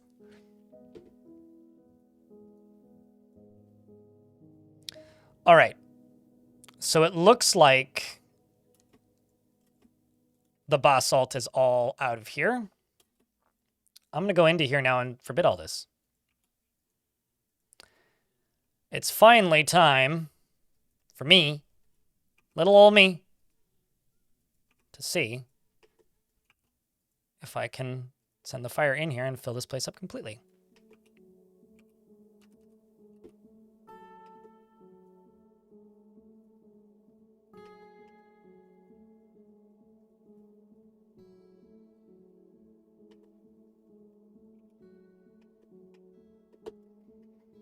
And then I'm going to go into here, and I'm going to remove it from the burrow.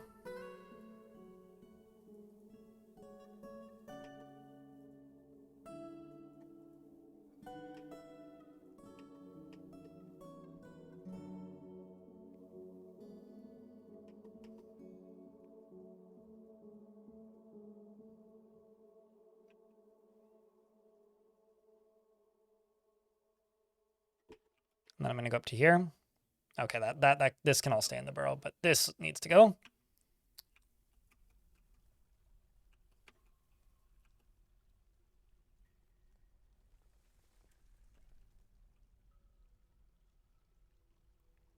It would be easier to just get rid of the whole floor, but, you know, here we are.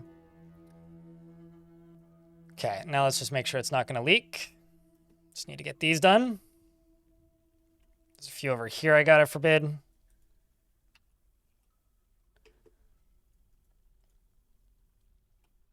And then I go flip the switch.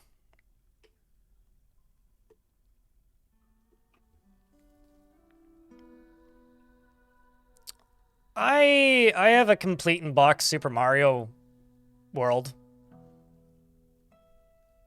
for the Super Nintendo. But I don't consider that mine. It's my cousin's. I saved it from my grandma because she was going to take all that stuff to the thrift store. So I saved it plus a few other things from her right before that stuff was all taken to the thrift store. So, child, I need you to leave. If you stay here, you're going to die. Chat, do I turn the lava on and just hope the child moves? Or do I hope they actually leave? Because they have the opportunity to leave right now. They could, in fact, leave right now. Some of it won't ever go down in value. Some of it I think will be corrected. The child moved. I think some of it's going to get a correction at some point, and I think that's fine. I think some of that stuff is overvalued right now. But stuff will always go down in value.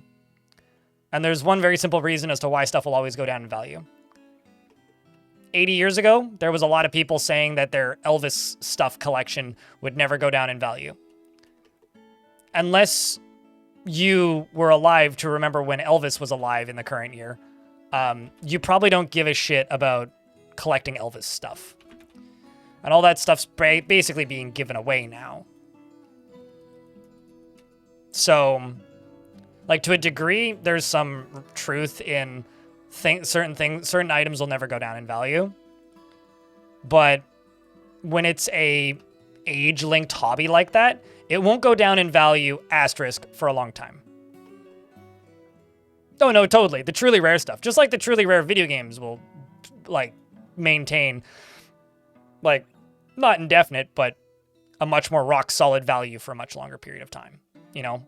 stuff like stadium events or stuff that like never had a lot of copies made, or like rare video games. But even then, a lot of the rarest video games nobody gives a shit about. Like nobody cares about NBA Elite. Kaima. I hope you are in good health and good spirits. Love from the Midwest US. I'm all right. Doing okay. Not stricken by melancholy or nothing. Just kind of stressed, waiting for this month to be over. All right, let's turn on the pumps and hope nobody gets burned. So who gets to do the honors of pulling the lever? It seems like it's guilty judge.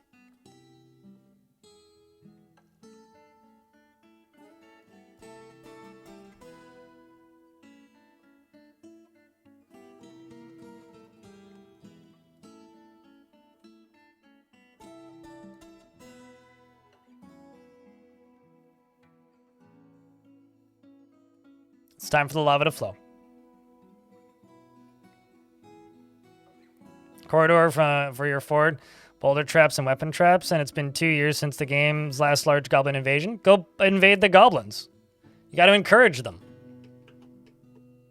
They're often very reluctant fortress enders.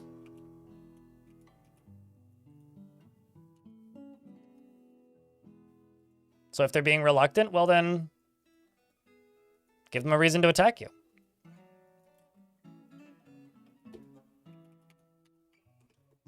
So here's something fun. Check this out. This is the snow melting on the surface.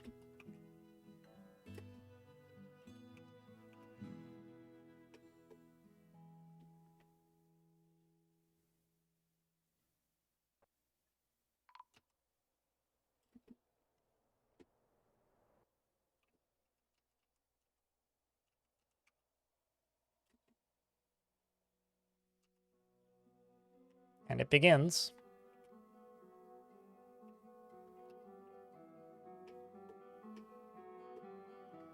I don't think I accidentally cornered anything.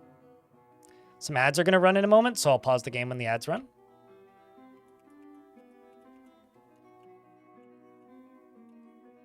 Yeah, it's going pretty quick, too.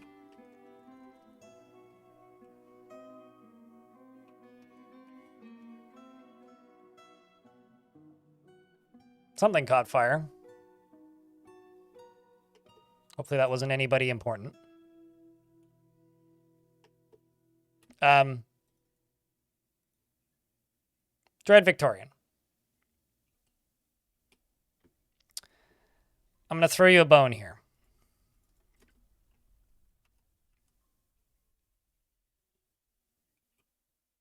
Going to give you an opportunity to get back inside.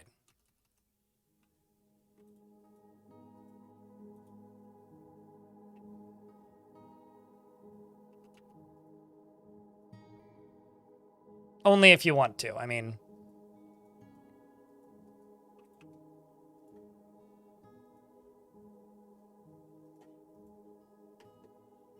what? You should be able to, oh, I see. No, you can't actually walk in there. All right, I failed with my attempt to give you a way in, so I will give you a second attempt to get a way in. Also, I'm in an ad break, so I'll pause. DF Sports, it's in the magma. It's in the lava. Anyway, I'm going to go take a piss. I'll be right back. Because we're in an ad break anyway, now's a good time.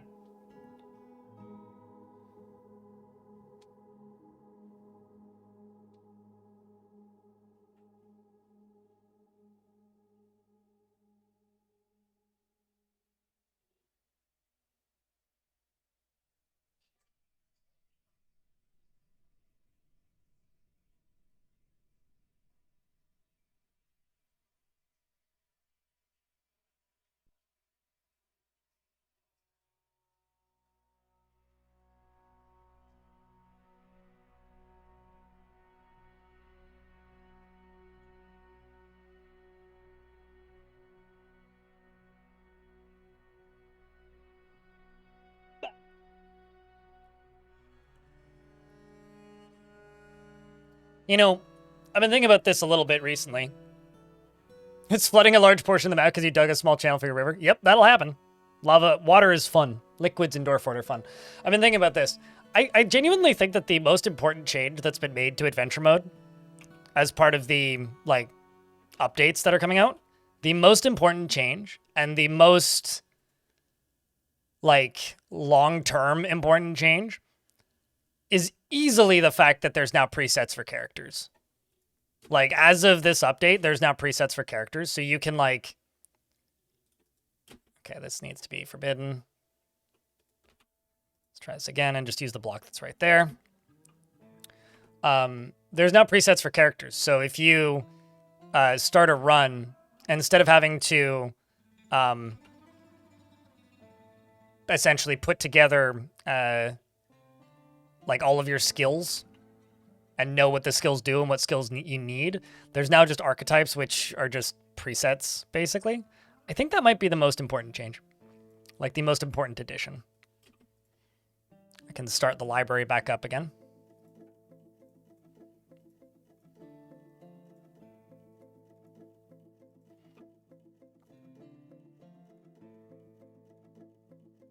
Can you also save your own presets? I don't think so, but that would be cool. I didn't see a save button. Because, like, there's different archetypes. You can edit them where it automatically assigns your traits and skills. They all include reading, which is important. And then once those are assigned, you can then... What's the word? Instead of having to...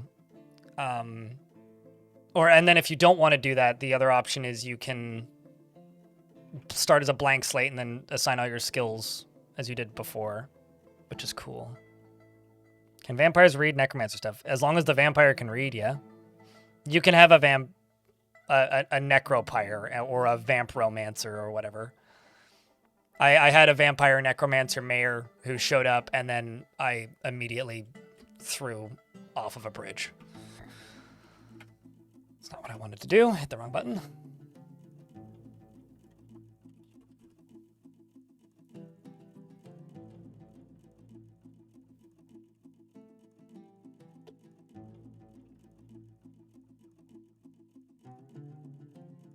All right. Well, that adds some really nice color to the fort.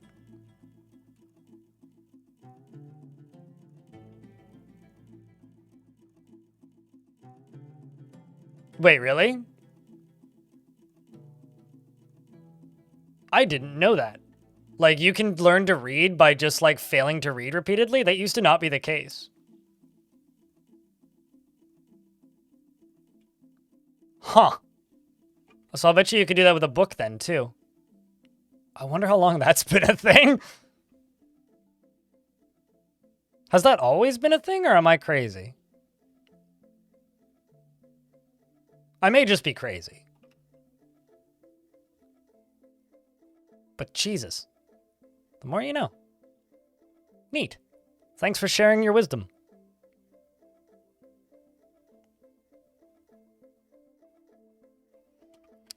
So now this is just going to slowly fill up.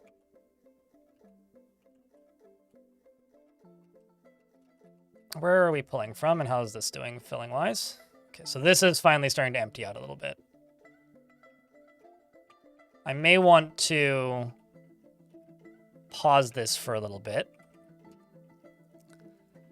then let it keep filling a little bit later.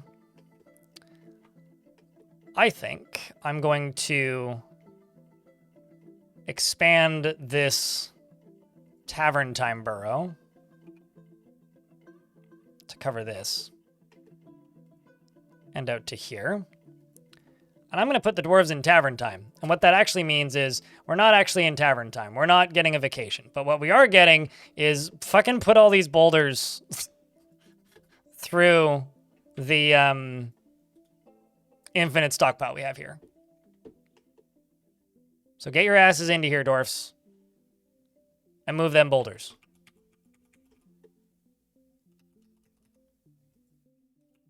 After you pull that lever.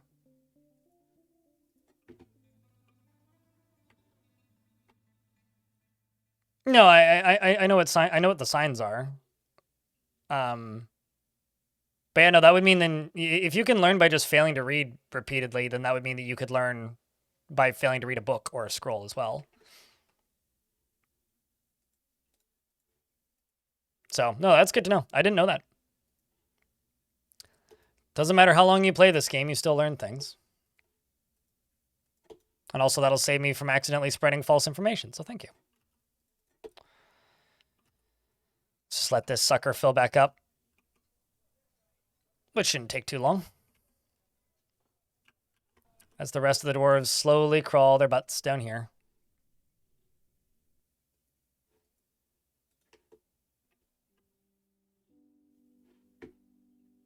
UGDPY is throwing yet another tantrum.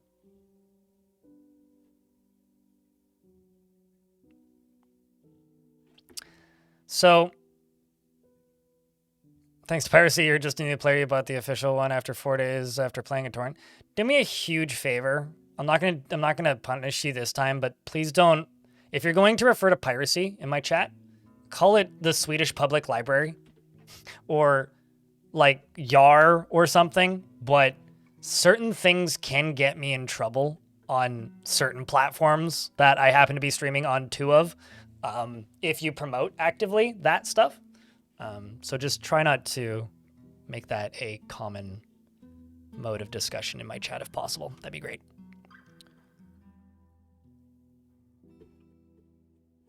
But welcome to the fold of the dwarfing. This is one of those games where like you don't need any other games if you get into it enough. Which is I don't know, maybe a blessing and a curse. At some point, but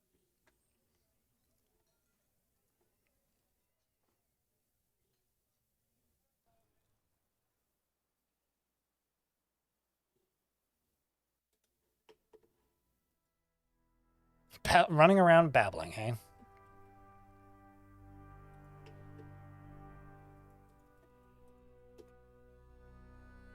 Oh, there, ghost.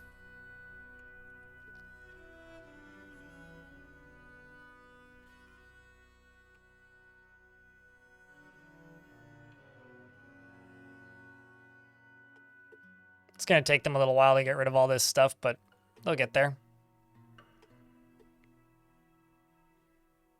Your manager's getting his ass kicked by a tantruming child in a tavern brawl. Yeah, that'll happen. That'll certainly happen. Seem to be missing trading with everybody this month. That's okay. By the ocean, infinite muscles for shellcrafts, just waiting to accidentally flood your fort. There you go. Oceans are pretty cool. If you haven't, Klingzog, reload or do this, hit this, and then turn on ASCII and have a look at the ocean. One of the sad things about the graphics is you can't see the waves, and the waves look awesome in ASCII.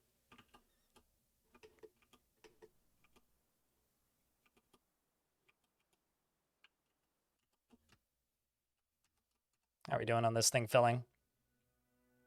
It's getting there. Got so many dwarves.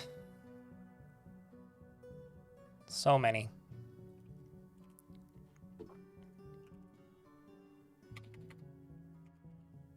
Is nobody serving alcohol? What? Okay, one of my servers is nuts, but 2 of them actually.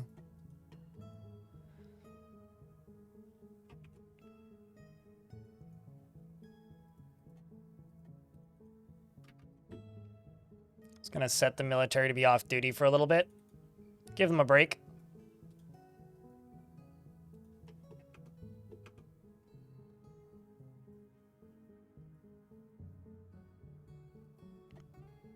$164 kills, good lord.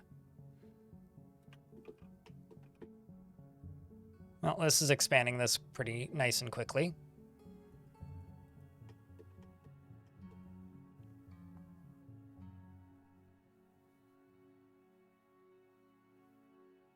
You can also see the direction that rivers are flowing in ASCII too. Span through the whole Giant Swan Discog after linking it yesterday. They're great. They're so fucking good! Holy shit! Somebody I need to listen to more in the weird, like, we use weird sounds to make electronic music vein is Vessel. The Golden Dogs, I think, is his second album. It's so fucking good. That and Holy Fuck, but more people know who Holy Fuck is than Vessel.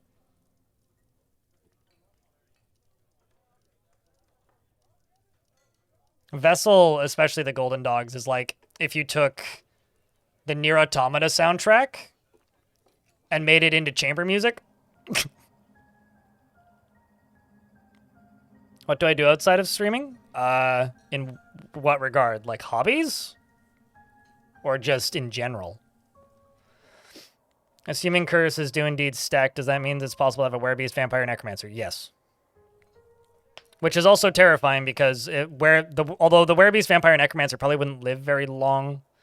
The way they, well, you could only probably do that in adventure mode because to become a were creature, you'd have to get cursed by a god first, because it's pretty likely you'd die if you got into combat with one in fortress mode. Then you'd have to consume vampire blood to become a vampire, and then you'd have to read a book to become a necromancer. Or in any particular order. Whereas in fortress mode, if they're a necromancer, they can't become a vampire in fortress mode. And they're very likely to die to a were creature. So you basically have to do it in adventure mode, but you could probably do it. Forgotten Beast has come. This one has a poison bite. It's Akon Sostabasmos. Sure. A gigantic scaly spider. It has thin wings of stretched skin, and it undulates rhythmically. Its slate gray scales are small and set far apart. Beware its poison bite. Does that mean that you shoot webs? Just Megu Kit, hello. Good day. No. Once cursed, you're cursed. At least the last time I tried, it said, like, the god just, like, rejected me. So it's like, nope. No, you've had your curse. Well, I guess that answers that question, and that also just killed that traitor. Well, that's a shame. I'm going to lock... Whoop. Okay, well, you can just go die, I guess. I was gonna say, I'm just gonna lock this door.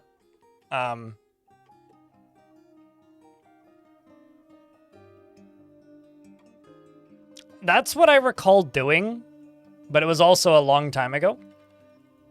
I don't really find being cursed that interesting in adventure mode. It just kind of makes adventure mode easy. So, like, it's one of those things where it's fun to do once. But outside of the first time you do it, it's like, at least for me, it stopped being interesting after the first time.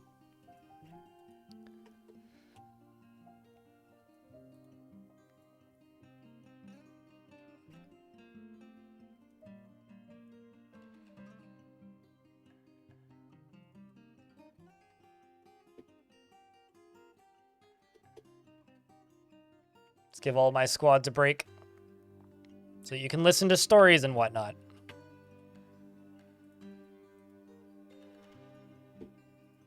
Let's turn off the burrow for a little bit. Just get that ghost dealt with.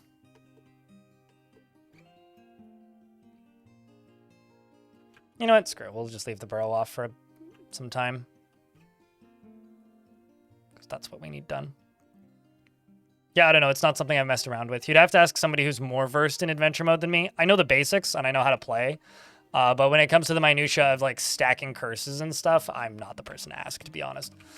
Because I like adventure mode, but there's parts of adventure mode I don't find that interesting, and that's one of them.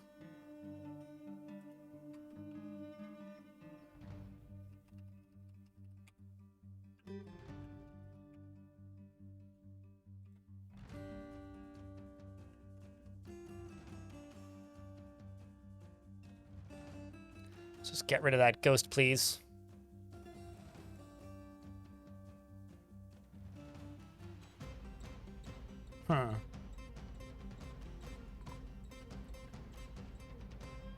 was gonna say, frame rate just slowed down kind of considerably. What just happened?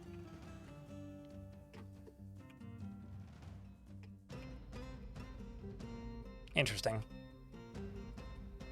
Frame rate suddenly going down to 30 is highly suspicious.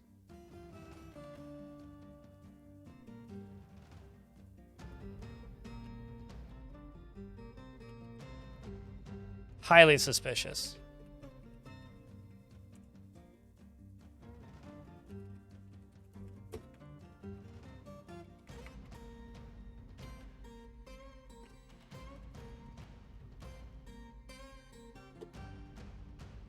Impending invaders? Possibly.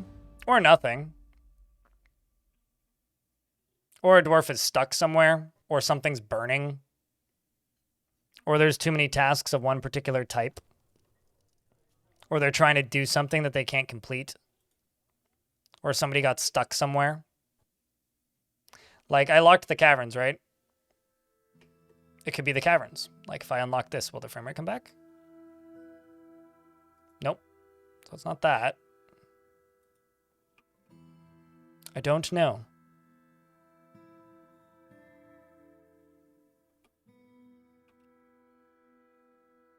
It could be elves attacking.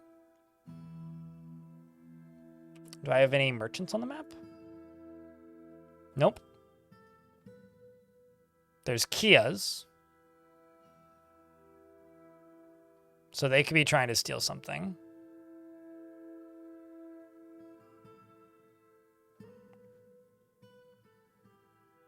Oh. It's probably the Kias. It's probably the Kias stealing my shit. Yep. It's the Kias stealing my stuff. I guarantee you it's the Kias stealing my stuff. They're stealing my books. 100%.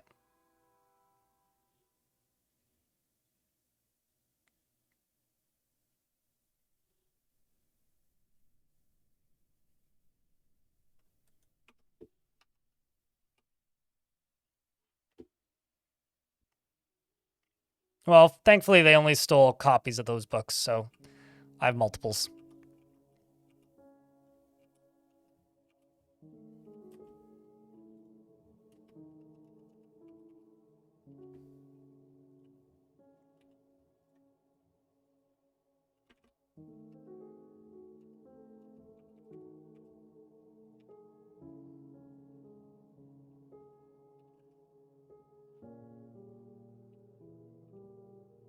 Oopsies, that is not what I wanted to hit.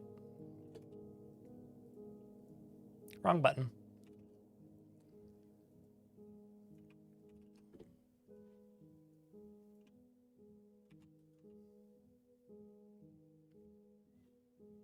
First orc with IKEA-only furniture made out of wood will be sold. Wait, what?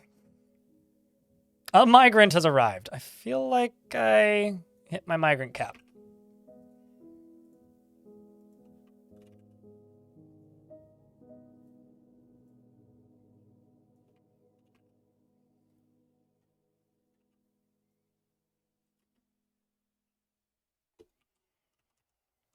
Let's just get this all sealed up and it'll be a non-issue. It's going to be fun watching this fill and watch all of the snow slowly melt.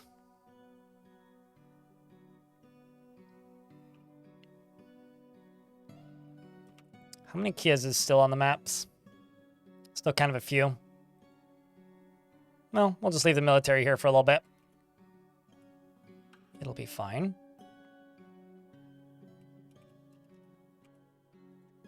Could also lock this for right now.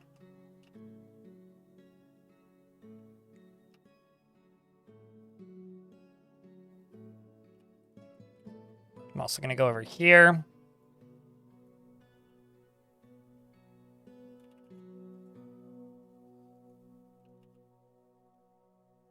And over here. So that I can get a floor tile on that so I can put more windows.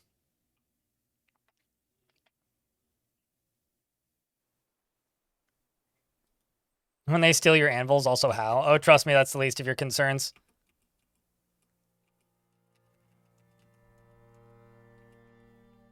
I presume they just killed it.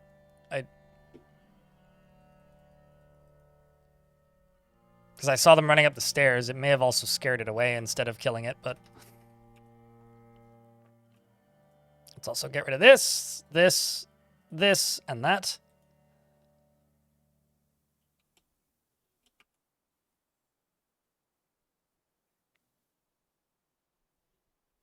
The Kias are getting into the library because the ceiling is open.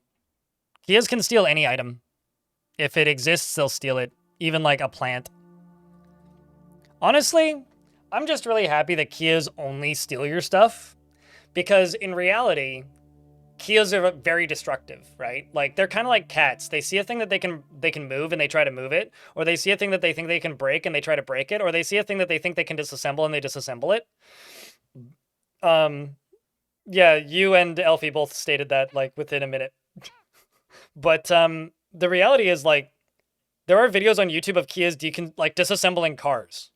Like, pulling the insulation out of the windows and, like shimmying the mirrors out and, like, basically carjacking them. And, like, disassembling small electronic devices and shit.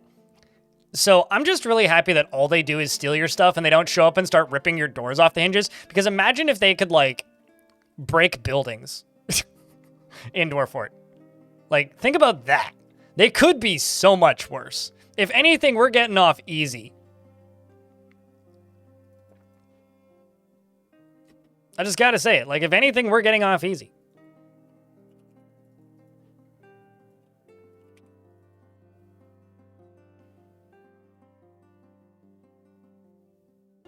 Yeah, it just removes the mechanism from the device.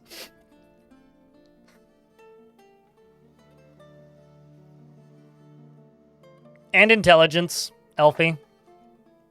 No, I'm not calling your favorite fur baby dumb, but Kia's smart.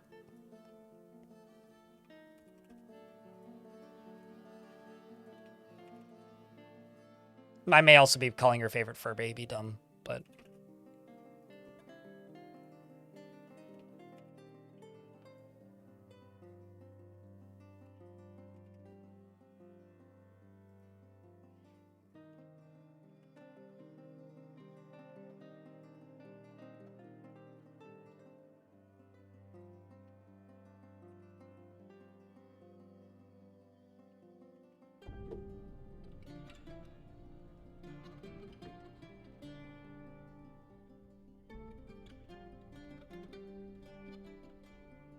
Let's just keep placing all of this.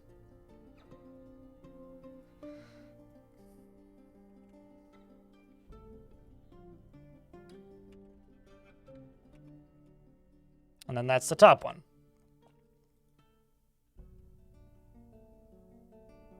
And then you right here. You go there. I do actually have some rock crystals.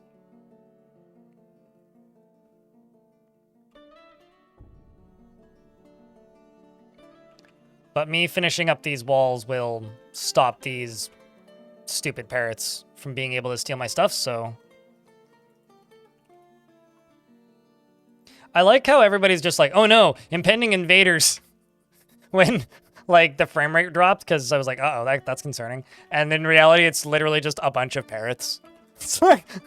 Because it could be a stealth army of, like, of 150 elves, or it could be parrots here to steal my socks. One or the other. Definitely not both.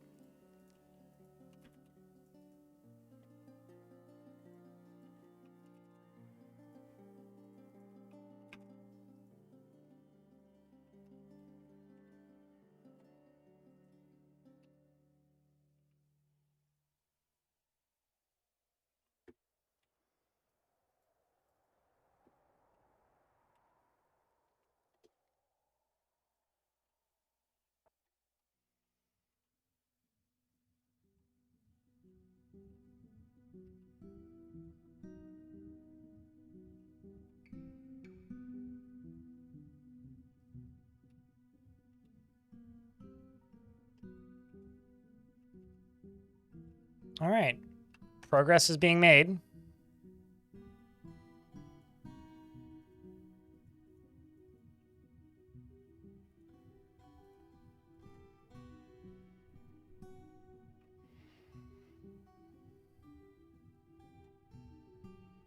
You're just wondering what to do for your next fort? Upside down pyramid or ocean spanning bridge? Whatever you think would be more interesting as a backdrop for a story that you want to tell. Would you use the bridge? I'd say ocean spanning bridge. Are you making a tomb for somebody? Then make a pyramid. Uh-oh.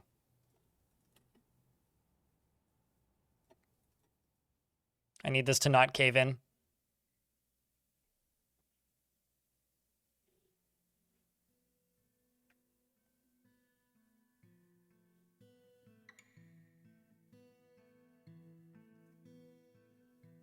Okay.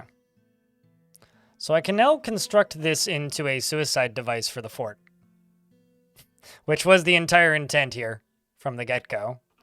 Is I could set it up so that I could, like, drop a piece of flooring through here into here. And it would fill this entire thing up and then erupt into the whole fort eventually. And that wouldn't even be hard to do. Like, that would be very easy to do now. So, that's exciting.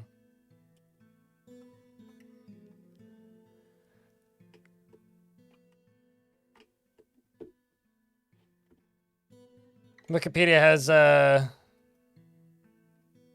a Kia investigating a tourist.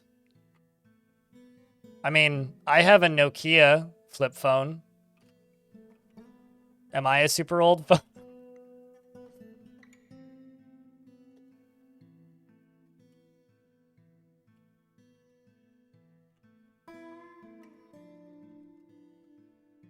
Let's pull this lever again. It's always UGDPY tantruming. Kias have stolen people's passports. I mean, you know, I'd be willing to bet they're probably similar to cats in that if they get a loud negative response to something dumb that they're doing, they probably do it more. It's like, oh, look, person mad because I stole passport. Well, must steal passport again because entertainment. I'm a bird, caw-caw. Hi, Hobo, how are you? We're talking about parrots stealing people's passports.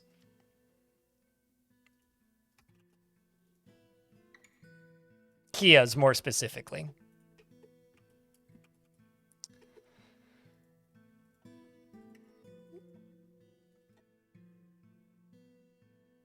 Anyway, how you doing, dude? How's things? Chat, I'm moving. What's the date today?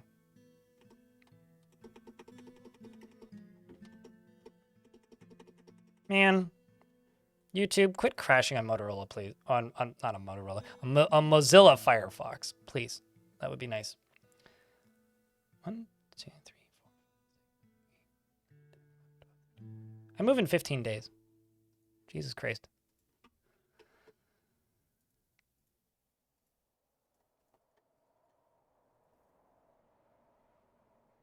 Woo! I mean, yay! I'm stressed. Okay.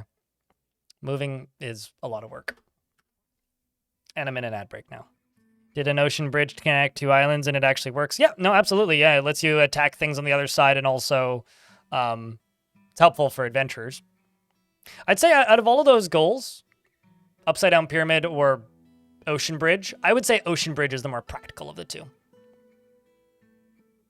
Just the other day, you realized that you were unsubbed from your main source of F1 news, Formula Dank, and the fact that Melbourne is the first race again completely flew past you. Oh, really?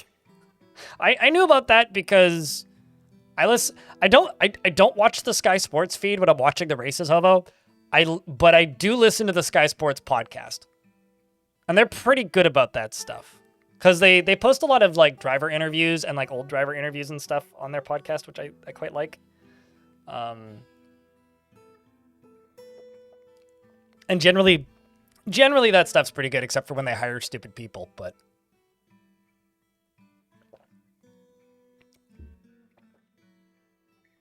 Also, I like the fact that Formula Dank is your main source of F1 news.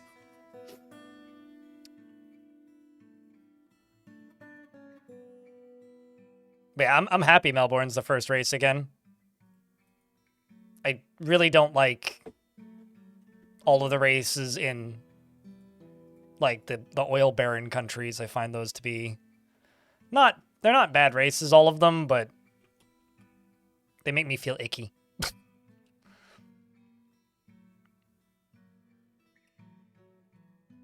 These statues may actually end up getting melted if I don't turn this off.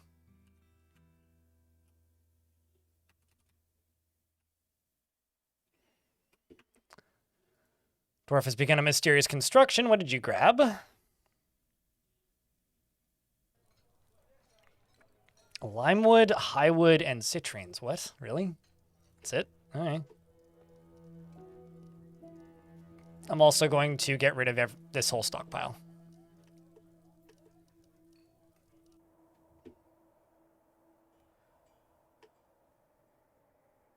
I don't know exactly what that setting does. You'd have to... If you go to the wiki, there's a portion of the wiki called Advanced World Gen.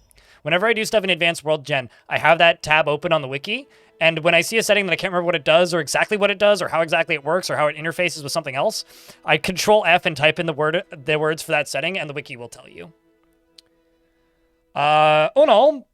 The Dwarf Woodcrafter Vampire has created a Foka Shack Attack. Nailed it. A limewood puzzle box and offers it to the Firefrost.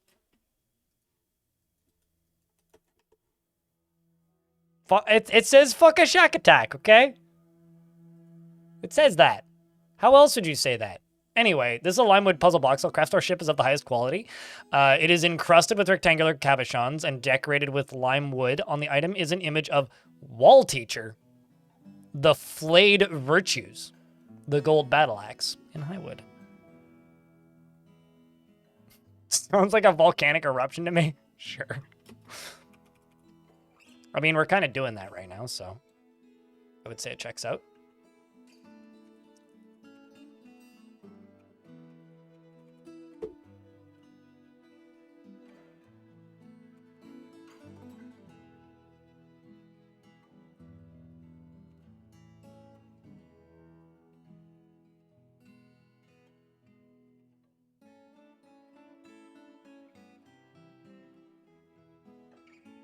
I wonder if I just do this. OP, yeah, that's enough.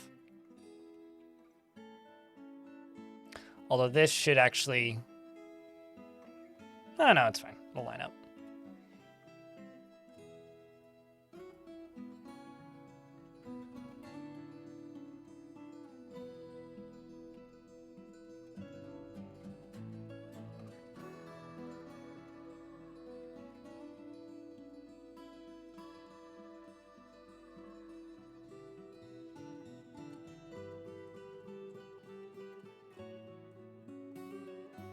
And these all got suspended for one reason or a trillion.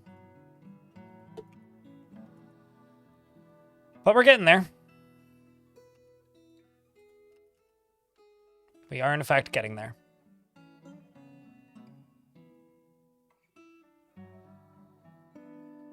The wiki says that means hungry winter. In what language? Dwarvish? The vampire gem cutter and the vampire spinner have been married. This is interesting. I'm seeing more marriages in this fort than I usually do, and I think the reason for it might be vampires tend to, like, hang around in one area because they don't have needs. Like, what starts a dwarf moving to a different zone is they need something. So, like, a dwarf will need alcohol, or they'll need food, so they'll go to the tavern. Or they'll need, like... They'll go do a task, and then they'll go pray somewhere else because they're done with that task. Or they'll go read at the library. So they tend to move from zone to zone and migrate around. I find that these vampires tend to just pick a zone and stick there because unless they pick a task to do, they'll just sit in that one spot forever or for much longer periods. So they tend to socialize longer. So vampire weddings seem to be pretty common here. Dwarvish, gotcha.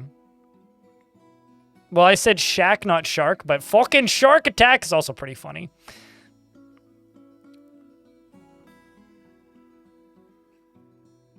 It's a very interesting fort. I'm glad it's entertaining. I mean, we'll have to... Well, may not have to, but... It's going to be over pretty soon. I think the next stream will probably be the last stream of this fort. I'll either end up retiring it and then adventuring in this world, or doing something else, because Adventure Mode will be out.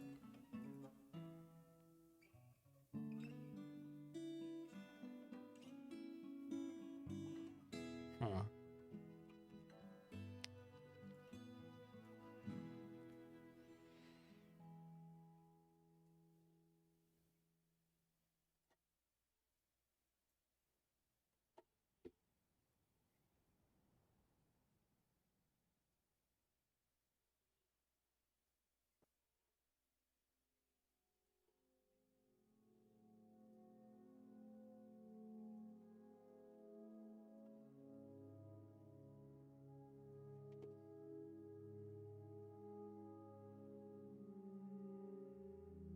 Bunch of different colors. Maybe I can make this one gold.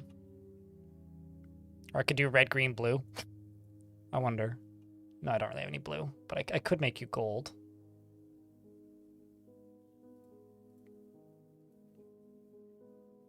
That's close enough.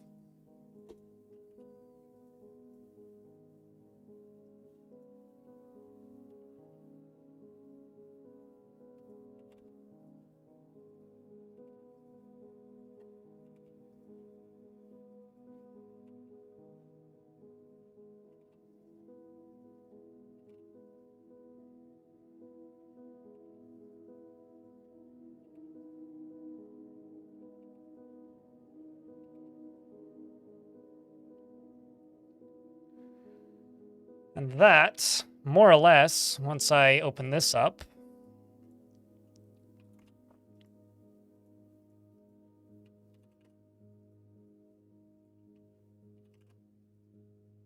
and place those, that'll be pretty much this. And also, might as well just engrave the entirety of the top.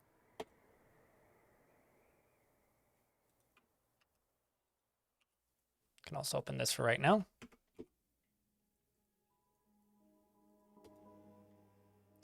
A vile darkness force has arrived, allegedly. Oh, there they is.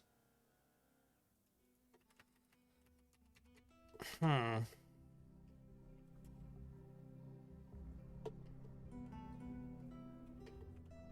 just jump up to here and slam this shut. Except do that on priority. Turn on this burrow.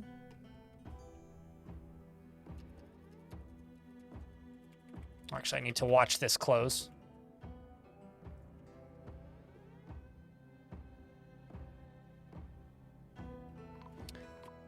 You never got around to playing the beta? Adventure Mode is going to be out next week, like 6 days from now. Also, Kit Fox went and posted on, I think it was Blue Sky, last night, saying 1 week till Adventure Mode, and I responded with the song 1 Week by the Bare Naked Ladies.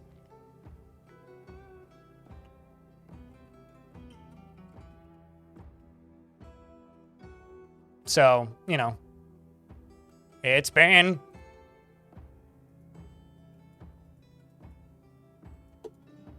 There's 2 goblins here that are trying to kidnap Zulban. They didn't do it successfully. Oh, never mind. Well, crap. I was going to say we have to fight the goblins, but it seems like they're going to be challenging us to our own terms here. They're fighting with my stray giant alligator. And here comes the first soldier. Edzul runs directly towards the spear dwarf, attacking the goblin, but it's jumping away, dodging around it, fighting it with the spears, alongside of their trusty giant alligator. Several dogs fell, however, which is a damn shame. The way is now shut. The goblins were never getting out, but it is a shame. Trusty alligator? Well, it's better than tasty alligator. That alligator is our friend, not food.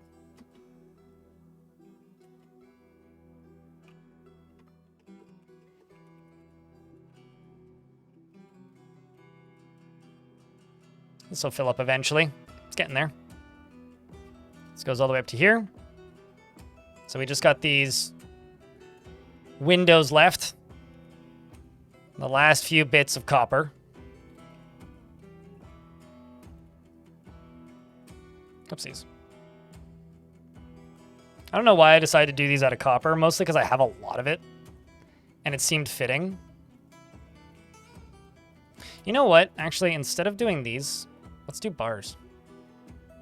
Because then I can just do solid types, and I won't get these weird conflicts where things won't be the right color. So you...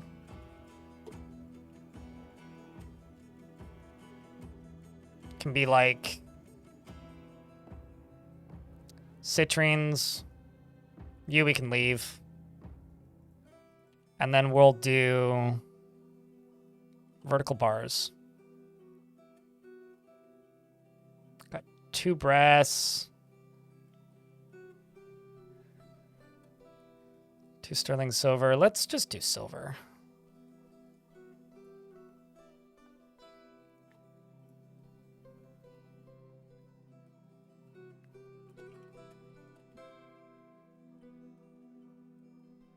You barely understand 20% of what you're seeing? It's a perfectly normal fortress, except everybody's vampires. So if you think perfectly normal dwarf fortress, but oops, accidentally all vampires, then it's pretty standard in a lot of ways. But if you have questions, feel free to shout, and I will try my bestest to answer them.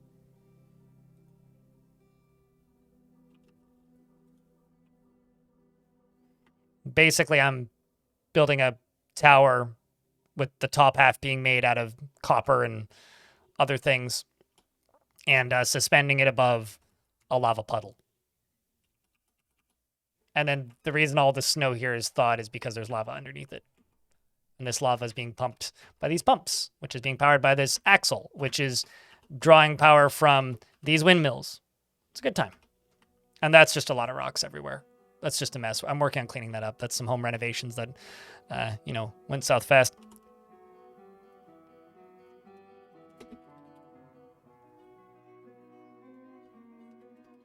Just make 1,000 more blocks, because apparently I finished making all my blocks, which is suboptimal when you need a lot of blocks. There's also some shoes there that are all forbidden. Random goblin things that are forbidden. I feel bad for my giant alligator, so I'm going to full heal it. You survived, buddy. You deserve to be healed. Can your dwarves go in sunlight? Oh, yeah. Actually, ironically, these dwarves at all have cave adaptation, but because they're vampires, they don't get nauseous, which means cave adaptation has no effect on them. Which is kind of funny, actually. It's like they're immune to cave adaptation because they're vampires.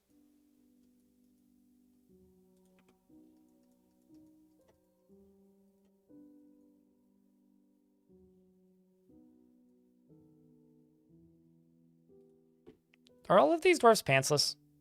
Okay, no, they all have leggings or greaves on. That's good.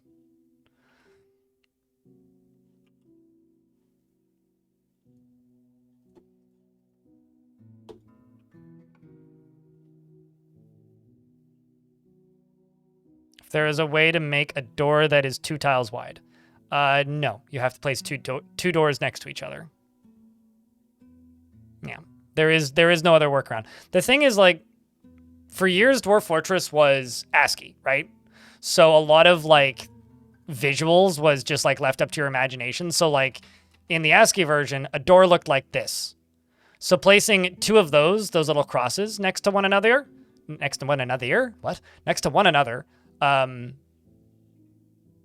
was just easy to imagine as big double doors. But now, because we have sprites, some things like that, in order to get implemented and look more the way you'd expect them to, would require some pretty major code changes and rewrites, which we'll probably get eventually. But at least at the current moment, are a ways off, most likely.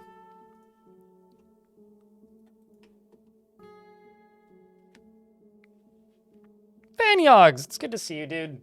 Thank you very much for keeping that sub alive for 27th month. And Billionaire, I was going to raid you, damn it. What's up, man? Thanks for the raid. What's up? Hey, chat. Can I get a round of ears for the raiders? Please don't drown them. Tisk. How was Hammer Watch? Did you have a good time as the Hammered Watch? The thing is, there's about 5,000 more sprites. I just made that number up. There's thousands more sprites than there was back when there was a lot of popular tile sets.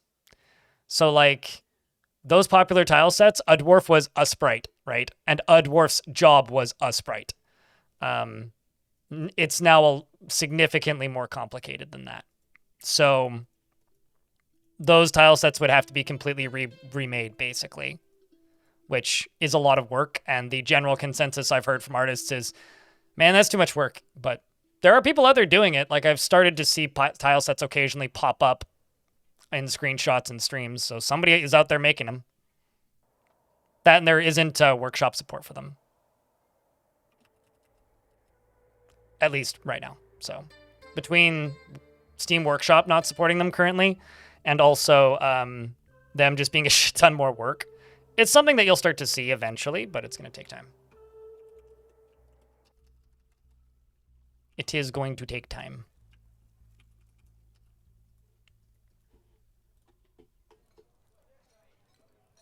It was very, very nice. It was very nice. Good to know. Good to know. I'm glad that you're enjoying the Heroes of the Hammer Watch. If you guys don't know who Bellinary is, he's a friend of the channel. Streams a variety of indie games and recently finished Caves of Qud. So if you go bug him, maybe he'll go through it again. Bellinary is a friend of the channel. You should go give him a follow. Can lava power water wheels? No. Lava doesn't flow the same way water does. Yeah, I'll be doing another run after I'm done with adventure mode such and stuff. It'll happen. I'll make it happen. When you feel like putting another 100 hours into it. No, I'm in exactly the same boat. Like I've been binge playing Caves of Qud for the last, like, oh god, I don't know, since 2017 or 16 or whenever I bought it the first time. It's like every, like, 6 months to a year, I'll just feel like playing Caves of Qud, and then oops, I accidentally 60 to 150 hours of Caves of Qud, and then I do it again, like, the following year. So, and I think I'll just keep doing that for forever and ever. Speaking of games, did that game release yet?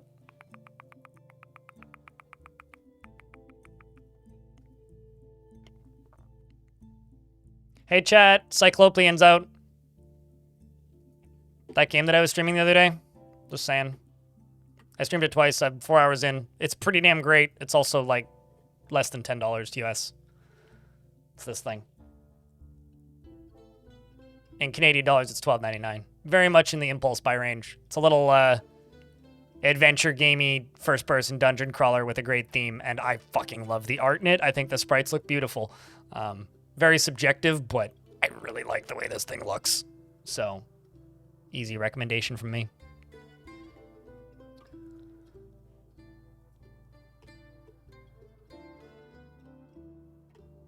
All right. Well, that's still draining. Did I get you completely sectioned off?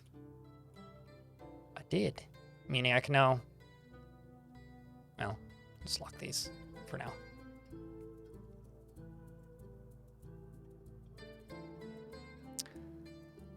I say, beautiful.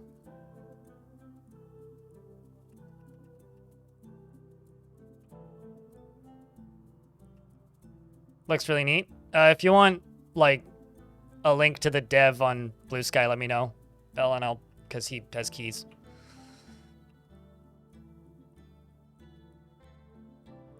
I'm very happy with this addition to the fort. What do you think, chat? I think that this lava feature looks fantastic. I think it looks awesome. Looks ood? Yeah, no, I agree.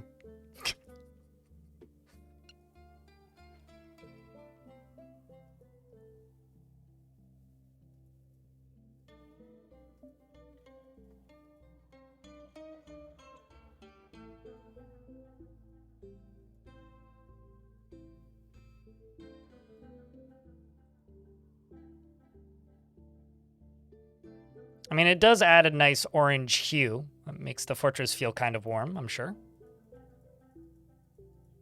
I mean, we've had lava features in the fortress for a while now, but this is maybe on another level even alongside of that.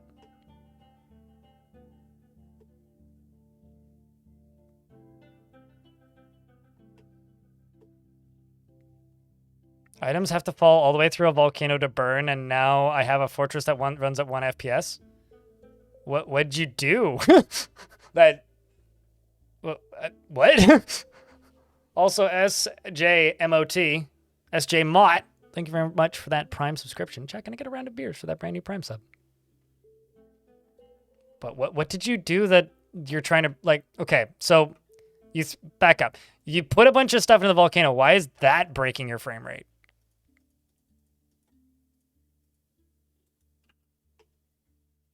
Because to me, that almost sounds like a dwarf caught fire throwing stuff into the volcano, and then that's hurting your frame rate, but because lava mist is very dangerous, which comes out of volcanoes all the time.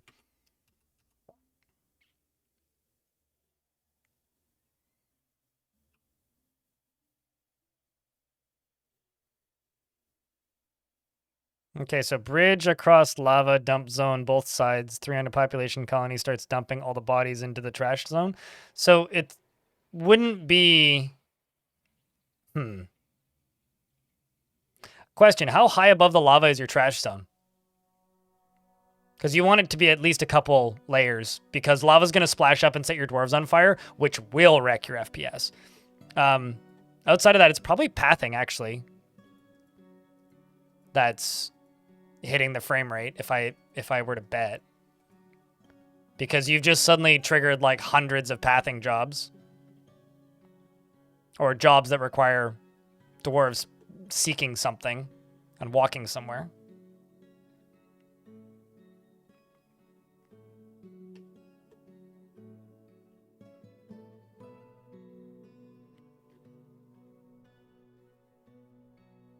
Maybe only 3. I think that's what's happening. I can pause and see. If you hit the U button, this button, to pop up the citizen screen and scroll down, if one of them is blinking orange or flickering orange, it means they're on fire.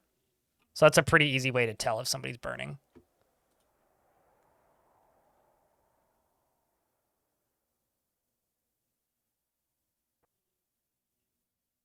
That would be my bet.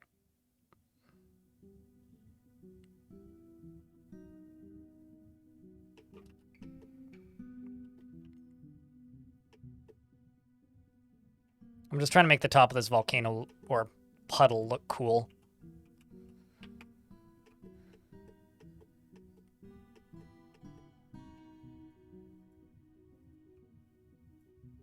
So I'm not really using any of these fruits and vegetables that are growing on top of this side of the map, so...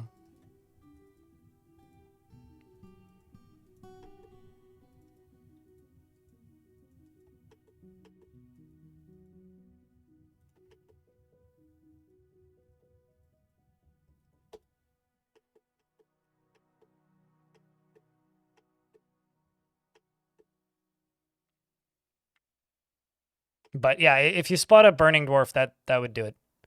And also, as far as invaders go, I'm not too worried about the dwarves seeing invaders through this, because currently there is no reason for them to go this high up. But yeah, if we do get invaded and the army comes from up here, yeah, we'll run into that issue. But the army tends to pop up down here, which is probably far enough away that we won't have that problem. Unless they decide to start entering the map from somewhere completely different. Which is possible, I mean. I wouldn't put them past it. The only problem is these pumps are too efficient, so it's filling this fast enough that, like, I'm draining the reservoir faster than I'm filling this. But if I want to be really silly, like really silly,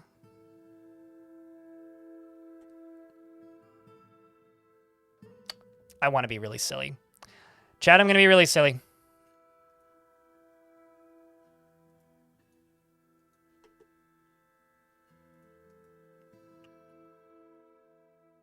Yeah, I'm going to be really silly.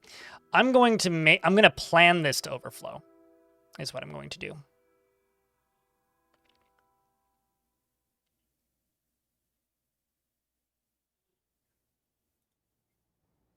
Silly is good, losing is fun. True, and facts.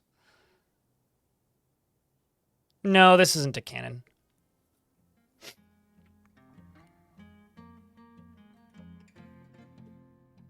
Essentially what I'm going to do is I'm going to put a drawbridge in here, fill this all the way up to here, which is probably going to melt these statues, but fill it all the way up to here with the drawbridge there.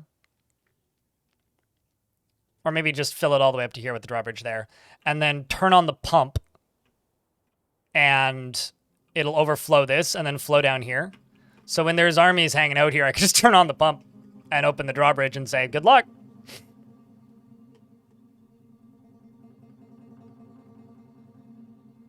I could also make it a double stacked one.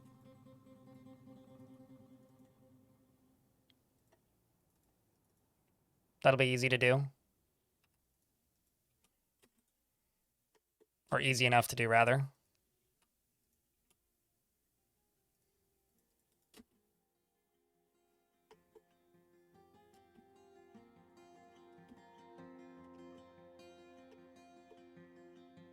This particular zoom level, there's like certain particular zoom levels where like just the scaling looks terrible.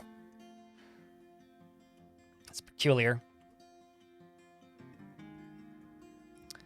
Also, I don't know if I'd necessarily give myself the credit of I've thought of everything. I've certainly thought of a lot of things. I've played way too much of this game, so when you've played way too much of a thing, it's easy to just like come up with dumb ideas for projects because you've played too much of it.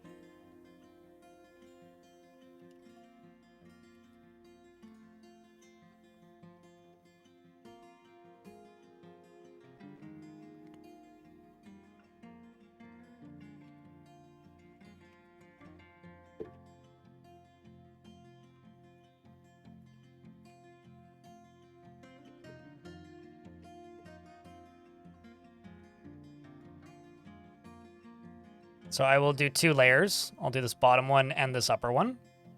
They need to go up and around through this first. Say, why you no climb over? You should be able to climb up that.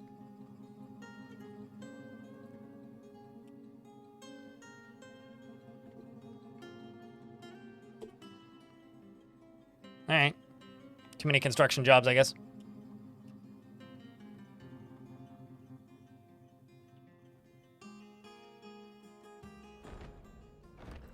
Forgotten beast named Shessam has come. A great hairy bristleworm. It has an enormous shell and a gaunt appearance. Its hair is patchy. Beware its deadly spit. Those ramps are impassable. You're impassable. It's okay. I'll make do. All right. I mean, probably actually what I'll do is this. Even better. This. I'm also in an ad break, so I should pause. I'll just jump to where the Forgotten Beast is so I don't be silly and forget. So there's that web spitter down here. So we're going to get to watch some Titans fight. How so, Paladin?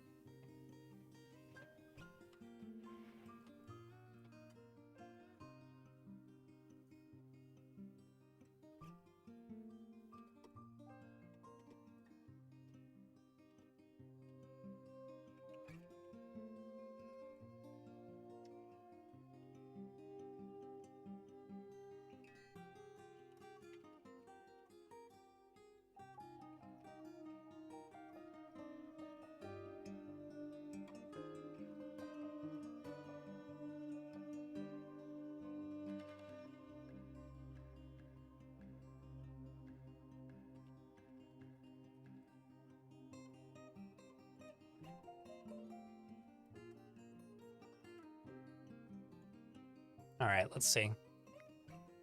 Seems a little happy with the rhythm. Post the apocalyptic monster. I think there's an element of whimsy, but I also think it's kind of mysterious more than anything. I don't know if I'd say it's happy sounding, but yeah. I think it works for what it's trying to do.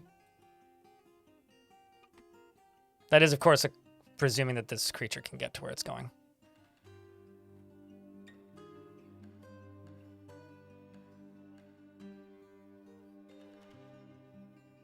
So there is a giant spider on this level.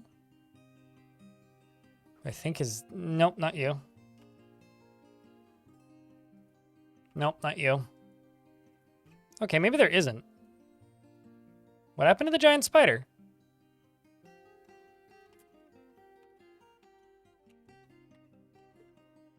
I mean, it killed that dwarf. What was its name? Akon. Akon!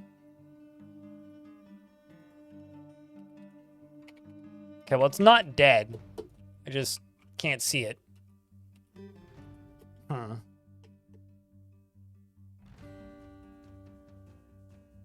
But yeah, I think maybe we just have two different mental images of what Dwarf Fortress's world is like then. Because to me, Dwarf Fortress is kind of like a grim whimsy. Not so much like an apocalyptic monster ripping its way through the Underdark. More of a strange, mysterious creature that might be friendly, but maybe it's not, kind of thing. What is it? What was it? It's more like an epic tale kind of deal. The sort of thing that you'd hear about in a tavern, and this is the music that would be playing in the tavern while the story is being told, but like I said, I think we probably just have some different ideas of imagination of what the world of Dwarf Fortress is like.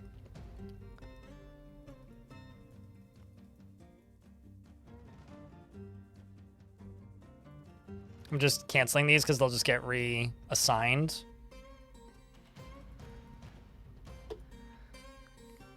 Yeah, I guess there's another...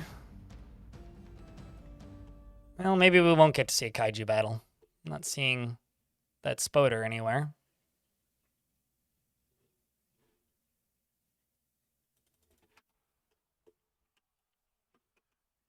Oh well. All in all, though, this is filling pretty swiftly. Over here is getting constructed nicely. All these jobs got canceled briefly because some fucking polar bear showed up. And get that cleared out pretty easily. Yeah, same. Elfie, same.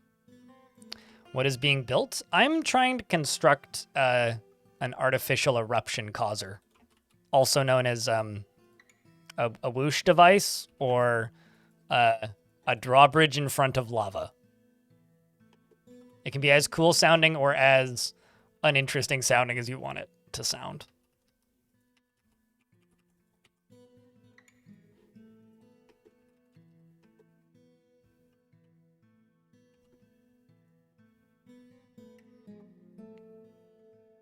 The Grasley...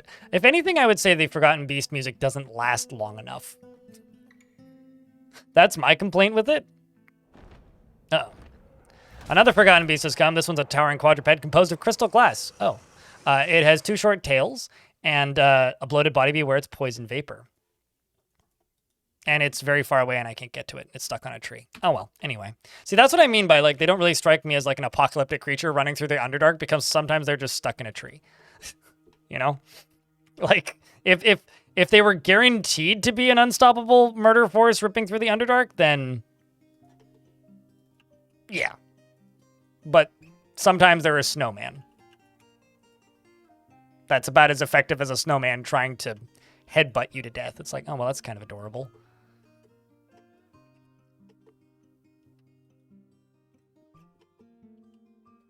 Was this a volcano? No. No, the volcano is over here. This was the volcano. I've tapped the volcano over here, which is what I'm using to fill this reservoir. So this is a reservoir that I'm building, essentially.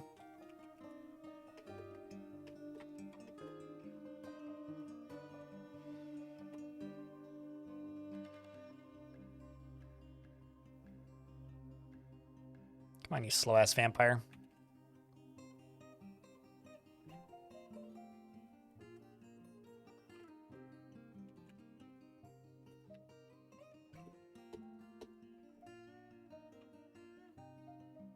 The idiot twin cats interrupted the brushing of my fluffy kitty, and why are creatures behave like this right now? Because you have multiple cats, and cats don't have any semblance of fairness, logic, sanity, or humanity. So, treat them with love and respect as they treat you.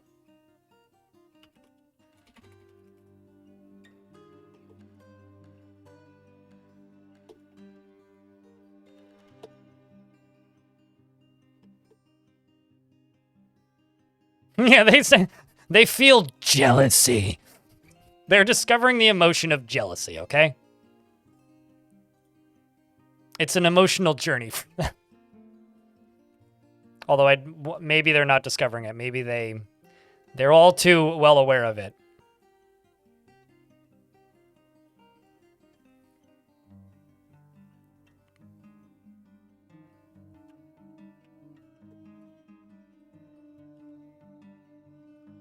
So once this is all done, and this is done, and this is built, I connect all of these to this lever, and then I can cause eruptions, which is very vampire overlordy and good and evil, if you ask me.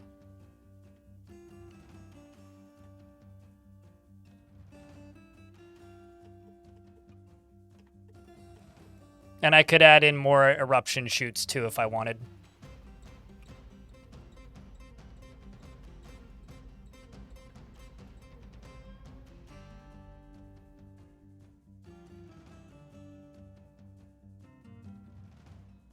Erupting vampire fort.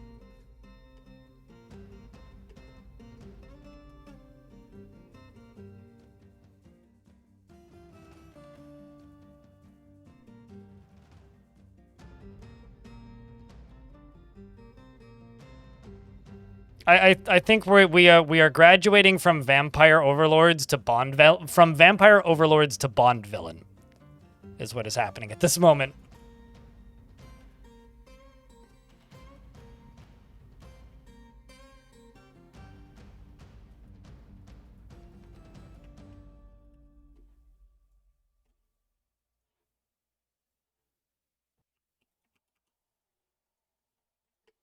Spews vampires. I don't know how I feel about that word being used that way, but I'll allow it.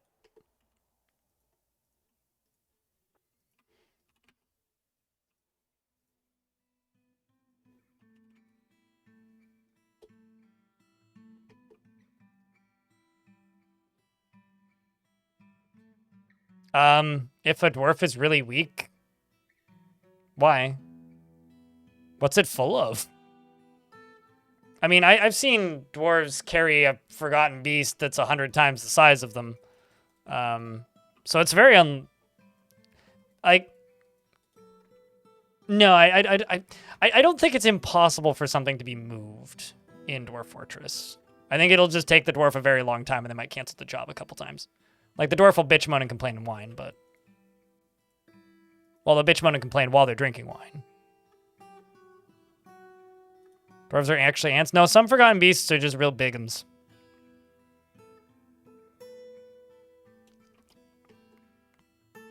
What's truly adorable is once I saw a dwarven child carrying a giant elephant.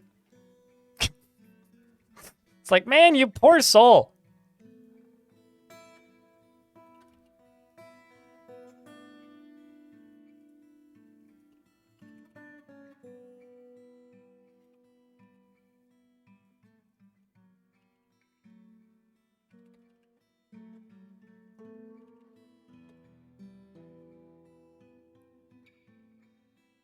Are there still rocks in this game? Why would they have removed them? Yes, rocks are still in the video game.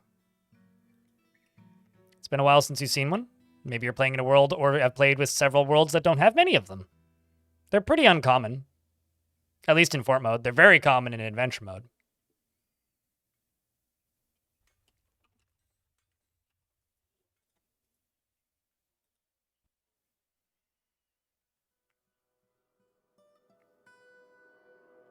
Are you telling me that you want to rock? Is that what's happening?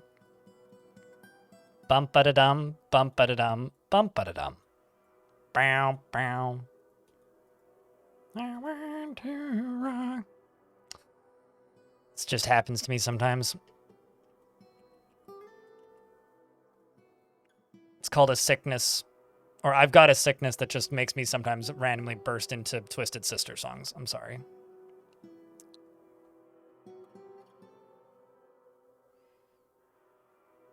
The song from the SpongeBob movie. The asshole from my Twitch chat.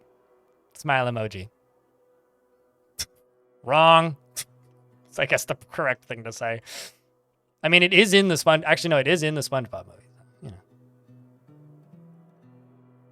I can't even like just call you wrong and move on with my day because it is actually correct. That song is in that movie.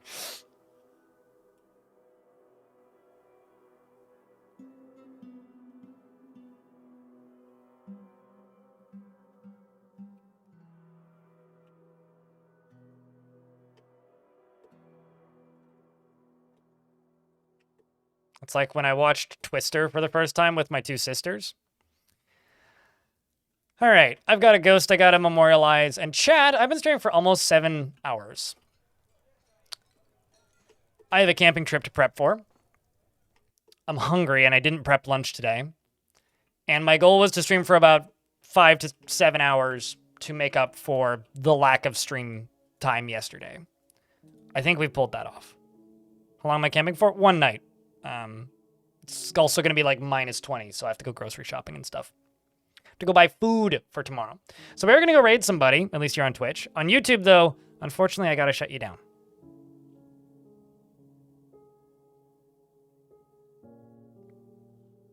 So Hat for a Cat and other folks in the YouTube chat, I got to shut you guys down now. I do appreciate you sticking around, though. You just had the dumbest idea. I have many of those every day. What was this one that you just has? But for those of you sticking around, the next guaranteed stream is Tuesday. After that is Thursday. I will not be streaming on the Wednesday. You know, if you can find me, a singular giant sperm whale, I will be surprised. Outside of going back and intentionally playing older versions of this game, I've never seen one.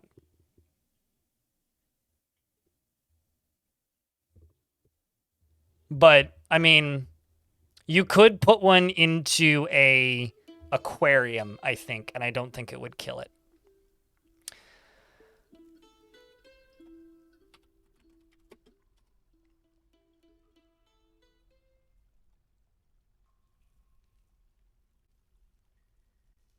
But YouTube chat, I'm shutting you down now. There are sperm whales. Yes, there's also giant variants of